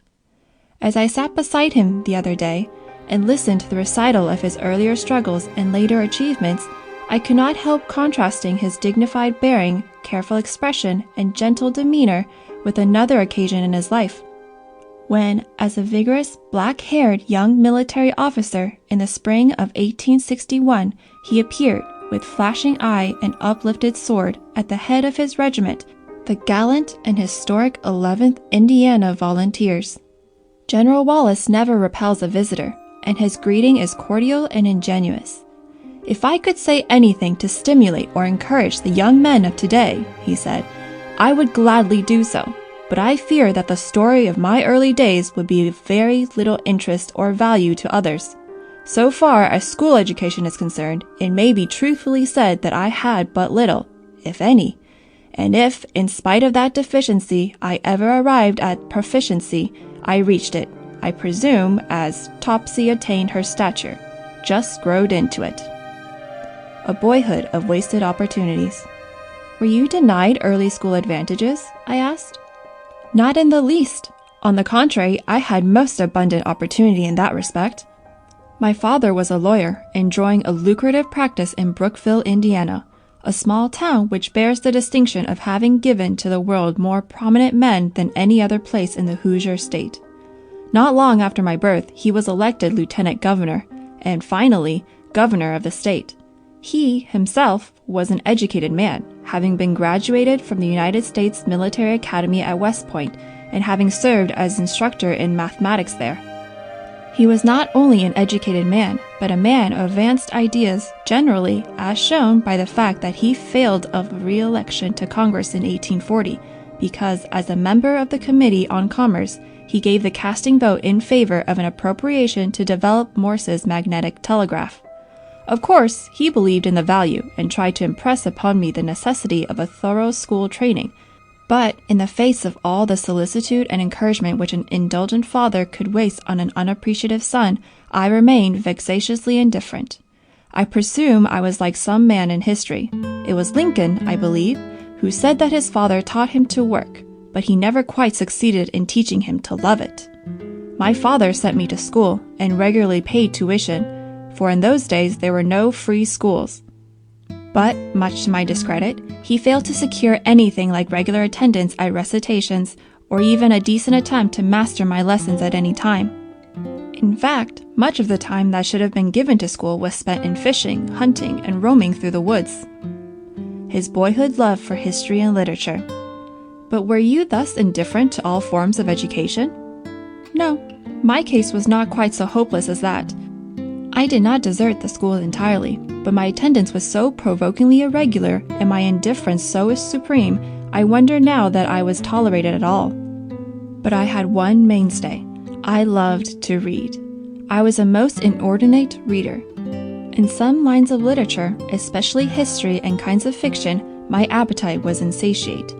And many a day, while my companions were clustered together in the old red brick schoolhouse, struggling with their problems in fractions or percentage, I was carefully hidden in the woods nearby, lying upon my elbows, munching on an apple and reveling in the beauties of Plutarch, Byron, or Goldsmith. Did you not attend college or the higher grade of schools? Yes, for a brief period.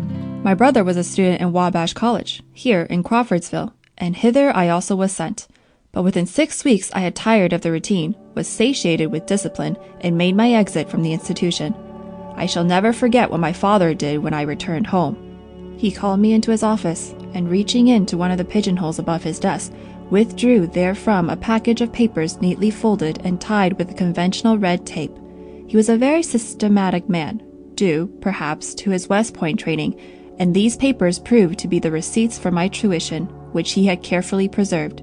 He called off the items and asked me to add them together. The total, I confess, staggered me. A father's fruitful warning.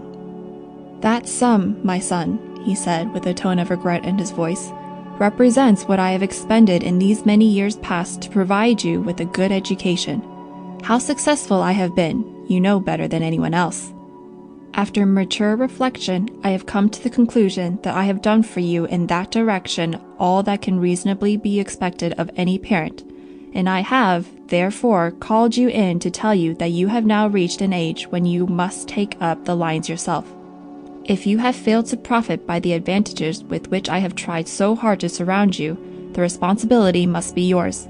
I shall not upbraid you for your neglect, but rather pity you for the indifference which you have shown to the golden opportunities you have, through my indulgence, been enabled to enjoy. A manhood of splendid effort. What effect did admonition have on you? Did it awaken or arouse you? It aroused me, most assuredly. It set me to thinking as nothing before had done. The next day I set out with a determination to accomplish something for myself. My father's injunction rang in my ears. New responsibilities rested on my shoulders, as I was, for the first time in my life, my own master. I felt that I must get work on my own account. After much effort, I finally obtained employment from the man with whom I had passed so many afternoons strolling up and down the little streams in the neighborhood, trying to fish. He was the county clerk, and he hired me to copy what was known as the complete record of one of the courts. I worked for months in a dingy, half-lighted room, receiving for my pay something like 10 cents per 100 words. The tedious and the regularity of the work was a splendid drill for me, and taught me the virtue of persistence as one of the avenues of success. It was at this time I began to realize the deficiency in my education, especially as I had an ambition to become a lawyer. Being deficient in both mathematics and grammar, I was forced to study evenings. Of course, the latter was a very exacting study, after a full day's hard work. But I was made to realize that the time I had spent with such lavish prodigality could not be recovered, and that I must extract every possible good out of the golden moments then flying by all too fast. Self-education by reading and literary composition. Had you a distinct literary ambition at that time? Well, I had always had a sort of literary bent or inclination. I read all the literature of the day, besides the standard authors, and finally began to devote my odd moments to a book of my own, a tale based on the days of the Crusades. When completed, it covered about 350 pages and bore the rather high-sounding title, The Man at Arms. I read a good portion of it before a literary society to which I belonged. The members applauded it, and I was frequently urged to have it published.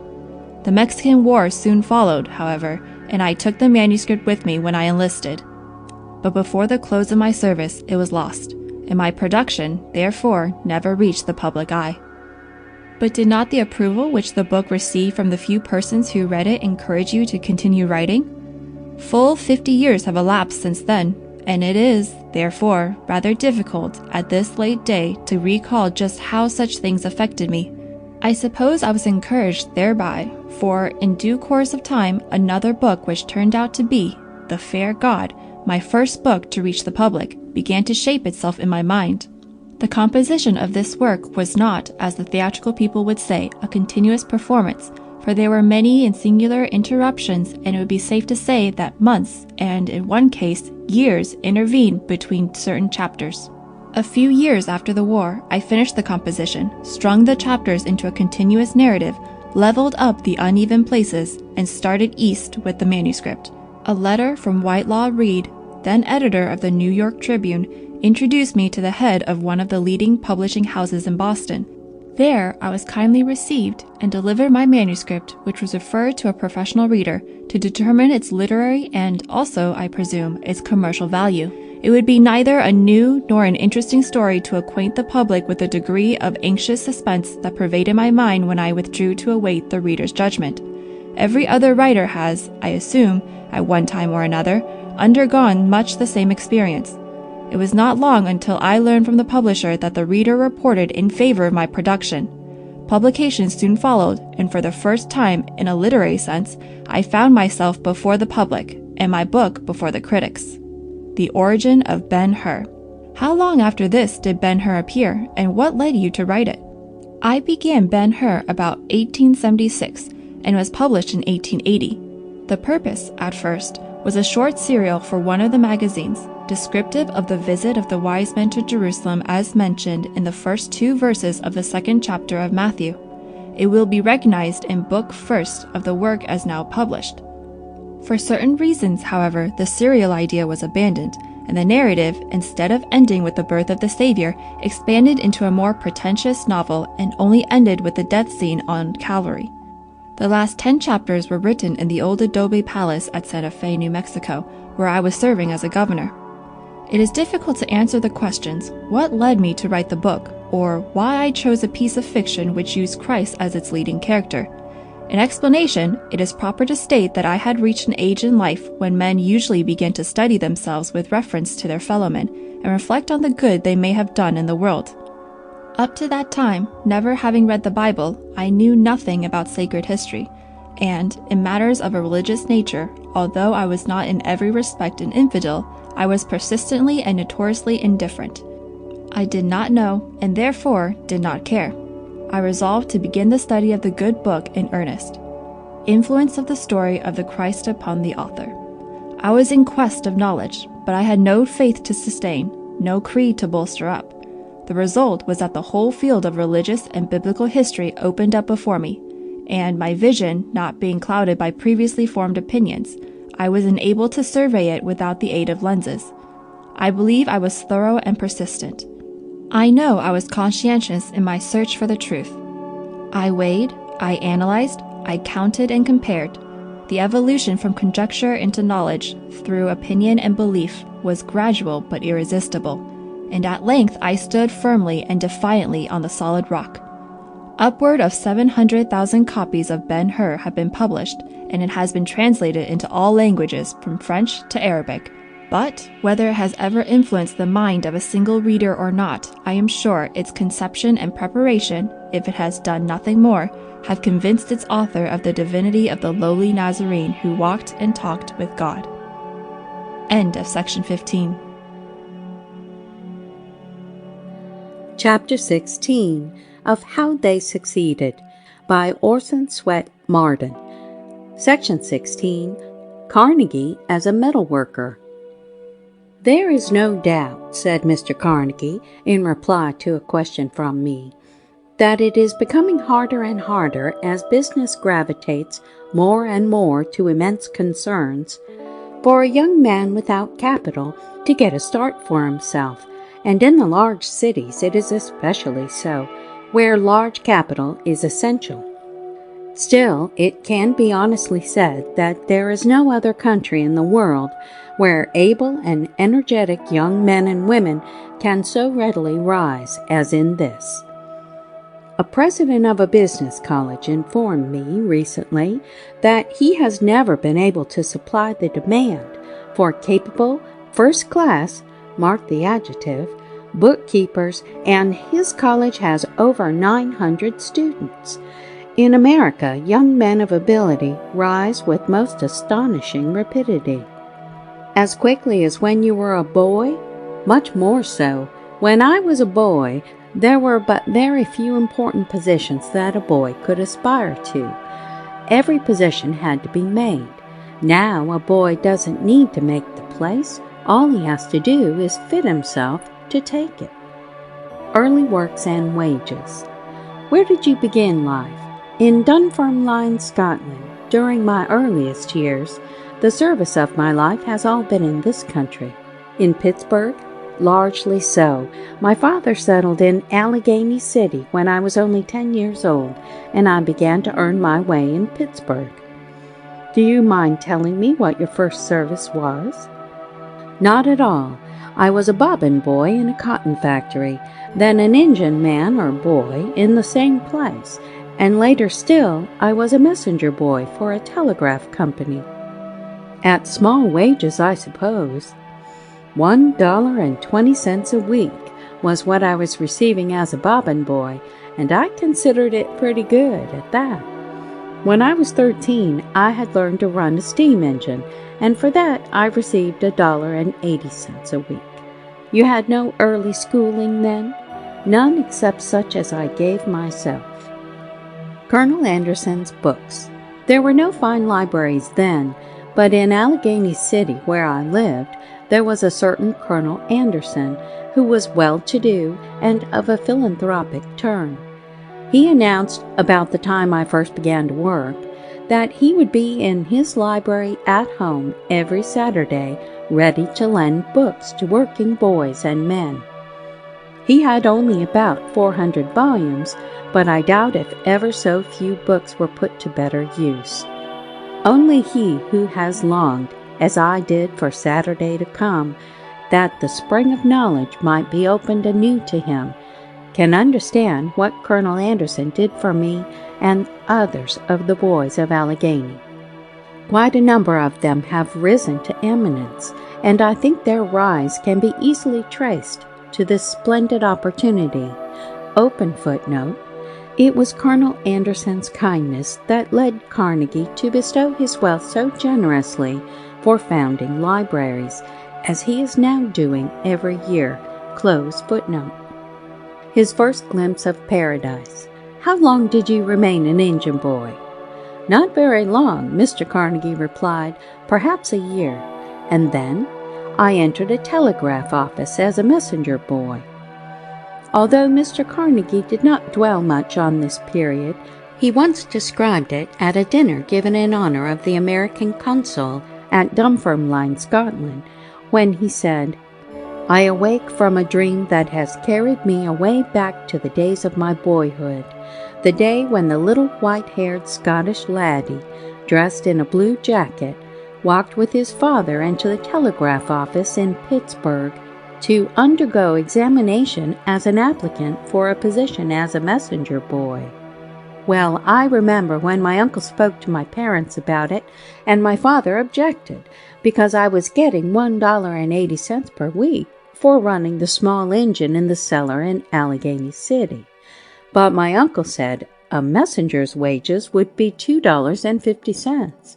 If you want an idea as to heaven on earth, imagine what it is to be taken from a dark cellar where I fired the boiler from morning until night and dropped into an office where light shone from all sides with books, papers, and pencils in profusion around me, and oh, the tick of those mysterious brass instruments on the desk, annihilating space and conveying intelligence to the world.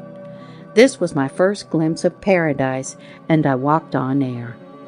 How did you manage to rise from this position?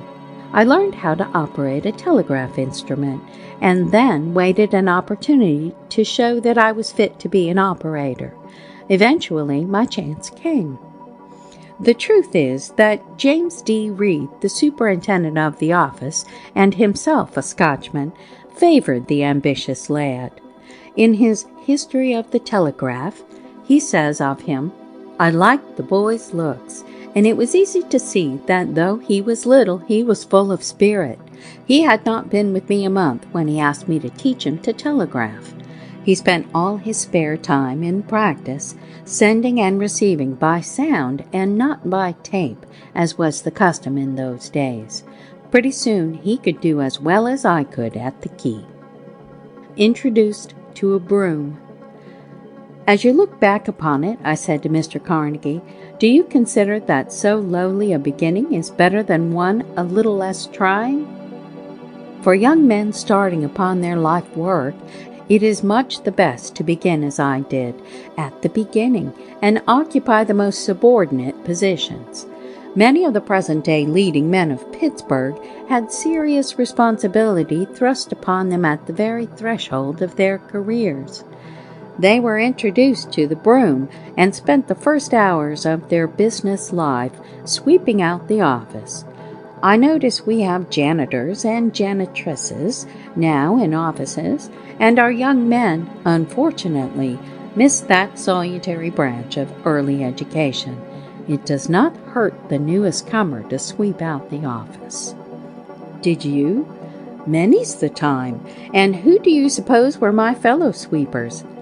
David McBargo, afterwards superintendent of the Allegheny Valley Railroad. Robert Pitcairn, afterwards superintendent of the Pennsylvania Railroad. And Mr. Moreland, subsequently city attorney of Pittsburgh. We all took turns, 2 each morning doing the sweeping, and now I remember Davy was so proud of his clean shirt bosom that he used to spread over it an old silk handkerchief, which he kept for the purpose, and we other boys thought he was putting on airs.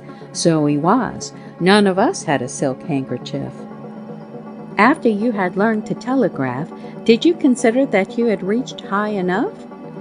Just at that time my father died, and the burden of the support of the family fell upon me.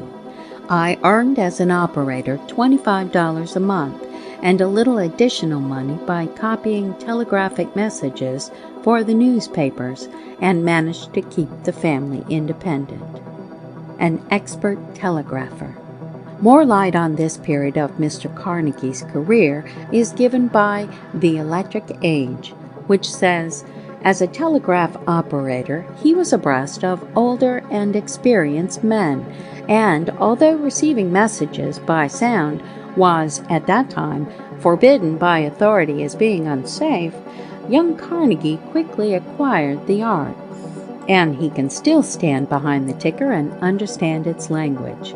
As an operator, he delighted in full employment and the prompt discharge of business, and a big day's work was his chief pleasure. How long did you remain at the telegraph company? Until I was given a place by the Pennsylvania Railroad Company. As an operator? At first, until I showed how the telegraph could minister to railroad safety and success. Then I was made a secretary to Thomas A. Scott, the superintendent, and not long afterwards, when Colonel Scott became vice president, I was made superintendent of the Western Division. Colonel Scott's attention was drawn to Carnegie by the operators devising a plan for running trains by telegraph, so making the most of a single track. Up to this time, no one had ever dreamed of running trains in opposite directions towards each other, directing them by telegraph, one train being sidetracked while the other passed. The boys studied out a train dispatching system which was afterwards used on every single-track railroad in the country. Nobody had ever thought of this before, and the officials were so pleased with the ingenious lad that they placed him in charge of a division office, and before he was 20, made him superintendent of the Western Division of the road. What employers think of young men. Concerning this period of his life, I asked Mr. Carnegie if his promotion was not a matter of chance, and whether he did not, at the time, feel it to be so. His answer was emphatic. Never. Young men give all kinds of reasons why, in their cases, failure is attributable to exceptional circumstances which rendered success impossible. Some never had a chance, according to their own story. This is simply nonsense. No young man ever lived who had not a chance, and a splendid chance, too, if he was ever employed at all. He is assayed in the mind of his immediate superior from the day he begins work, and after a time, if he has merit, he is assayed in the council chambers of the firm. His ability, honesty, habits, associations, temper, disposition, all these are weighed and analyzed.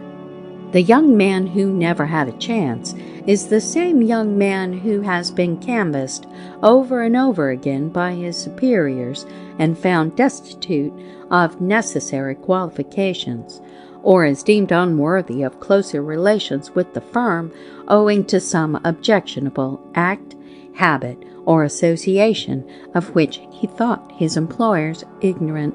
It sounds true. It is. The right men in demand. Another class of young men attributes failure to rise to employers having near relatives or favorites whom they advance unfairly.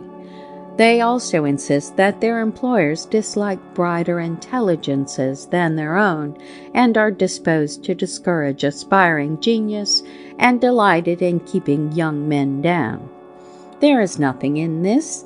On the contrary, there is no one suffering more for lack of the right man in the right place as the average employer, nor anyone more anxious to find him.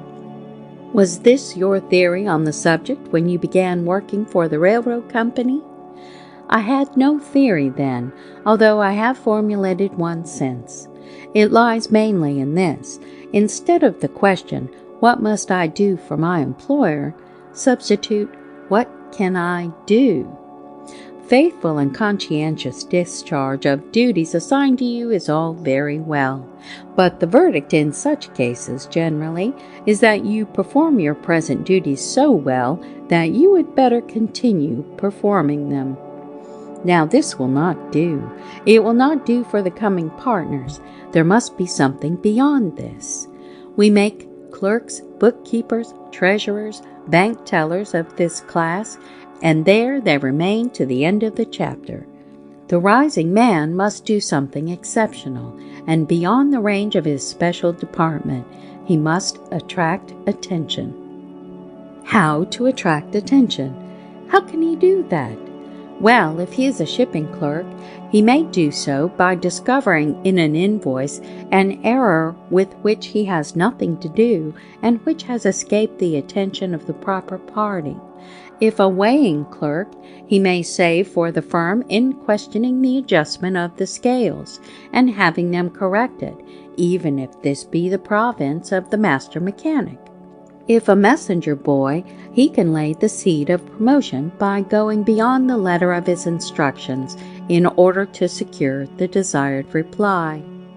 There is no service so low and simple, neither any so high, in which the young man of ability and willing disposition cannot readily and almost daily prove himself capable of greater trust and usefulness, and, what is equally important, show his invincible determination to rise.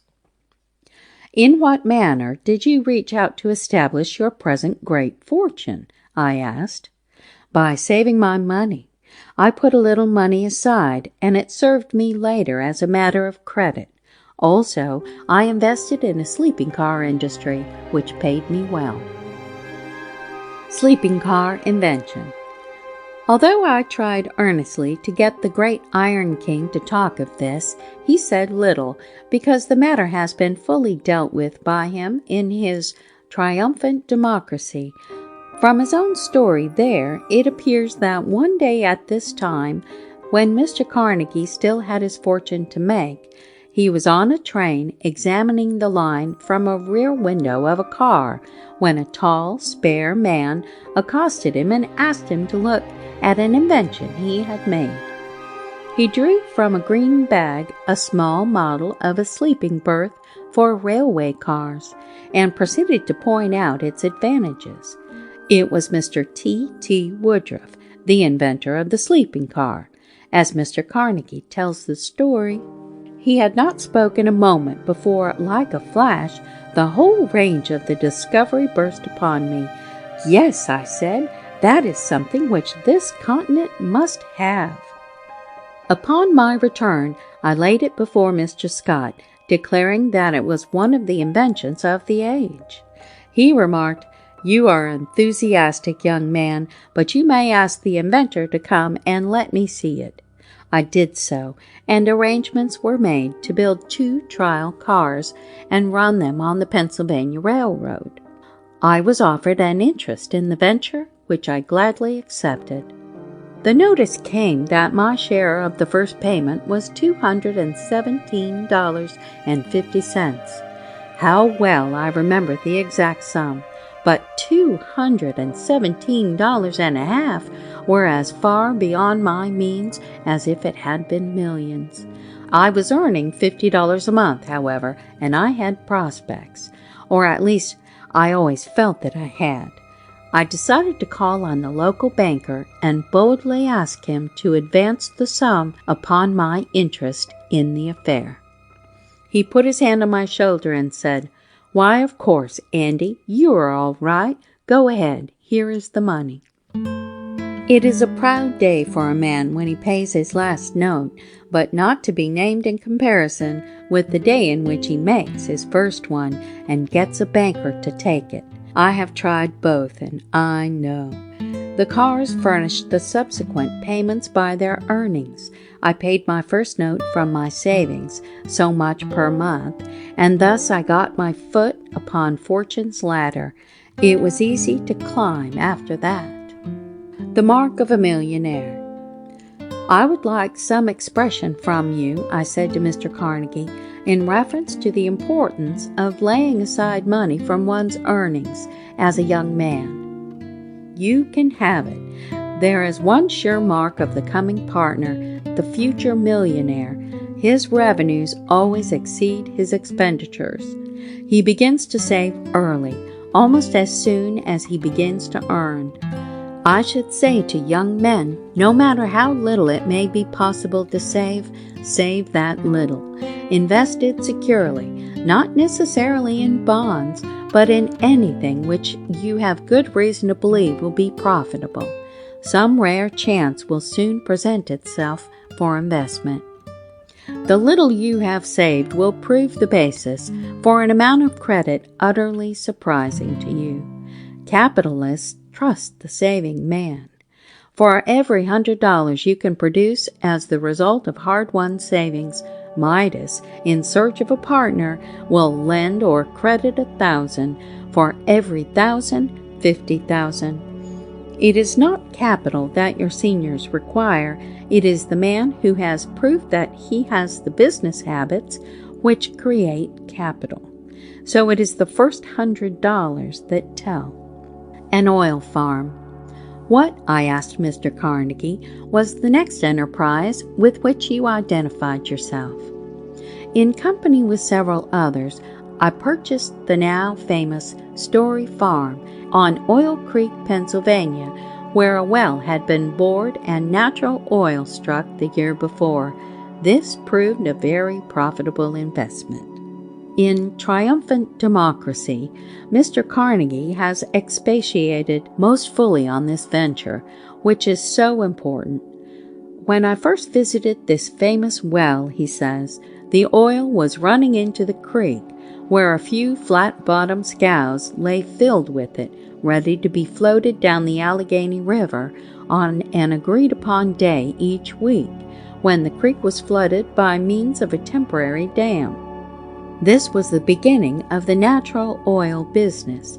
We purchased the farm for $40,000, and so small was our faith in the ability of the earth to yield for any considerable time the 100 barrels per day which the property was then producing, that we decided to make a pond capable of holding 100,000 barrels of oil, which we estimated would be worth, when the supply ceased, $1 million.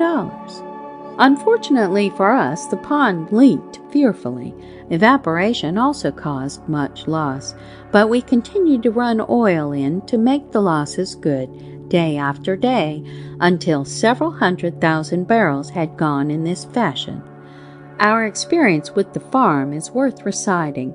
Its value rose to $5 million. That is, the shares of the company sold in the market upon this basis, and 1 year it paid cash dividends of $1 million upon an investment of $40,000. Iron bridges. Were you satisfied to rest with these enterprises in your hands? I asked. No. Railway bridges were then built almost exclusively out of wood, but the Pennsylvania Railroad had begun to experiment with cast iron. It struck me that the bridge of the future must be of iron, and I organized in Pittsburgh a company for the construction of iron bridges. That was the Keystone Bridge Works. We built the first iron bridge across the Ohio. His entrance of the realm of steel was much too long for Mr. Carnegie to discuss, although he was not unwilling to give information relating to the subject. It appears that he realized the immensity of the steel manufacturing business at once. The Union Iron Mills soon followed as one of the enterprises, and later the famous Edgar Thomson Steel Rail Mill. The last was the outcome of a visit to England in 1868, when Carnegie noticed that English railways were discarding iron for steel rails. The Bessemer process, had been then perfected and was making its way in all the iron-producing countries. Carnegie, recognizing that it was destined to revolutionize the iron business, introduced it into his mills and made steel rails with which he was enabled to compete with English manufacturers. Homestead Steel Works. His next enterprise was the purchase of the Homestead Steel Works, his great rival in Pittsburgh. In 1888, he had built or acquired 7 distinct iron and steel works, all of which are now included in the Carnegie Steel Company Limited. All the plants of this great firm are within a radius of 5 miles of Pittsburgh. Probably in no other part of the world can be found such an aggregation of splendidly equipped steelworks as those controlled by this association. It now comprises the Homestead Steel Works, the Edgar Thomson Steel Works and Furnaces, the Duquesne Steel Works and Furnaces, all within 2 miles of one another, the Lucy Furnaces, the Keystone Bridge Works, the Upper Union Rolling Mills, and the Lower Union Rolling Mills. In all branches, including the great coke works, mines, etc., there are employed 25,000 men. The monthly payroll exceeds $1,125,000, or nearly $50,000 for each working day. Including the Frick Coke Company, the united capital of the Carnegie Steel Company exceeds $60 million. A strengthening policy. You believe in taking active measures, I said, to make men successful. I believe in anything which will help men to help themselves. To induce them to save, every workman in our company is allowed to deposit part of his earnings, not exceeding $2,000, with the firm, on which the high interest rate of 6% is allowed. The firm also lends to any of its workmen to buy a lot or to buy a house, taking its pay by installments. Has this contributed to the success of your company? I think so. The policy of giving a personal interest to the men who render exceptional service is strengthening. With us there are many such, and every year several more are added as partners. It is the policy of the concern to interest every superintendent in the works, every head of a department, every exceptional young man. Promotion follows exceptional service, and there is no favoritism. Philanthropy. All you have said so far merely gives the idea of getting money, without any suggestion as to the proper use of great wealth. Will you say something on that score? My views are rather well known, I think. What a man owns is already subordinate in America to what he knows, but in the final aristocracy the question will not be either of these, but what has he done for his fellows?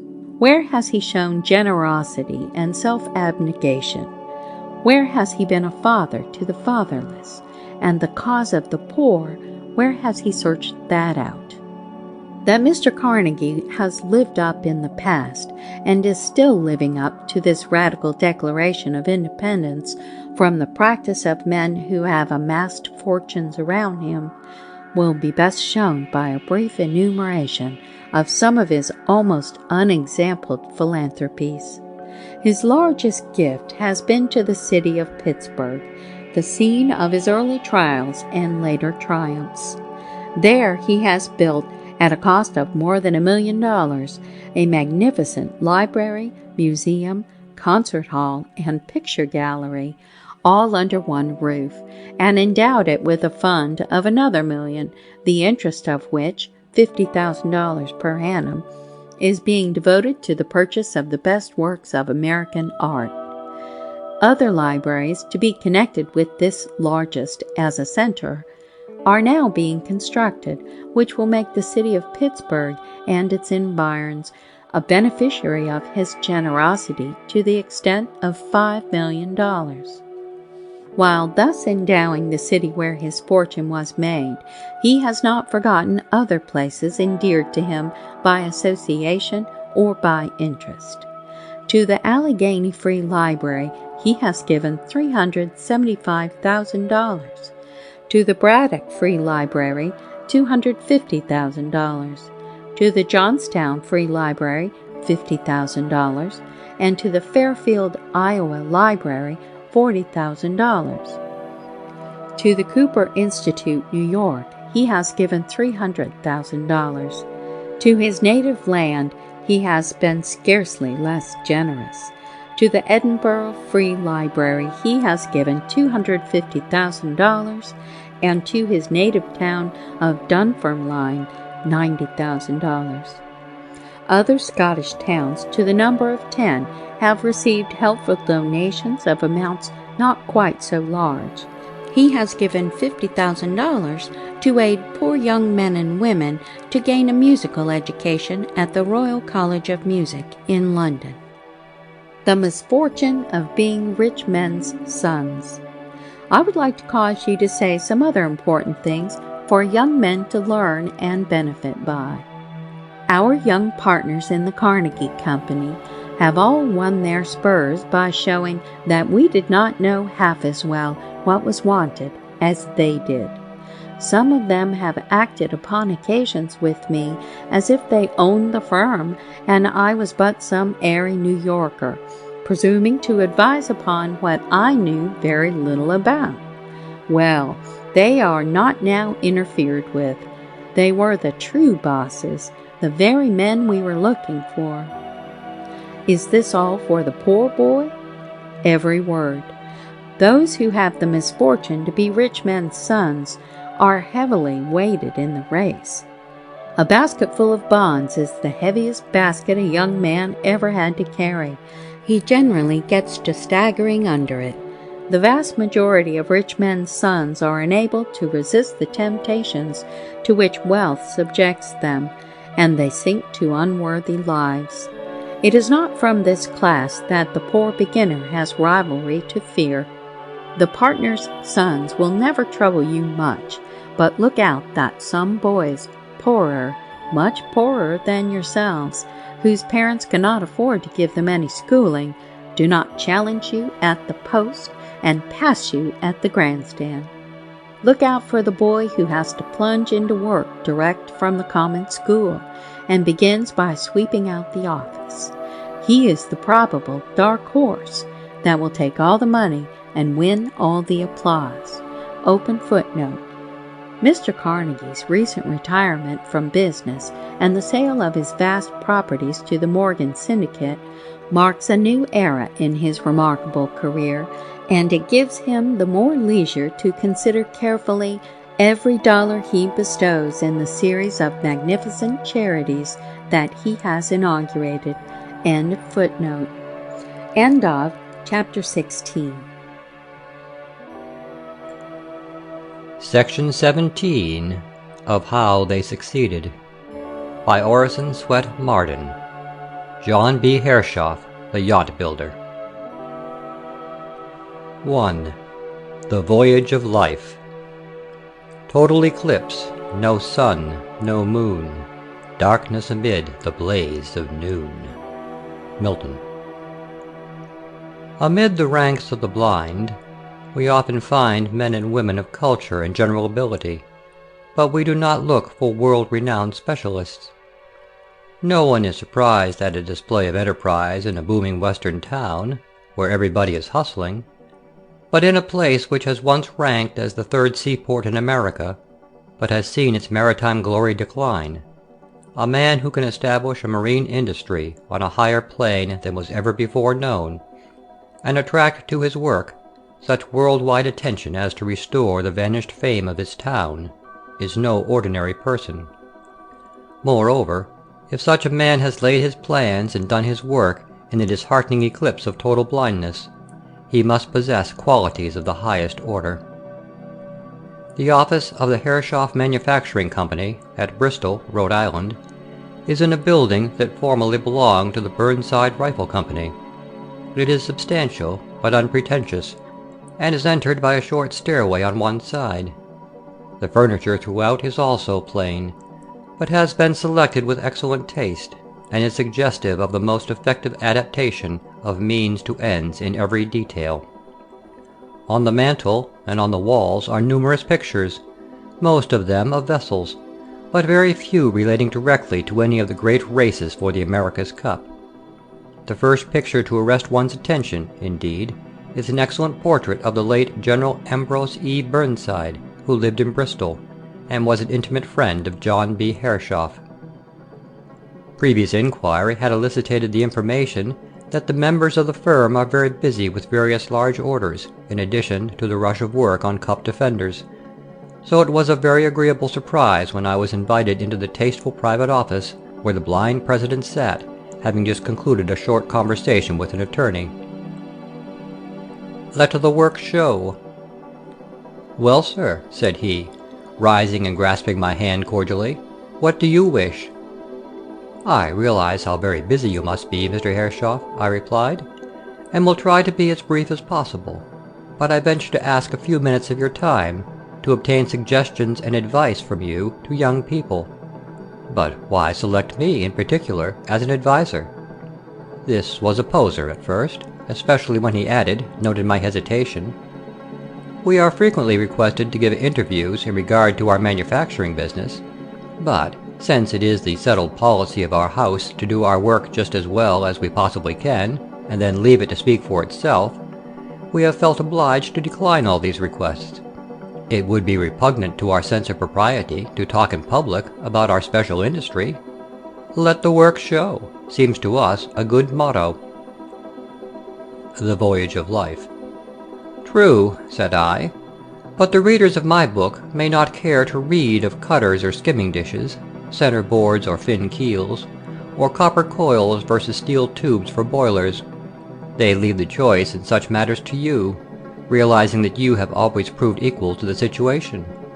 What I want now is advice in regard to the race of life, the voyage in which each youth must be his own captain, but in which the words of others who have successfully sailed the sea before will help to avoid rocks and shoals, and to profit by favoring currents and trade winds.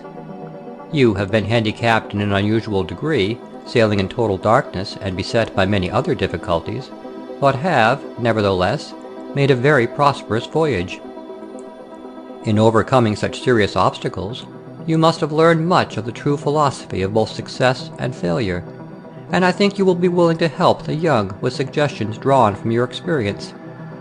"I always want to help young people, or old people either, for that matter, if anything I can say will do so. But what can I say?" "A mother's mighty influence." "What do you call the prime requisite of success?"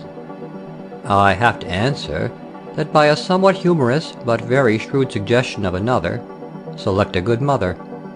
Especially for boys, I consider an intelligent, affectionate, but considerate mother an almost indispensable requisite to the highest success. If you would improve the rising generation to the utmost, appeal first to the mothers. "In what way?"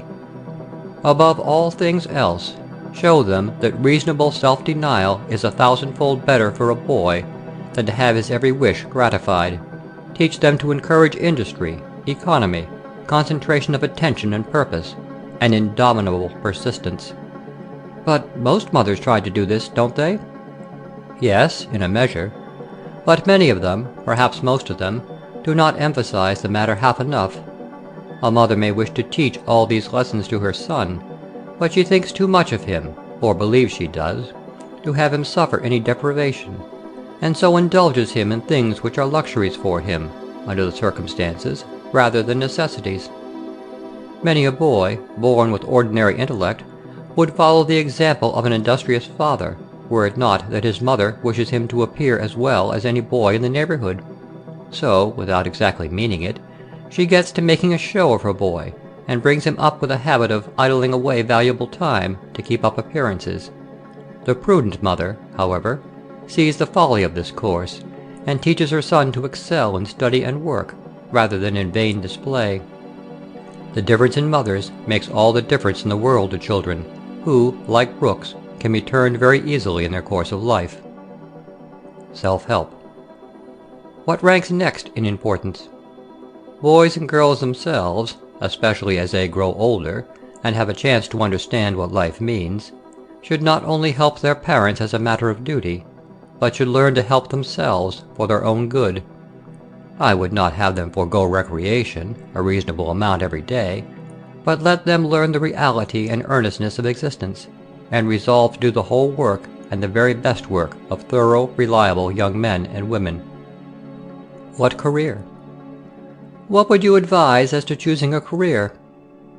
In that, I should be governed largely by the bent of each youth. What he likes to do best of all, that he should do, and he should try to do it better than anyone else. That is legitimate emulation. Let him devote his full energy to his work, with the provision, however, that he needs change or recreation more in proportion as he uses his brain more. The more muscular the work, if not too heavy, the more hours is a good rule. The more brain work, the fewer hours. Children at school should not be expected to work so long or so hard as if engaged in manual labor. Temperament, too, should be considered. A highly organized, nervous person, like a racehorse, may display intense activity for a short time, but it should be followed by a long period of rest, while the phlegmatic person, like the ox or the draft horse, can go all day without injury. Education. I believe in education most thoroughly, and think no one can have too much knowledge if properly digested. But in many of our colleges, I have often thought, not more than 1 in 5 is radically improved by the course. Most collegiates waste too much time in frivolity, and somehow there seems to be little restraining power in the college to prevent this. I agree that students should have self-restraint and application themselves, but in the absence of these, the college should supply more compulsion than is now the rule. Apprentices. Do you favor reviving the old apprentice system for would-be mechanics? Only in rare cases. As a rule, we have special machines now that do as perfect work as the market requires. Some of them, indeed, better work than can be done by hand. A boy or man can soon learn to tend one of these when he becomes, for ordinary purposes, a specialist. Very few shops now have apprentices. No rule, however, will apply to all, and it may still be best for one to serve an apprenticeship in a trade in which he wishes to advance beyond any predecessor or competitor. Prepare to the utmost, then do your best. Is success dependent more upon ability or opportunity? Of course, opportunity is necessary. You couldn't run a mammoth department store in the desert of Sahara. But given the possibility, the right man can make his opportunity, and should do so if it is not at hand, or does not come after reasonable waiting. Even Napoleon had to wait for his. On the other hand, if there is no ability, none can display itself, and the best opportunity must pass by unimproved. The true way is to first develop your ability to the last ounce, and then you will be ready for your opportunity when it comes, or to make one if none offers. Present opportunities. Is the chance for a youth as good as it was 25 or 50 years ago? Yes and no. In any country, as it becomes more thickly populated, the chance for purely individual enterprises is almost sure to diminish. One notices this more as he travels through other and older countries, where, far more than with us, boys follow in the footsteps of their fathers, generation after generation. But for those who are willing to adapt themselves to circumstances, the chance today, at least from a pecuniary standpoint, is better than ever before for those starting in life. There was doubtless more chance for the individual boat builder in the days of King Philip, when each Indian made his own canoe, but there is certainly more profit now for an employee of our firm of boat builders. Natural executive ability. Granted, however, that he can find employment, how do his chances of rising compare with those of your youth? They still depend largely upon the individual. Some seem to have natural executive ability, and others develop it, while most men never possess it. Those who lack it cannot hope to rise far, and never could. Jefferson's idea that all men are created equal is true enough, perhaps, so far as their political rights are concerned, But from the point of view of efficiency in business, it is ridiculous. In any shop of 100 men, you will find one who is acknowledged, at least tacitly, as the leader, and he sooner or later becomes so in fact. A rich boy may get and hold a place in an office on account of his wealth or influence, but in the works, merit alone will enable a man to hold a place long. The development of power. But what is his chance of becoming a proprietor? That is smaller, of course, as establishments grow larger and more valuable. It is all bosh for every man to expect to become a Vanderbilt or a Rockefeller or to be president. But in the long run, a man will still rise and prosper in almost exact proportion to his real value to the business world. He will rise or fall according to his ability. Can he develop ability? Yes, to a certain extent. As I have said, we are not all alike, and no amount of cultivation will make some minds equal to those of others who have had but little training. But, whether great or small, everyone has some weak point. Let him first study to overcome that. How can he do that? The only way I know of is to do it. But this brings me back to what I told you at first. A good mother will show one how to guard against his weak points. She should study each child and develop his individual character, for character is the true foundation, after all. She should check extravagance and encourage industry and self-respect. My mother is one of the best, and I feel I owe her a debt I can never repay. My mother. Your mother? Why, I thought you had been a boat builder for half a century. How old is she? She is 88, and still enjoys good health. If I have one thing more than another to be thankful for, it is her care in childhood and her advice and sympathy through life. How often have I thought of her wisdom when I have seen mothers from Europe, where they were satisfied to be peasants, seek to outshine all their neighbors after they have been in America a few years, and so bring financial ruin to their husbands, or even goad them into crime, and curse their children with contempt for honest labor and positions for which they are fitted, and a foolish desire to keep up appearances, even by living beyond their means, and by seeking positions they cannot fill properly. A boat builder in youth. You must have been quite young when you began to build boats. About 13 or 14 years old. You see, my father was an amateur boat builder, in a small way, and did very good work, but usually not for sale. But I began the work as a business 36 years ago, when I was about 22. He would not be discouraged. You must have been terribly handicapped by your blindness. It was an obstacle, but I simply would not allow it to discourage me, and I did my best just the same as if I could see. My mother had taught me to think, and so I made thought and memory take the place of eyes. I acquired a kind of habit of mental projection which has enabled me to see models in my mind, as it were, and to consider their good and bad points intelligently. Besides, I cultivated my powers of observation to the utmost in other respects. Even now, I take an occasional trip of observation, for I like to see what others are doing, and so keep abreast of the progress of the age. But I must stop, or I shall get to talking shop, the thing I declined to do at first. The sum of it all. The main thing for a boy is to have a good mother, to heed her advice, to do his best, and to not get a swelled head as he rises. In other words, not to expect to put a gallon into a pint cup, or a bushel into a peck measure. Concentration, decision, industry, and economy should be his watchwords, and invincible determination and persistence his rule of action. With another cordial handshake, he bade me goodbye. 2. What the Herreshoff brothers have been doing. Their recent cup defenders have made their names familiar to all, but shipping circles have long known them. The business of the firm was long confined almost wholly to the creation of boats with single masts, each craft from 20 to 36 feet long. In their first 10 years of associated work, they built nearly 2,000 of these. But they were wonderful little boats, and of unrivaled swiftness. Then they made as wonderful a success in building steam fishing yachts. Then came torpedo boats. And in 1881, their proposal to the British government to build 2 vedette boats was accepted on condition they should outmatch the works of White, the naval launch builder at Cowes. No firm had ever been able to compete with White, but in the following July, The 2 Herreshoff boats were in the Portsmouth dockyard, England, ready for trial.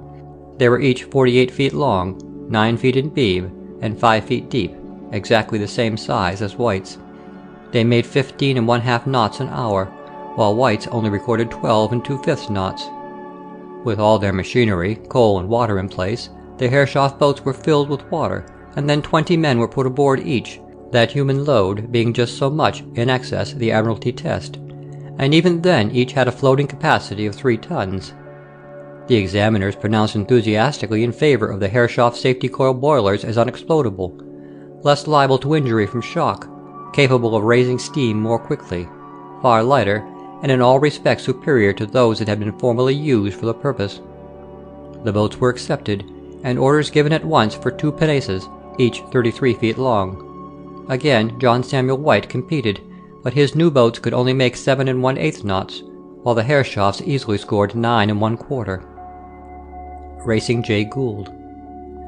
In July 1883, Jay Gould was highly elated over the speed of his beautiful steam yacht Atalanta, which had several times met and distanced Edward S. Jaffray's wonderful Stranger. But on the 20th of that month, his happiness, as the story is told, was very suddenly dashed. After a hard day's work, the jaded Jay boarded the Atalanta and began to shake out his pin feathers a little, figuratively speaking. But before his boat had gone far on her run to Irvington, the bold manipulator of Wall Street made out a craft on his weather quarter that seemed to be gliding after the Atalanta with intent to overhaul her. He had a good start, however, and sang out to the captain to keep a sharp eye on the persistent little stranger, so unlike the stranger he had vanquished. "I wonder what it is," he exclaimed to a friend beside him. The friend looked long and carefully at the oncoming boat, then turned a quizzical eye on Jay, remarking, "In a little while we can tell." "Will she get that close?" "I think she will." It was not long before the strange boat was abreast of the Atalanta, and Jay was then able to make out the mystical number 100 on her. He rubbed his eyes. Those were the very figures he had long hoped to see on the stock ticker, after the words Western Union, but that day they had lost their charm. Before long, he was not only able to see the broadside of the 100, but also had a good view of the stern of the vessel, whereon the same figures soon appeared, and nearly as soon disappeared, as the 100 bade good-bye to the Atalanta, which was burning every pound of coal that could possibly be carried without putting Mr. Gould or some efficient substitute on the safety valve. "He seems to be out of humor tonight," said his coachman after leaving his employer at the door of his Irvington mansion. The Mystic 100, which, by the way, was just 100 feet overall, was merely the 100th steamer built by the Herreshoffs, but on her first trip up the Hudson she attracted as much attention as the Half Moon of Henry Hudson or the Claremont of Robert Fulton. She was the fastest yacht in the world, and was beaten on the river only by one vessel, the Mary Powell, 4 1/2 minutes in 20 miles.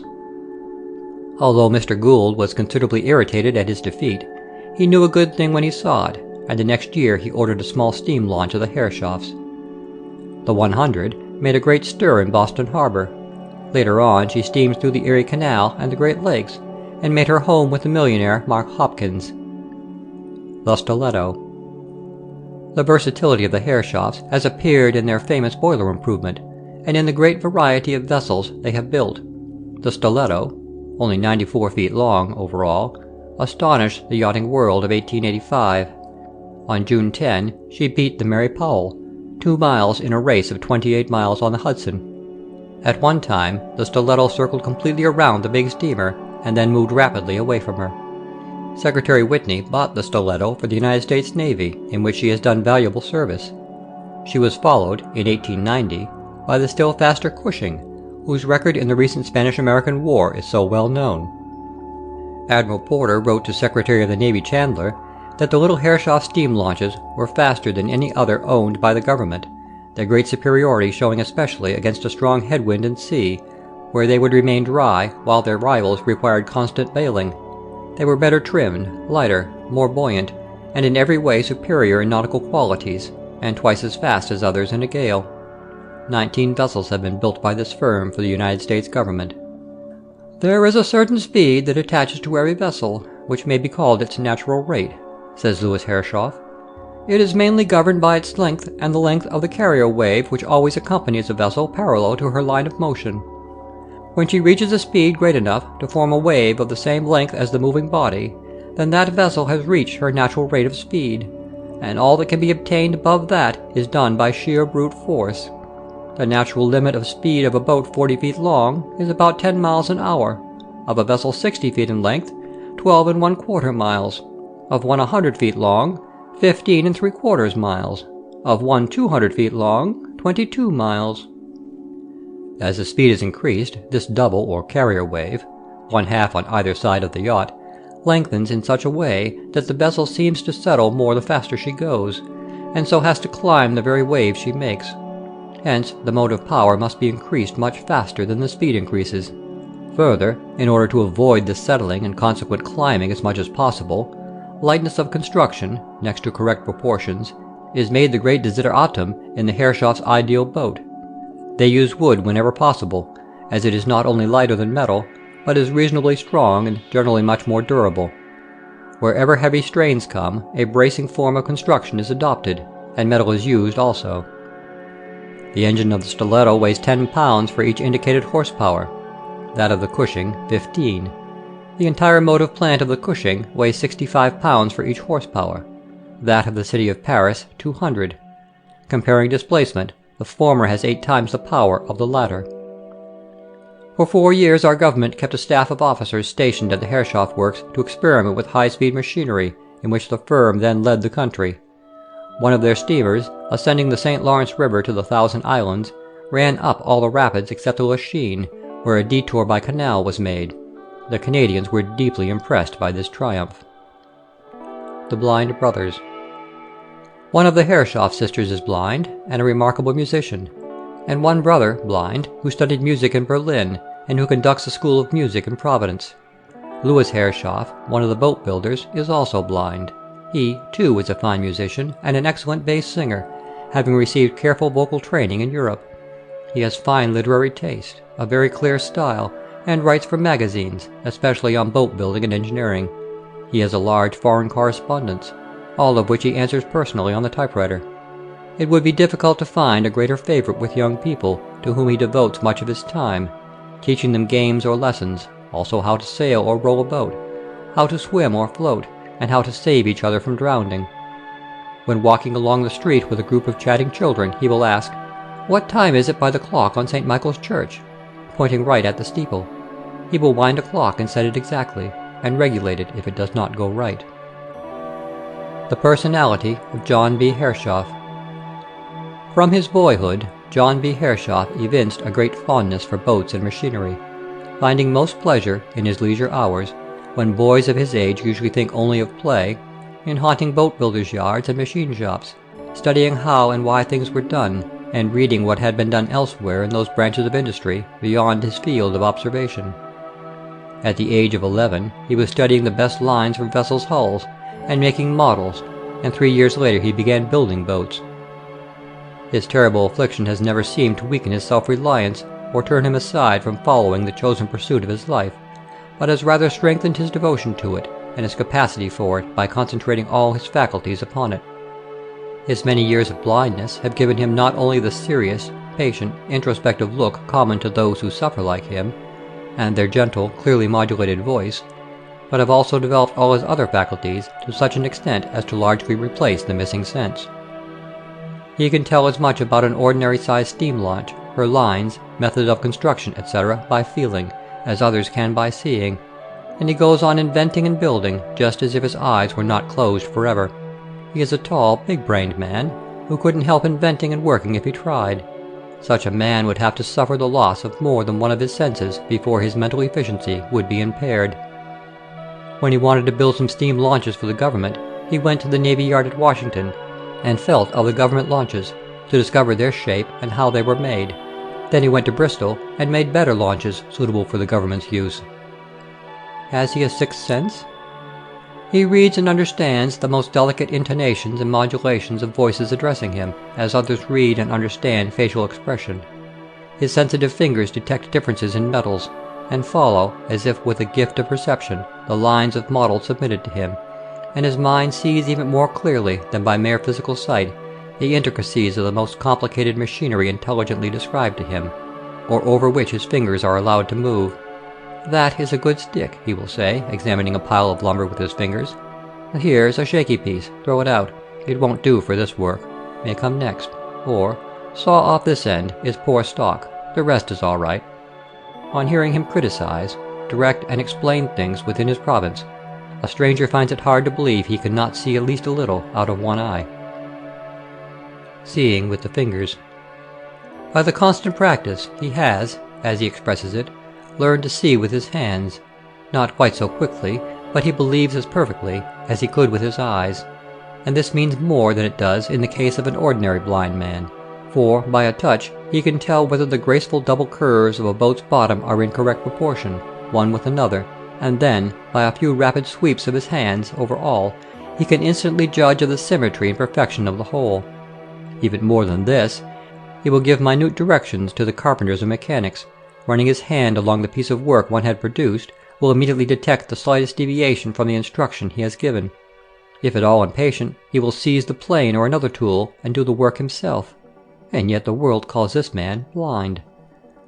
While skill plays a material part, one of John B. Hershoff's boats is a product of the mind, in a very great degree.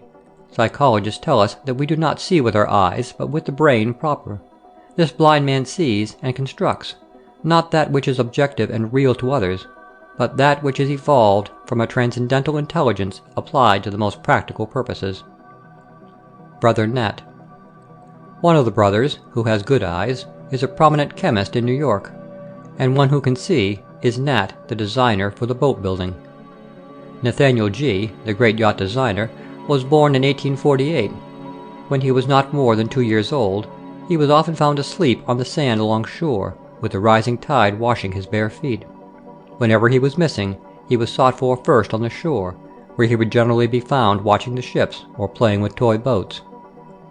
At 9 years of age, he was an excellent helmsman, and at 12 he sailed the Sprite to her first victory and won a prize. When older grown, he was known as a vigilant watcher of every chance as well as a skillful sailor. Once, when steering the Ianthe into a failing wind, he veered widely from a crowd of contestants so as to run into a good breeze he noted far to starboard, and won the race. He took a 4 years' course at the Massachusetts Institute of Technology, and then served an apprenticeship with the famous Corliss Engine Company. He worked on the great engine of the Centennial Exposition, and took a course of engineering abroad, visiting many noted shipyards. He joined the firm in 1877, 14 years after the works were opened.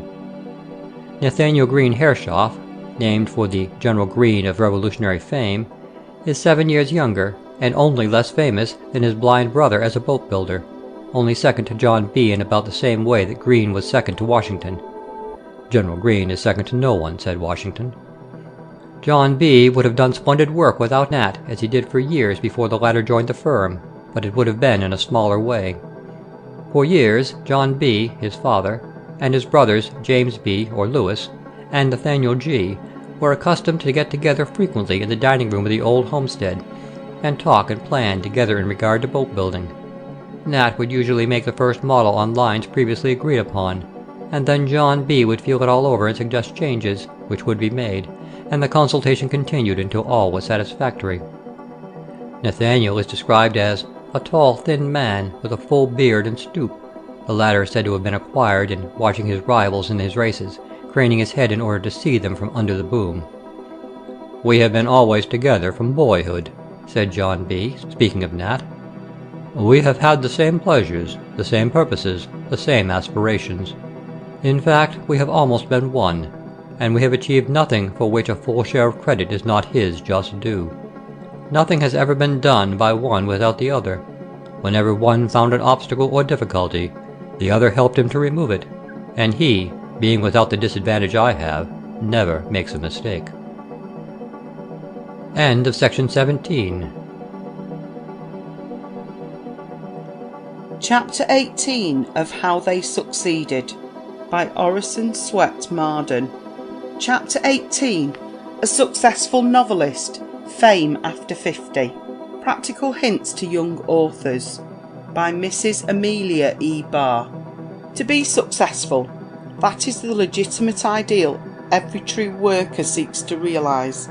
To be successful, that is the legitimate ideal every true worker seeks to realise. But success is not the open secret which it appears to be. Its elements are often uncomprehended, and its roots generally go deep down, into the very beginnings of life.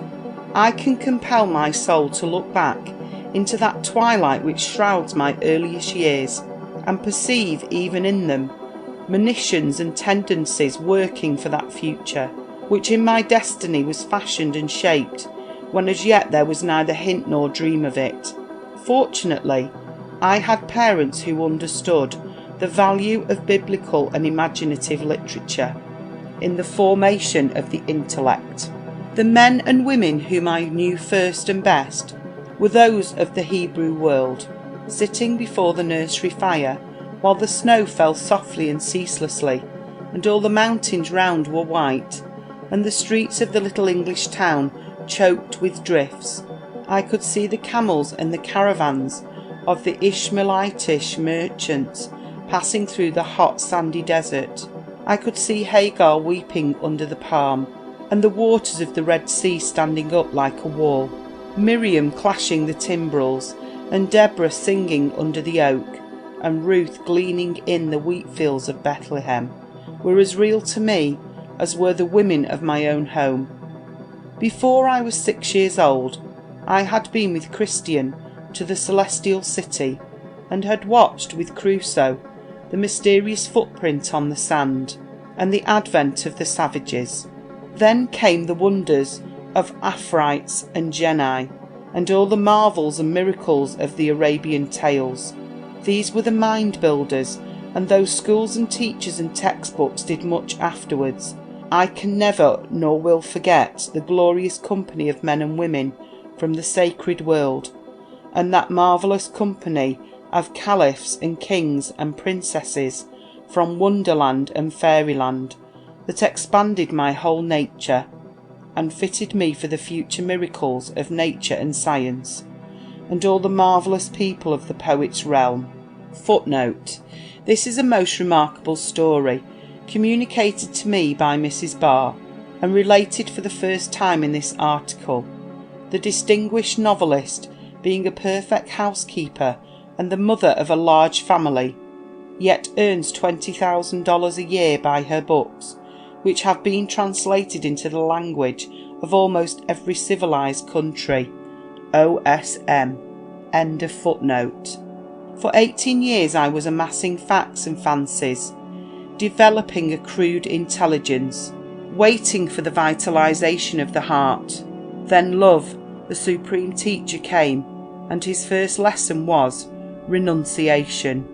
I was to give up father and mother, home and kindred, friends and country, and follow where he would lead me, into a land strange and far off.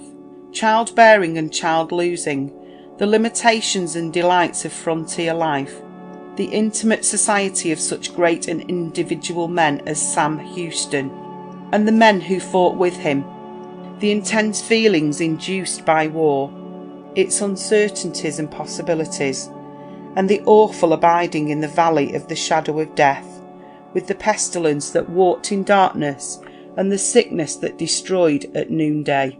All these events, with their inevitable asides, were instrumental in the education and preparation of the 17 years of my married life. A calamitous lesson of widowhood under peculiarly tragic circumstances was the last initiation of a heart already broken and humbled before him who doeth all things well, no matter how hard the stroke may be. I thought all was over then, yet all was just beginning. It was the open door to a new life, a life full of comforts and serene, still, delightful studies. Though I had written stories to please my children, and many things to please myself, it had never occurred to me that money could be made by writing. The late William Libby, a man of singular wisdom and kindness, first made me understand that my brain and my 10 fingers were security for a good living. From my first effort I began to gather in the harvest of all my years of study and reading and private writing. For there is this peculiarity about writing, that if in any direction it has merit, it will certainly find a market. For 15 years I wrote short stories, poems, editorials, and articles on every conceivable subject, from Herbert Spencer's theories to gentlemen's walking sticks, but bringing to every piece of work, if it was only 10 lines, the best of my knowledge and ability, and so earning, with a great deal of pleasure, a very good living. During the earlier years of this time, I worked and read on an average 15 hours a day, for I knew that to make good work I must have constant fresh material, must keep up to date in style and method, and must therefore read far more than I wrote. But I have been an omnivorous reader all my life long, and no changes, no cares of home and children have ever interfered with this mental necessity. In the most unlikely places and circumstances I looked for books and found them. These 15 years on the weekly and monthly periodicals gave me the widest opportunities for information. I had an alcove in the Astor Library, and I practically lived in it. I slept and ate at home, but I lived in that city of books. I was in the prime of life, but neither society, amusements, nor pleasures of any kind could draw me away from the source of all my happiness and profit. Suddenly, after this long novitiate, I received the call for a different work. I had an accident which confined me to my room, and which I knew would keep me from active work for some months. I fretted for my work, as dry wood frets an inch from the flame, and said, I shall lose all I have gained. I shall fall behind in the race. All these things are against me. They were all for me. A little story of what seemed exceptional merit had been laid away in the hope that I might some day find time to extend it into a novel. A prisoner in my chair, I finished the book in 6 weeks and sent it to Dodd, Mead and Company. On Thanksgiving morning a letter came accepting the book, and any of my readers can imagine what a happy Thanksgiving day that was.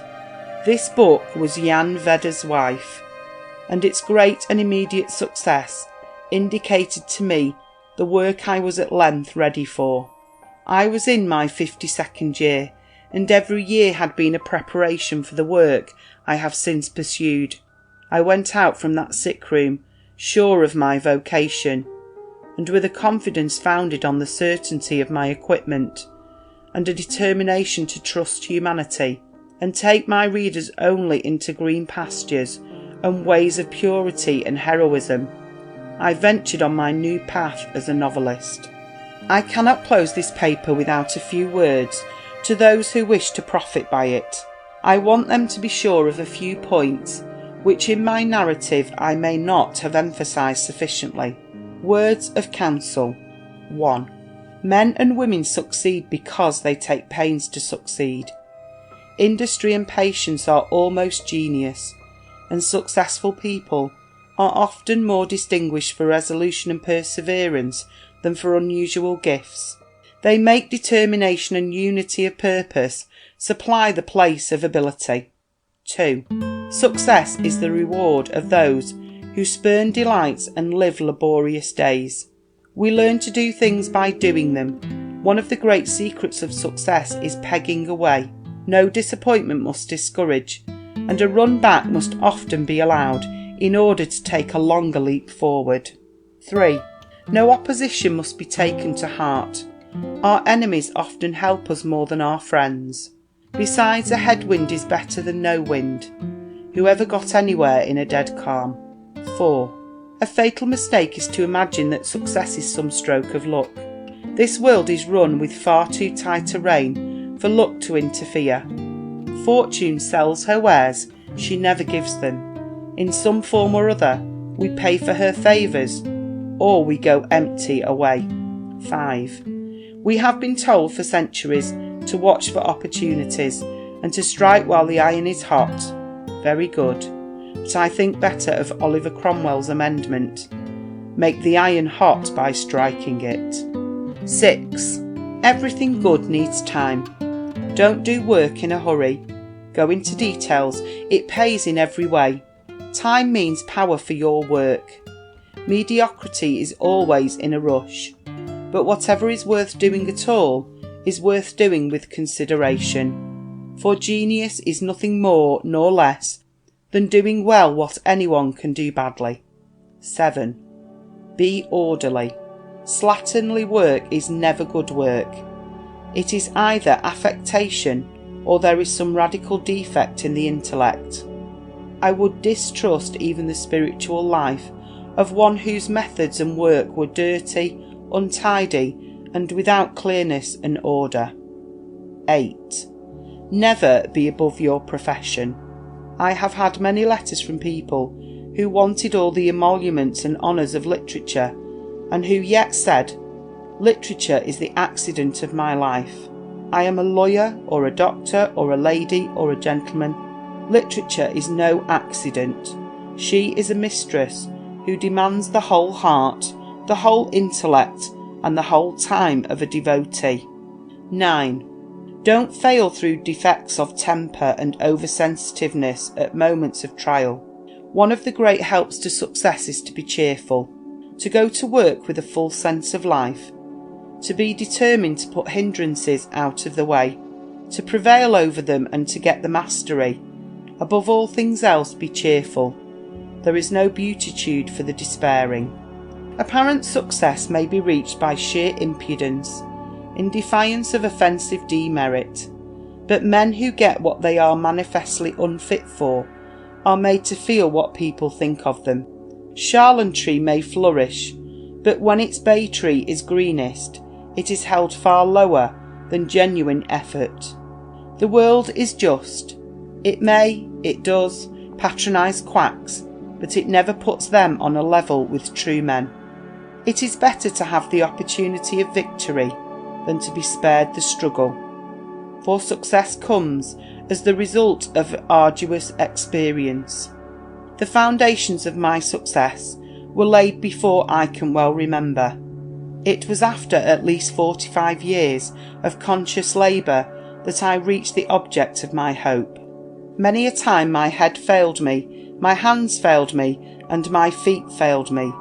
But thank God, my heart never failed me, because I knew that no extremity would find God's arm shortened. End of chapter 18. Section 19 of How They Succeeded by Orison Swett Marden. How Theodore Thomas Brought the People Nearer to Music. Mr. Thomas is an early riser, and as I found him one morning in his chambers in Chicago, he was preparing to leave for rehearsal. The hale old gentleman actively paced the floor while I conversed with him. "Mr. Thomas," I said, "those familiar with the events of your life consider them a lesson of encouragement for earnest and high-minded artists." "That is kind," he answered. "I should like, if you will, to have you speak of your work in building up your great orchestra in this country." "That is too long of a story. I would have to begin with my birth." "Where were you born?" I asked. "In the Kingdom of Hanover in 1835. My father was a violinist, and from him I inherited my taste, I suppose. He taught me music. When I was only 6 years old, I played the violin at public concerts.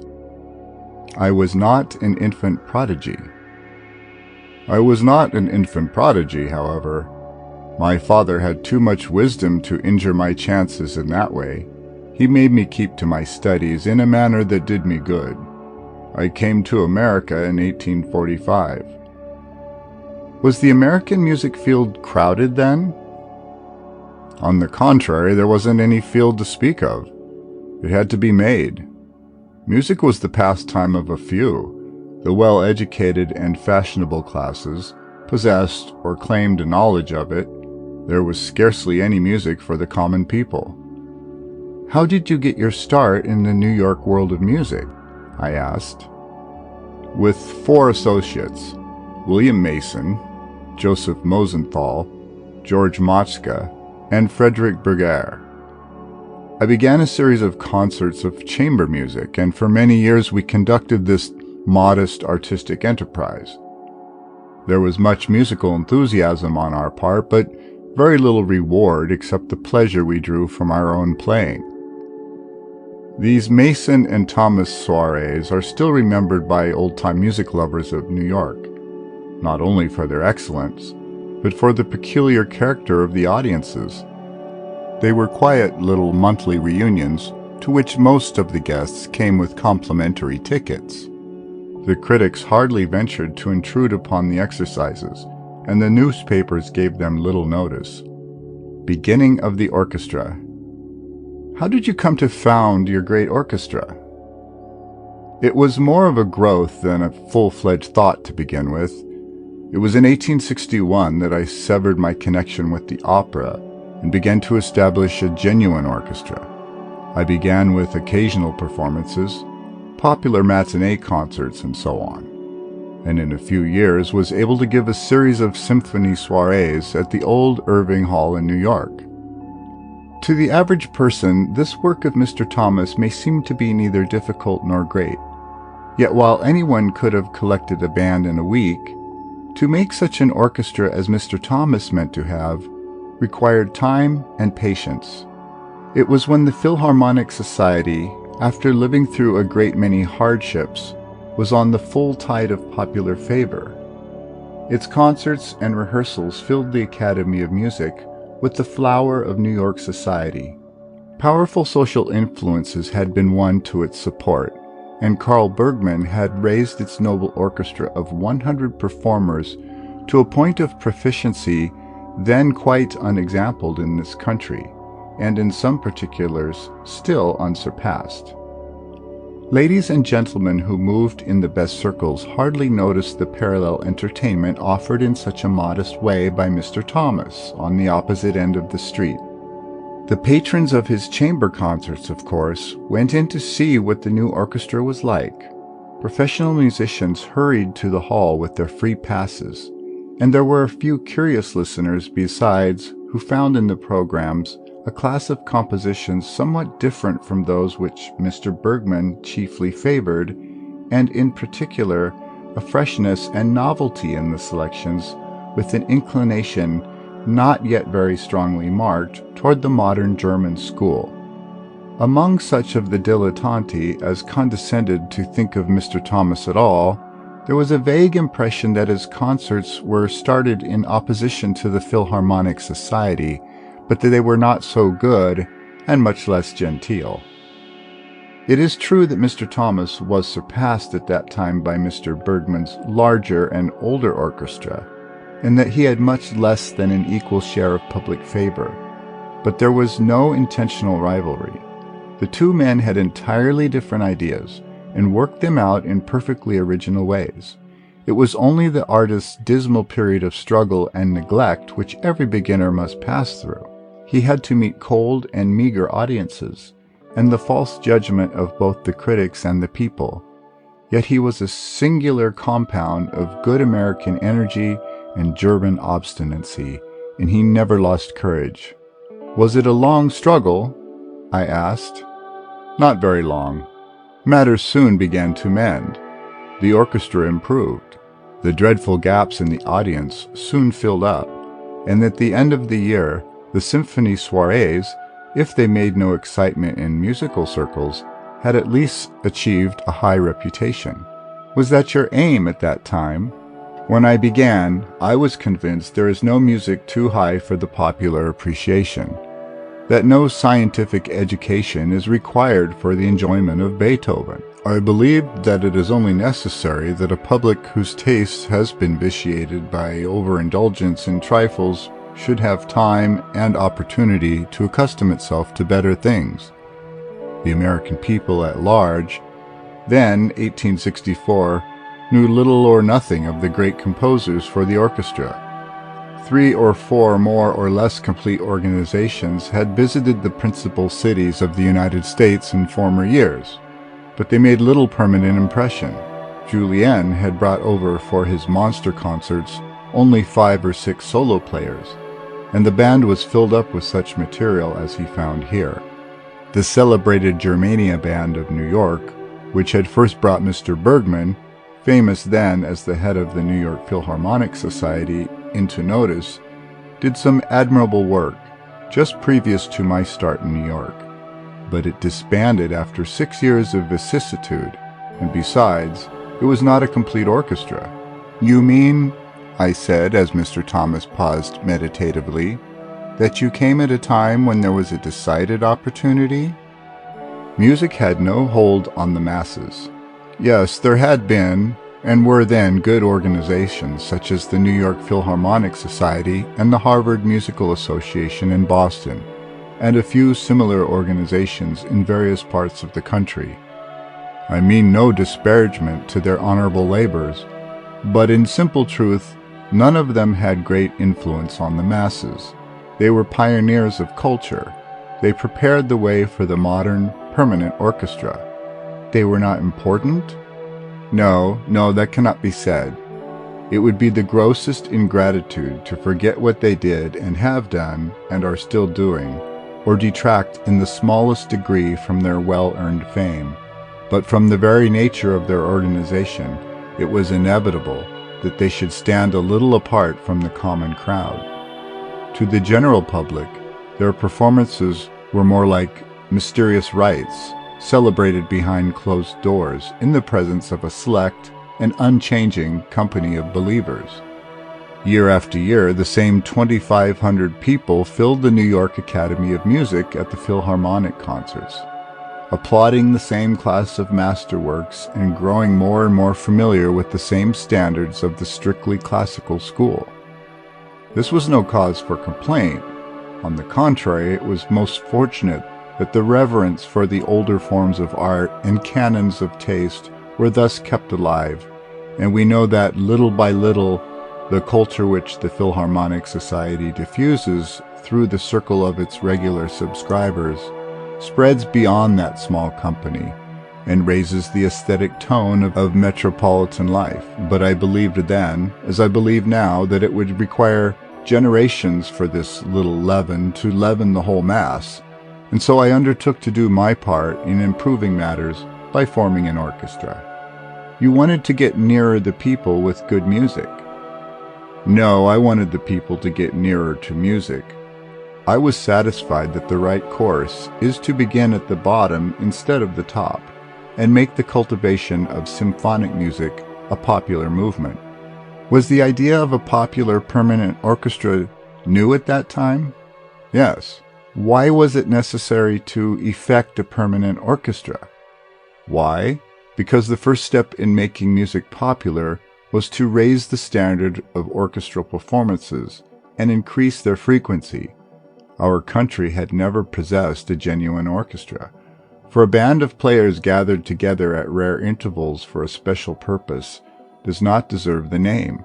The musician who marches at the head of a target company all the mornings and plays for a dancing party at night is out of tune with the great masters.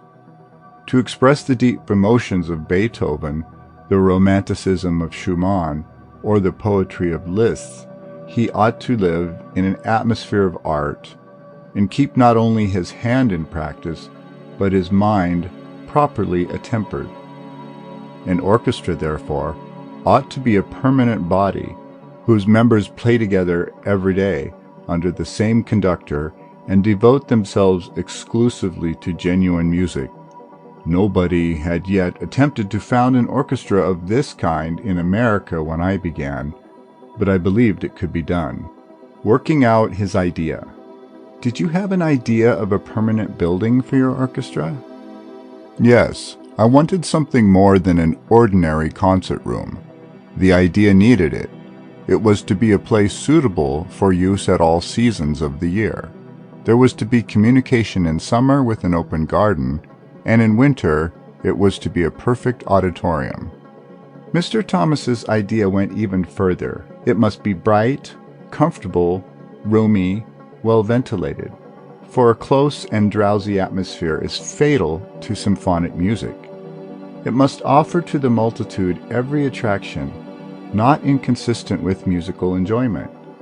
The stage must be adapted for a variety of performances, for popular summer entertainment, as well as the most serious of classical concerts.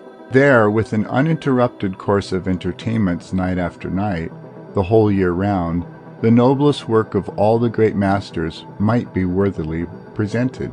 The scheme was never wholly worked out in New York, great as Mr. Thomas's fame became, but it was partially realized in the old Exposition Building in Chicago, where he afterwards gave his summer concerts, and it is still nearer reality in the present permanent Chicago Orchestra, which has the great auditorium for its home and a $50,000 annual guarantee. What were your first steps in this direction? I asked. I began with a series of al fresco entertainments in the old terrace garden in June 1866. They were all well patronized, and repeated in 1867. Then, in 1868, we removed to better quarters in Central Park Garden, and things prospered so that in 1869 I began those annual tours which are now so common. The first itinerary of this kind was not very profitable, but the young conductor fought through it. Each new session improved somewhat, but there were troubles and losses. More than once the travelers trod close upon the heels of calamity. The cost of moving from place to place was so great that the most careful management was necessary to cover expenses. They could not afford to be idle, even for a night, and the towns capable of furnishing good audiences generally wanted fun. Hence they must travel all day, and Thomas took care that the road should be smoothed with all obtainable comforts.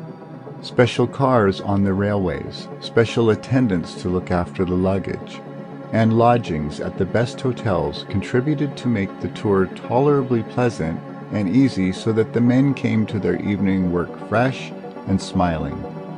They were tied up by frechettes and delayed by wrecks, but their fame grew and the audiences became greater. Thomas's fame as a conductor, who could guarantee constant employment, permitted him to take his choice of the best players in the country, and he brought over a number of European celebrities as the public taste improved. Theodore Thomas did another wise thing.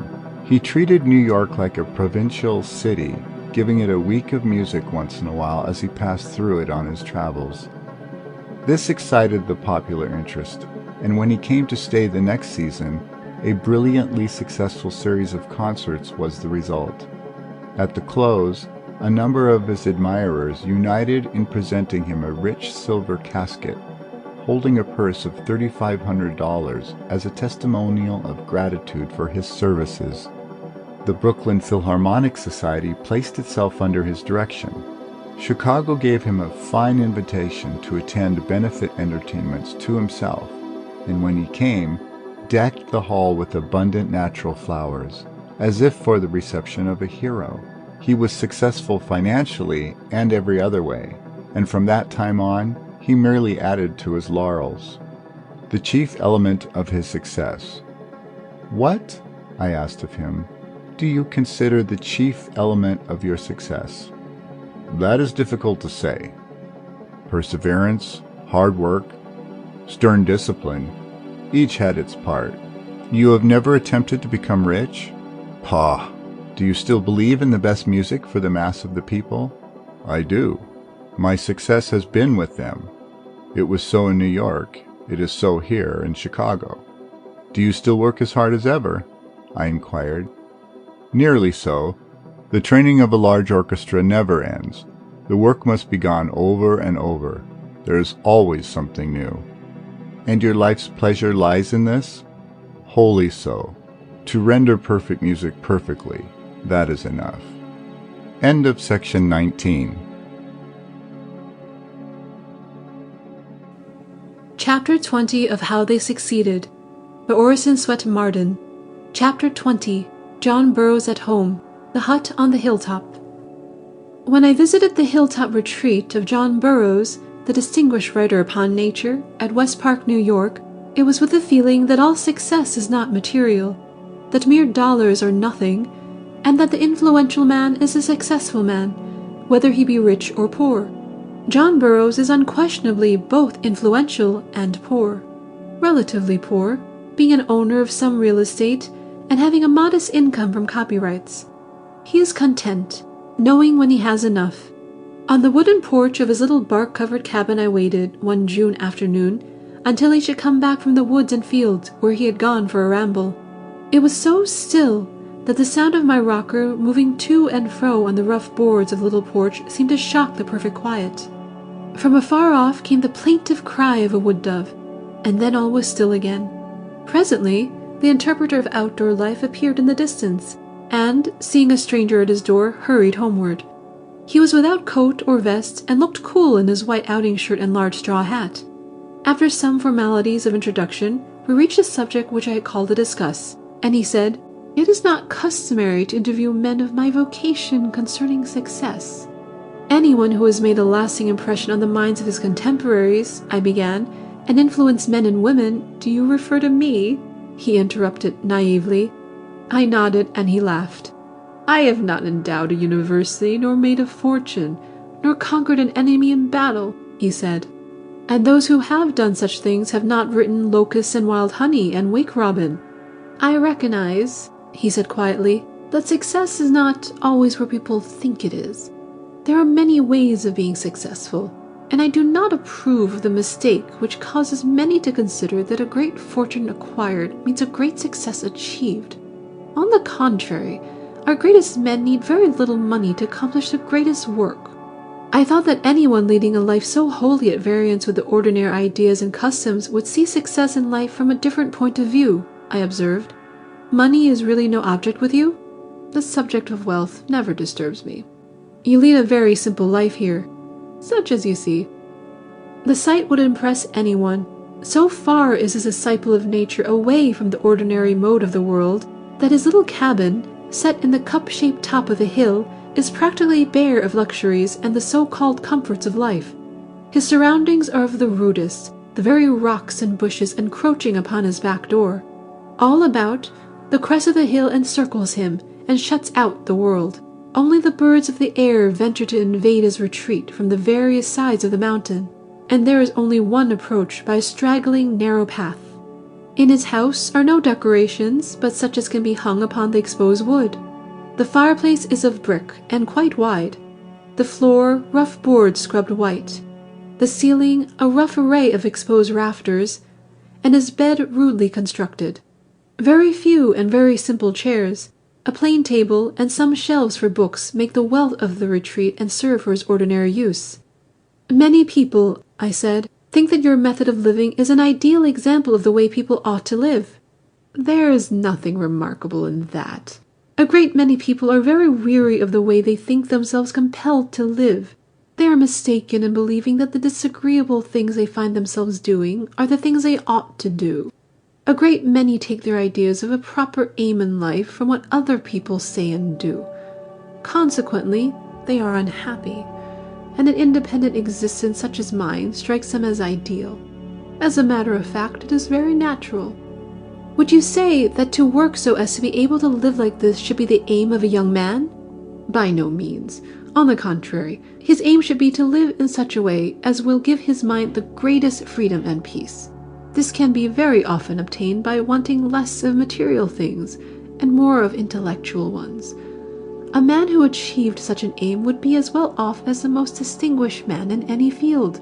Money-getting is half a mania, and some other getting propensities are manias also. The man who gets content comes nearest to being reasonable. "I should like," I said, "to illustrate your point of view from the details of your own life. Students of nature do not, as a rule, have eventful lives. I was born in Roxbury, New York, in 1837. That was a time when conditions were rather primitive. My father was a farmer, and I was raised among the woods and fields. I came from an uncultivated, unreading class of society, and grew up among surroundings the least calculated to awaken the literary faculty.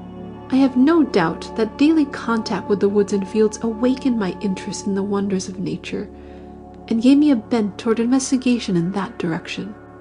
Did you begin early to make notes and write upon nature? I questioned. Not before I was 16 or 17. Earlier than that, the art of composition had anything but charms for me. I remember that while in school, at the age of 14, I was required, like other students, to write compositions at stated times, but I usually evaded the duty one way or another.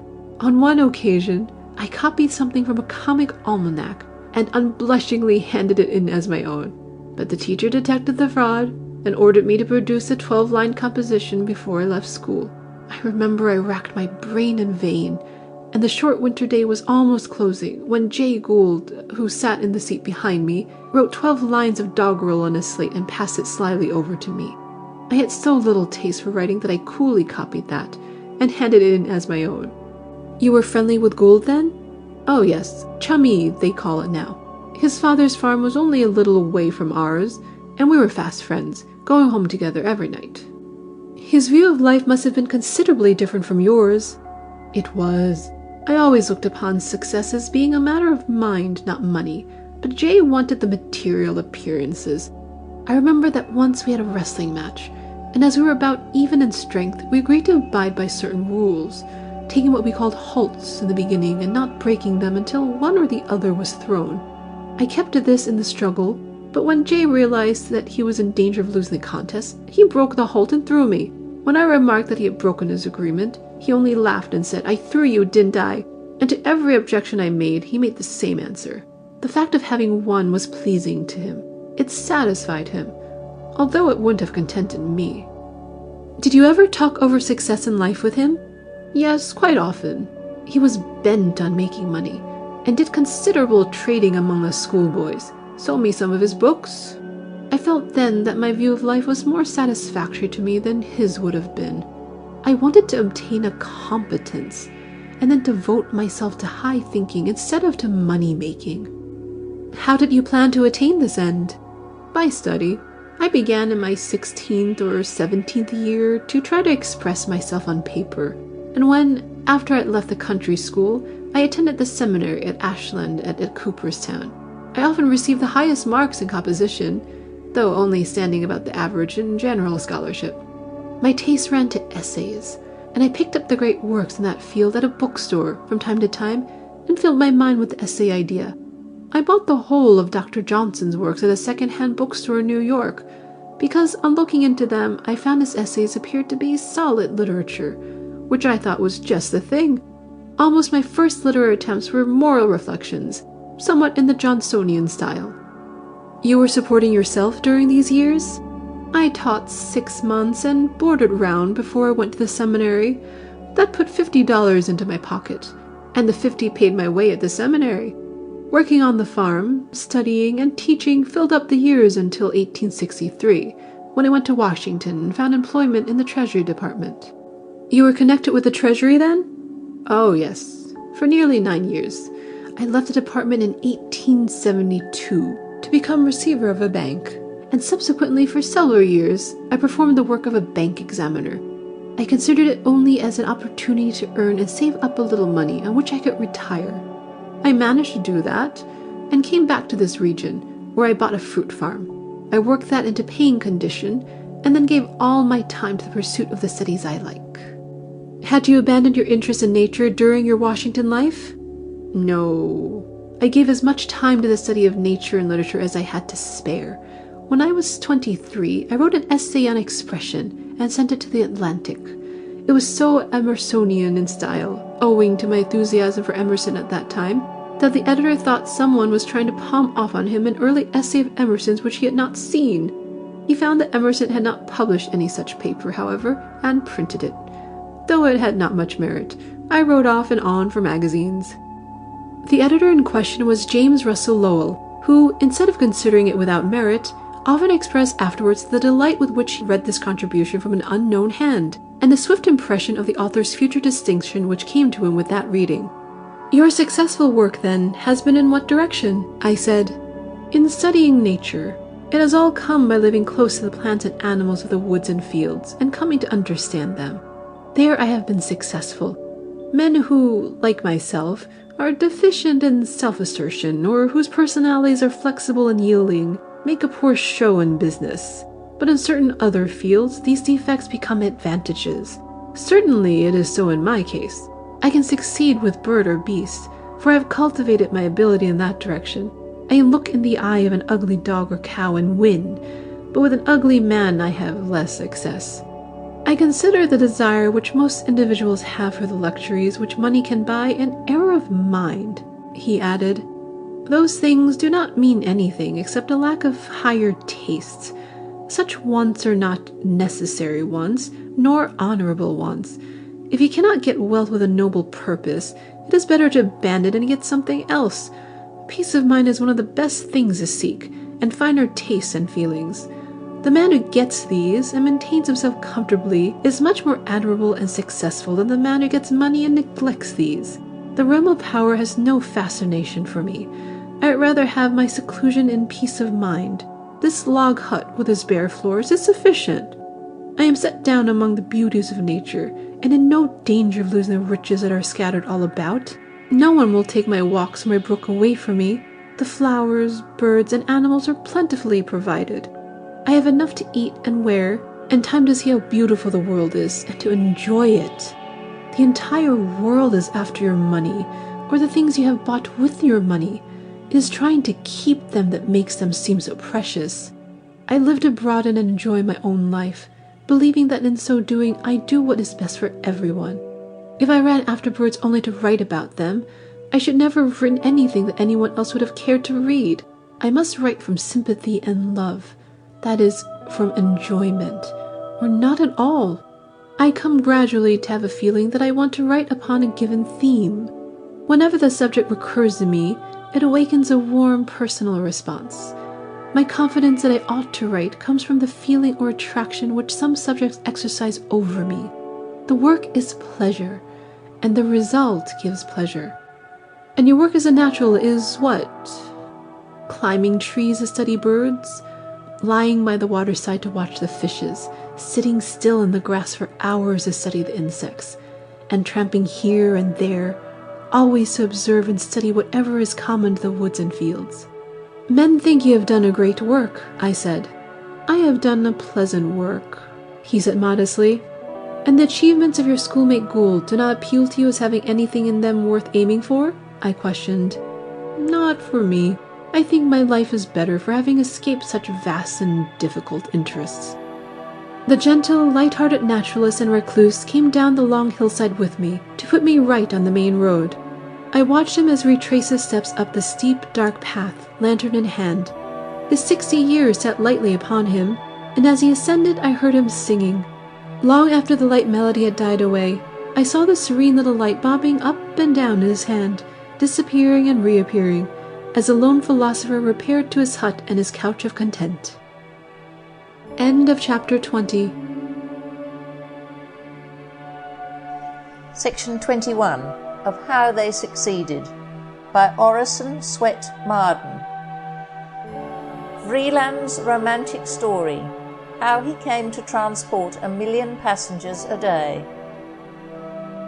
A short time ago, New York learned with interest and some astonishment that the head of its greatest transportation system, Herbert H. Vreeland, had received from several of his associates as individuals a Valentine present of $100,000 in recognition of his superb management of their properties.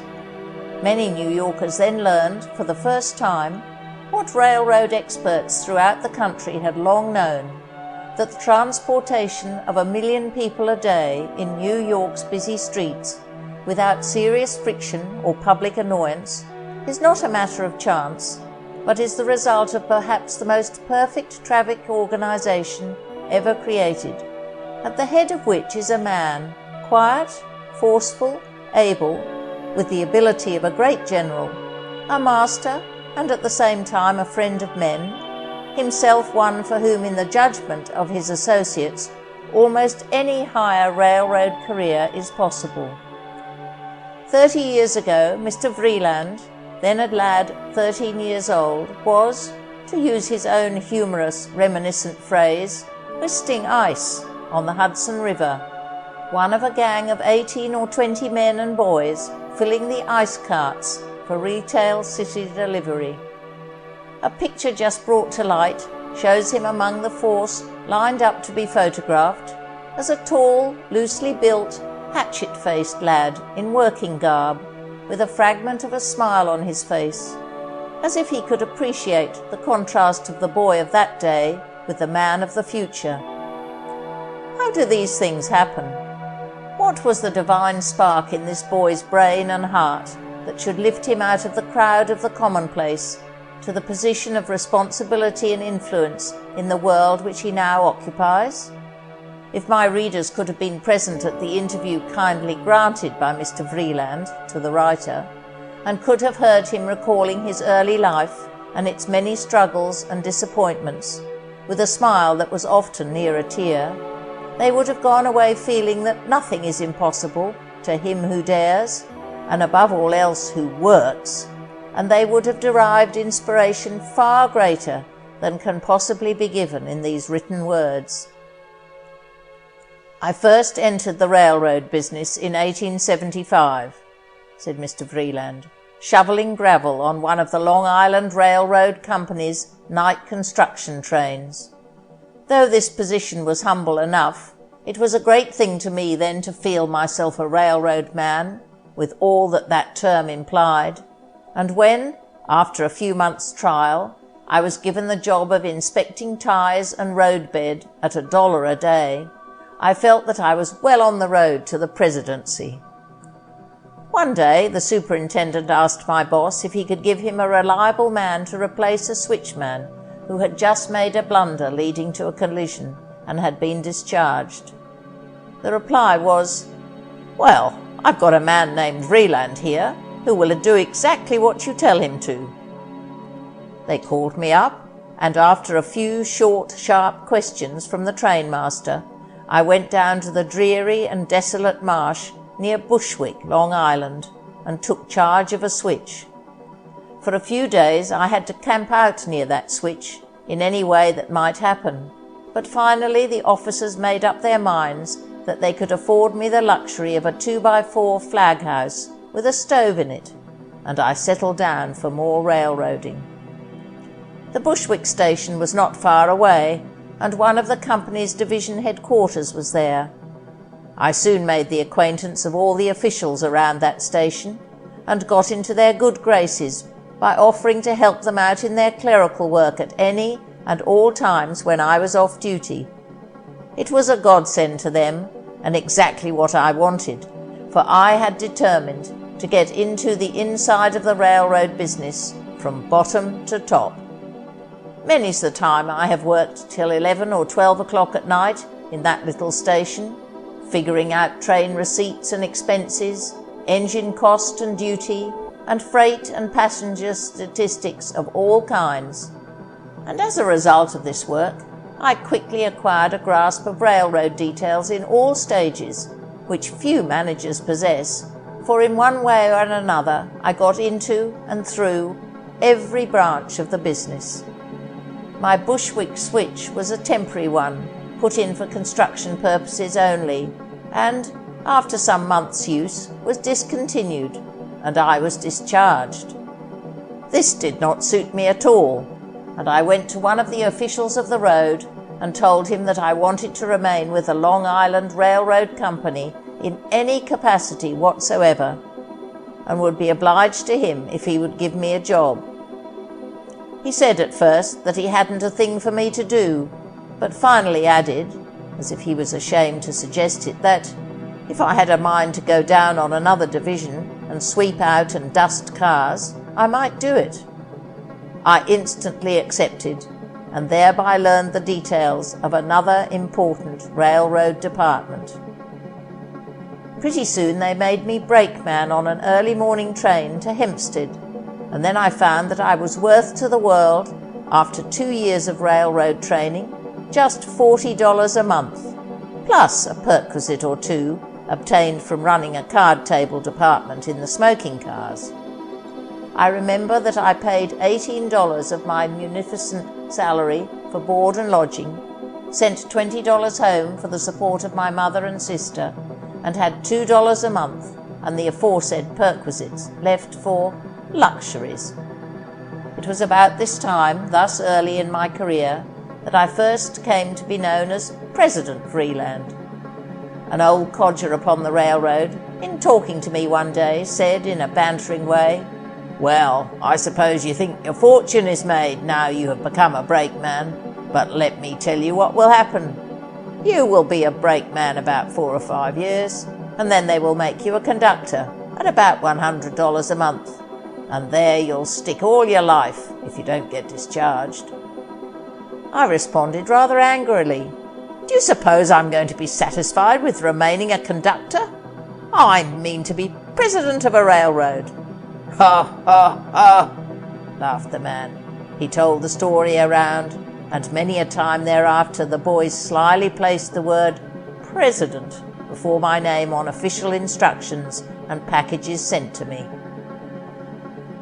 A conductor on one of the regular trains quarrelled one morning with the superintendent and was discharged. I was sent for and told to take out that train. This was jumping me over the heads of many of the older brakemen, and as a consequence, all the brakemen on that train quit. Others were secured, however, and I ran the train regularly for a good many months. Then came an accident one day, for which the engineer and I were jointly responsible. We admitted our responsibility and were discharged. I went again to the superintendent, however, and upon a strong plea to be retained in the service, he sent me back to the ranks among the brakemen.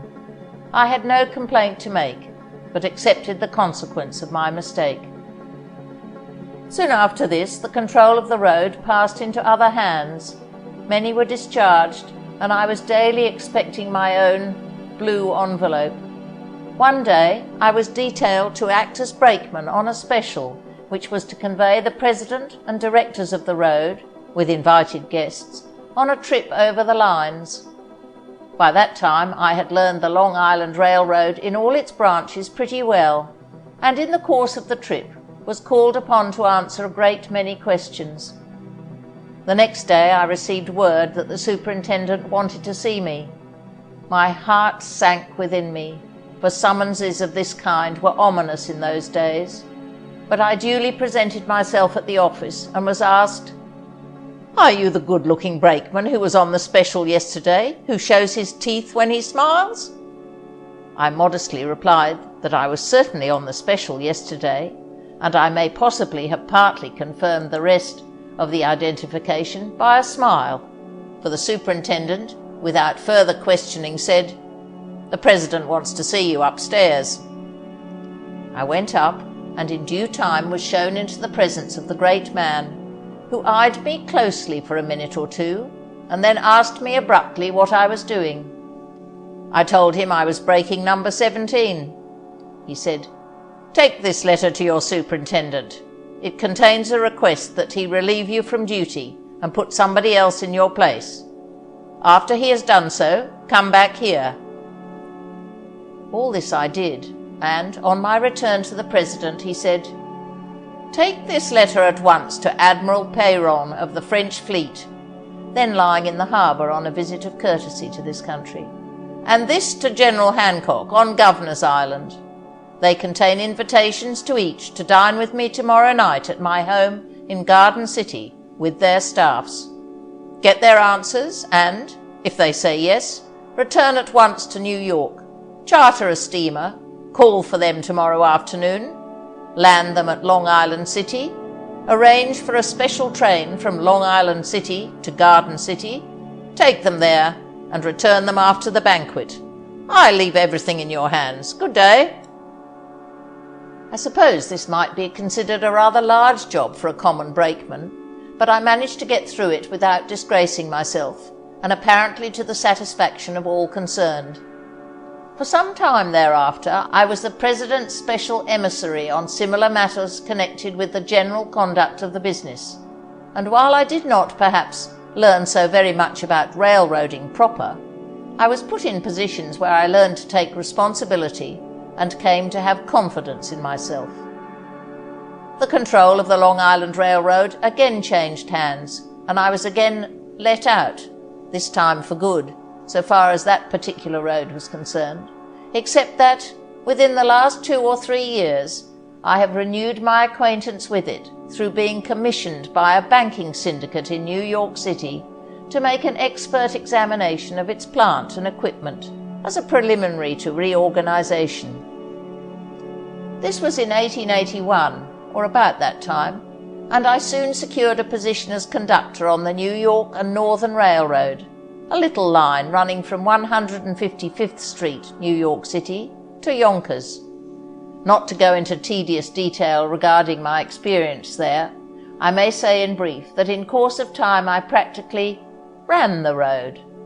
After some years it changed hands, a thing which railways, particularly small ones, often do, and always to the great discomposure of the employees. And the new owners, including William C. Whitney, Daniel S. Lamont, Captain R. Summers Hayes, and others, went over the road one day on a special train to visit the property. As I have said, I was then practically running the road, owing to the fact that the man who held the position of general manager was not a railroad man and relied upon me to handle all details. But my actual position was only that of train master. I accompanied the party, and knowing the road thoroughly, not only physically but also statistically, was able to answer all the questions which they raised. This was the first time I had met Mr. Whitney, and I judge that I made a somewhat of favourable impression upon him, for not long after I was created general manager of the road. A few months later I received this telegram: H. Freeland.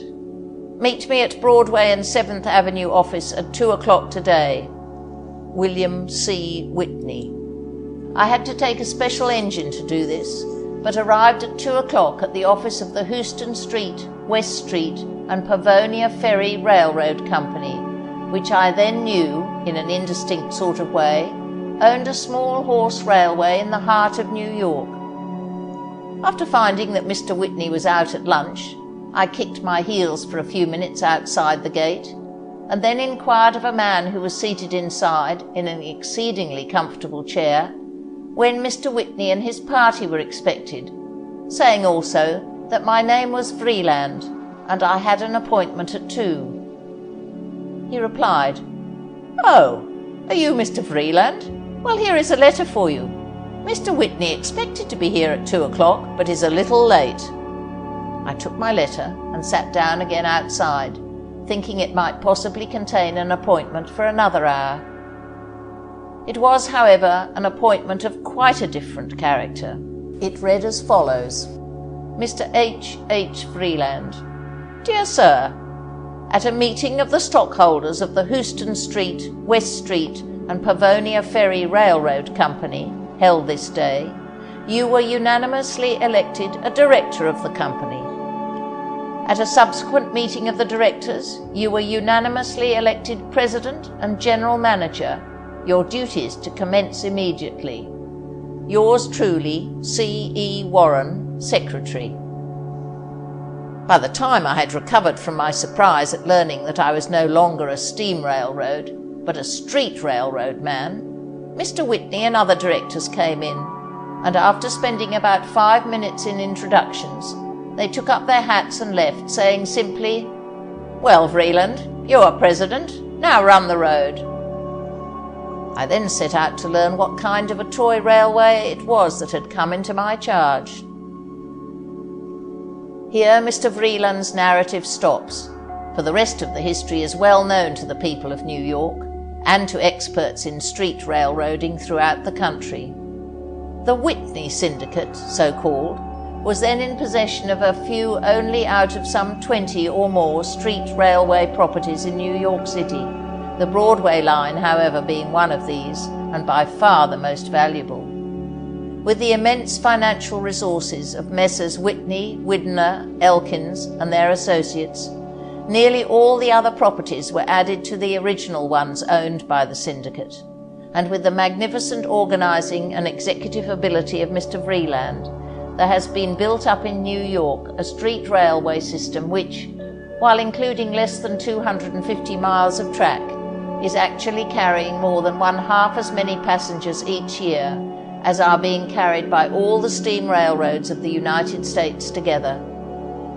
Mr. Vreeland's first work on coming to New York was, naturally, to familiarise himself with the transportation conditions in New York City and to learn how to handle the peculiarly complex problems involved in street railroading.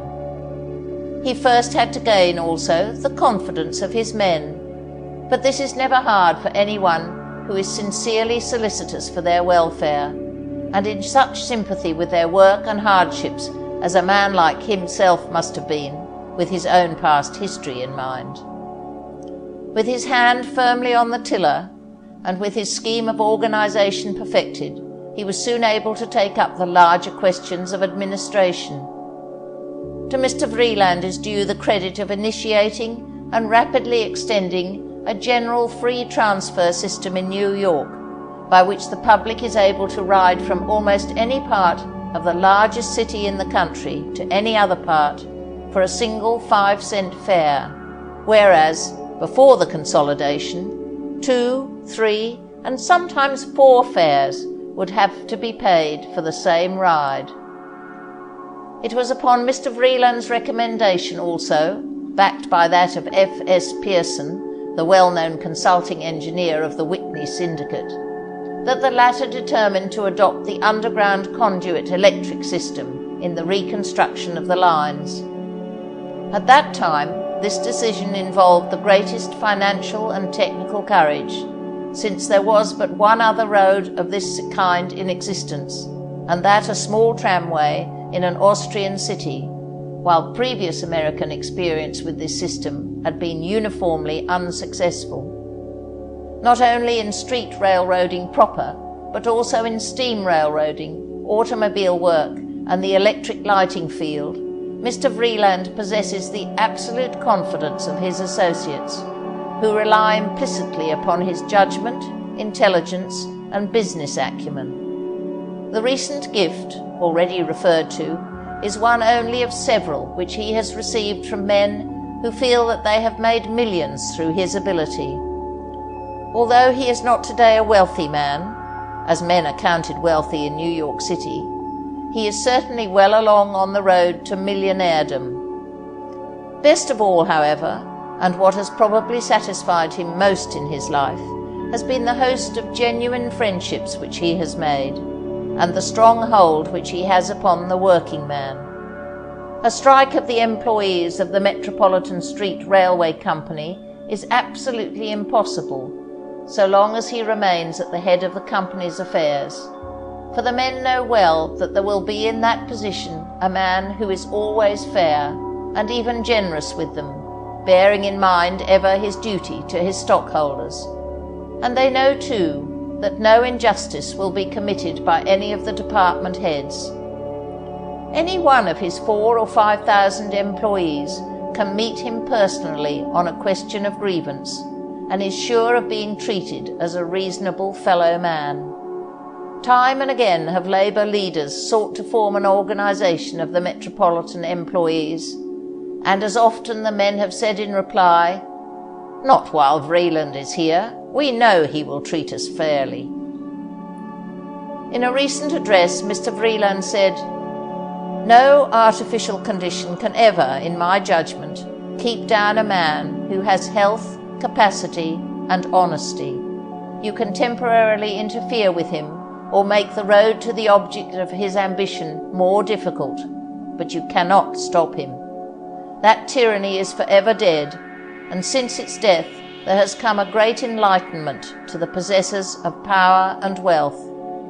Instead of preventing a man from rising, there is not a concern the wide world over that is not today eagerly seeking for capable people.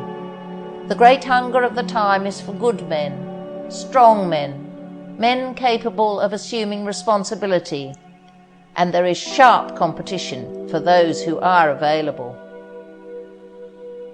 End of section 21.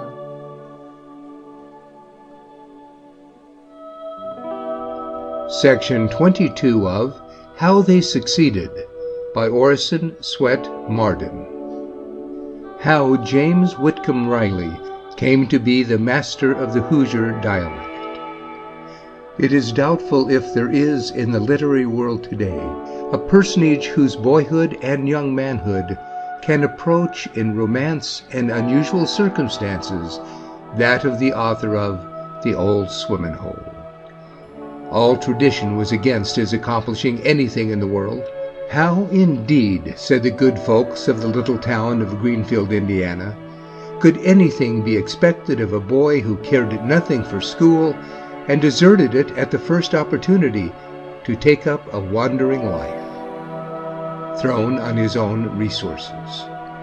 The boy's father wanted the boy to follow in his footsteps in the legal profession, and he held out alluring hopes for the possibility of scaling even greater heights than any to which he had yet attained.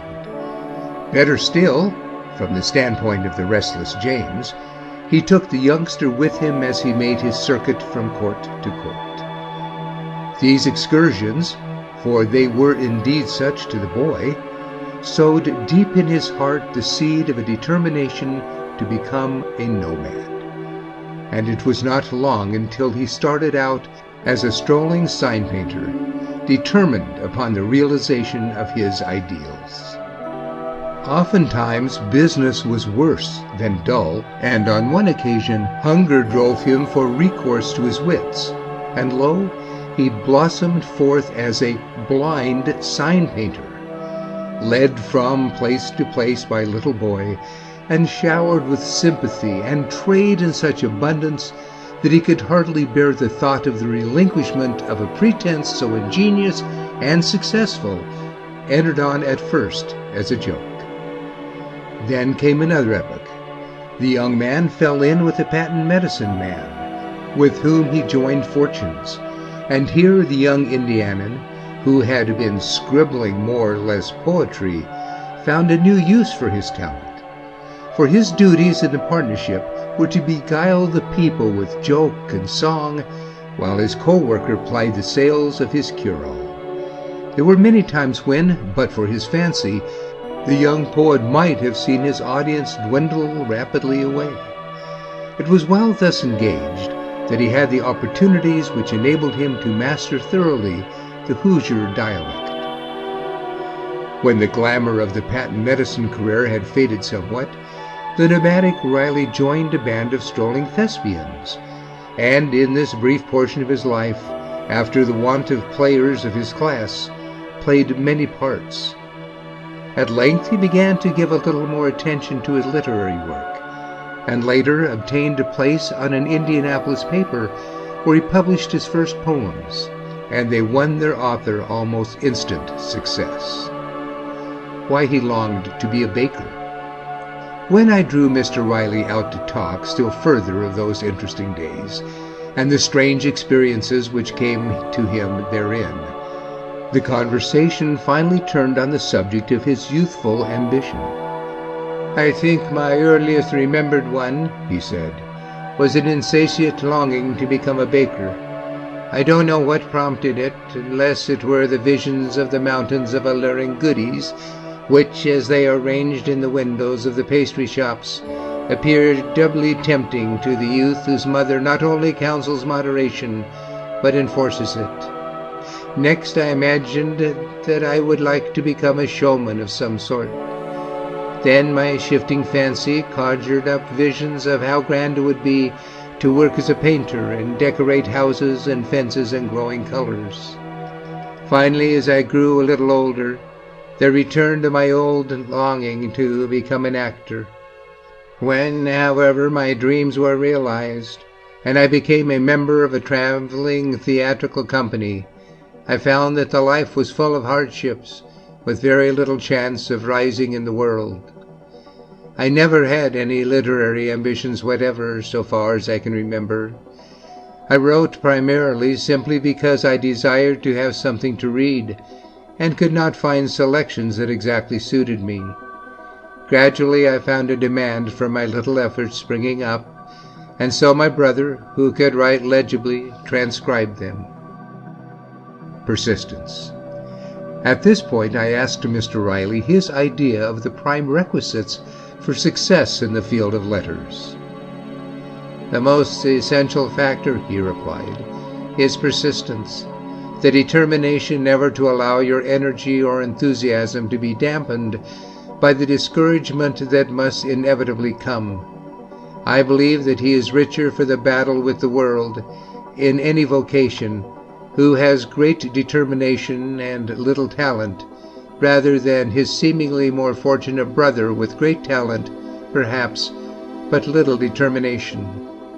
As for the field of literature, I cannot but express my conviction that meteoric flights such as have been taken in recent years by some young writers with whose names almost everybody is familiar cannot fail to be detrimental, unless the man to whom success comes thus early and suddenly is an exceptionally even-balanced and sensible person. Many persons have spoken to me about Kipling's work, and remarked how wonderful a thing is the fact that such achievements could have been possible for a man comparatively so young. I say, not at all. What do we find when we investigate? Simply that Kipling began working on a newspaper when he was only 13 years of age, and he has been toiling ever since. So you see, even that case confirms my theory that every man must be tried in the fire, as it were. He may begin early or late, and in some cases the fight is longer than in others. But of one thing I feel sure, that there is no shortcut to permanent, self-satisfying success in literature, or anything else. 20 years of rejected manuscripts. Mr. Riley, I asked, would you mind saying something about the obstacles over which you climbed to success? I am afraid it would not be a very pleasant story, he replied. A friend came to me once, completely heartbroken, saying that his manuscripts were constantly returned, and that he was the most miserable wretch alive. I asked him how long he had been trying. 3 years, he said. My dear man, I answered, laughing. Go on, keep on trying till you have spent as many years at it as I did. As many years as you did, he exclaimed. Yes, as long as I did. What, you struggled for years? Yes, sir. Through years, through sleepless nights, through almost hopeless days. For 20 years I tried to get into one magazine. Back came my manuscripts eternally. I kept on. In the 20th year, that magazine accepted one of my articles. I was not a believer in the theory that one man does a thing much easier than any other man. Continuous, unflagging effort, persistence and determination will win. Let not the man be discouraged who has these. What would you advise one to do with his constantly rejected manuscript? I asked. Put it away a while, then remodel it. Young writers make the mistake I made. What mistake? I asked. Hurrying a manuscript off before it was dry for my pen, as if the world were just waiting for that article and must have it. Now it can hardly be drawn from me with a pair of tweezers. Yes, lay it aside a while. Reread. There is a rotten spot somewhere. Perhaps it is full of hackneyed phrases, or lacks in sparkle or originality. Search, examine, rewrite, simplify, make it lucid. I am glad now that my manuscripts did come back. Presently I would discover this defect, then that. Perhaps 3 or 4 sleepless nights would show my failure to be in an unsymmetrical arrangement of the verses. See these books, he said, rapping upon the bookcase with the back of his hand. Classics. But of what do they tell? Of the things of their own day. Let us write the things of our day. Literary fields exhausted? Nonsense.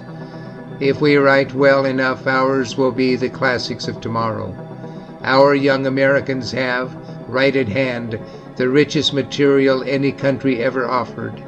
Let them be brave and work in earnest. A college education.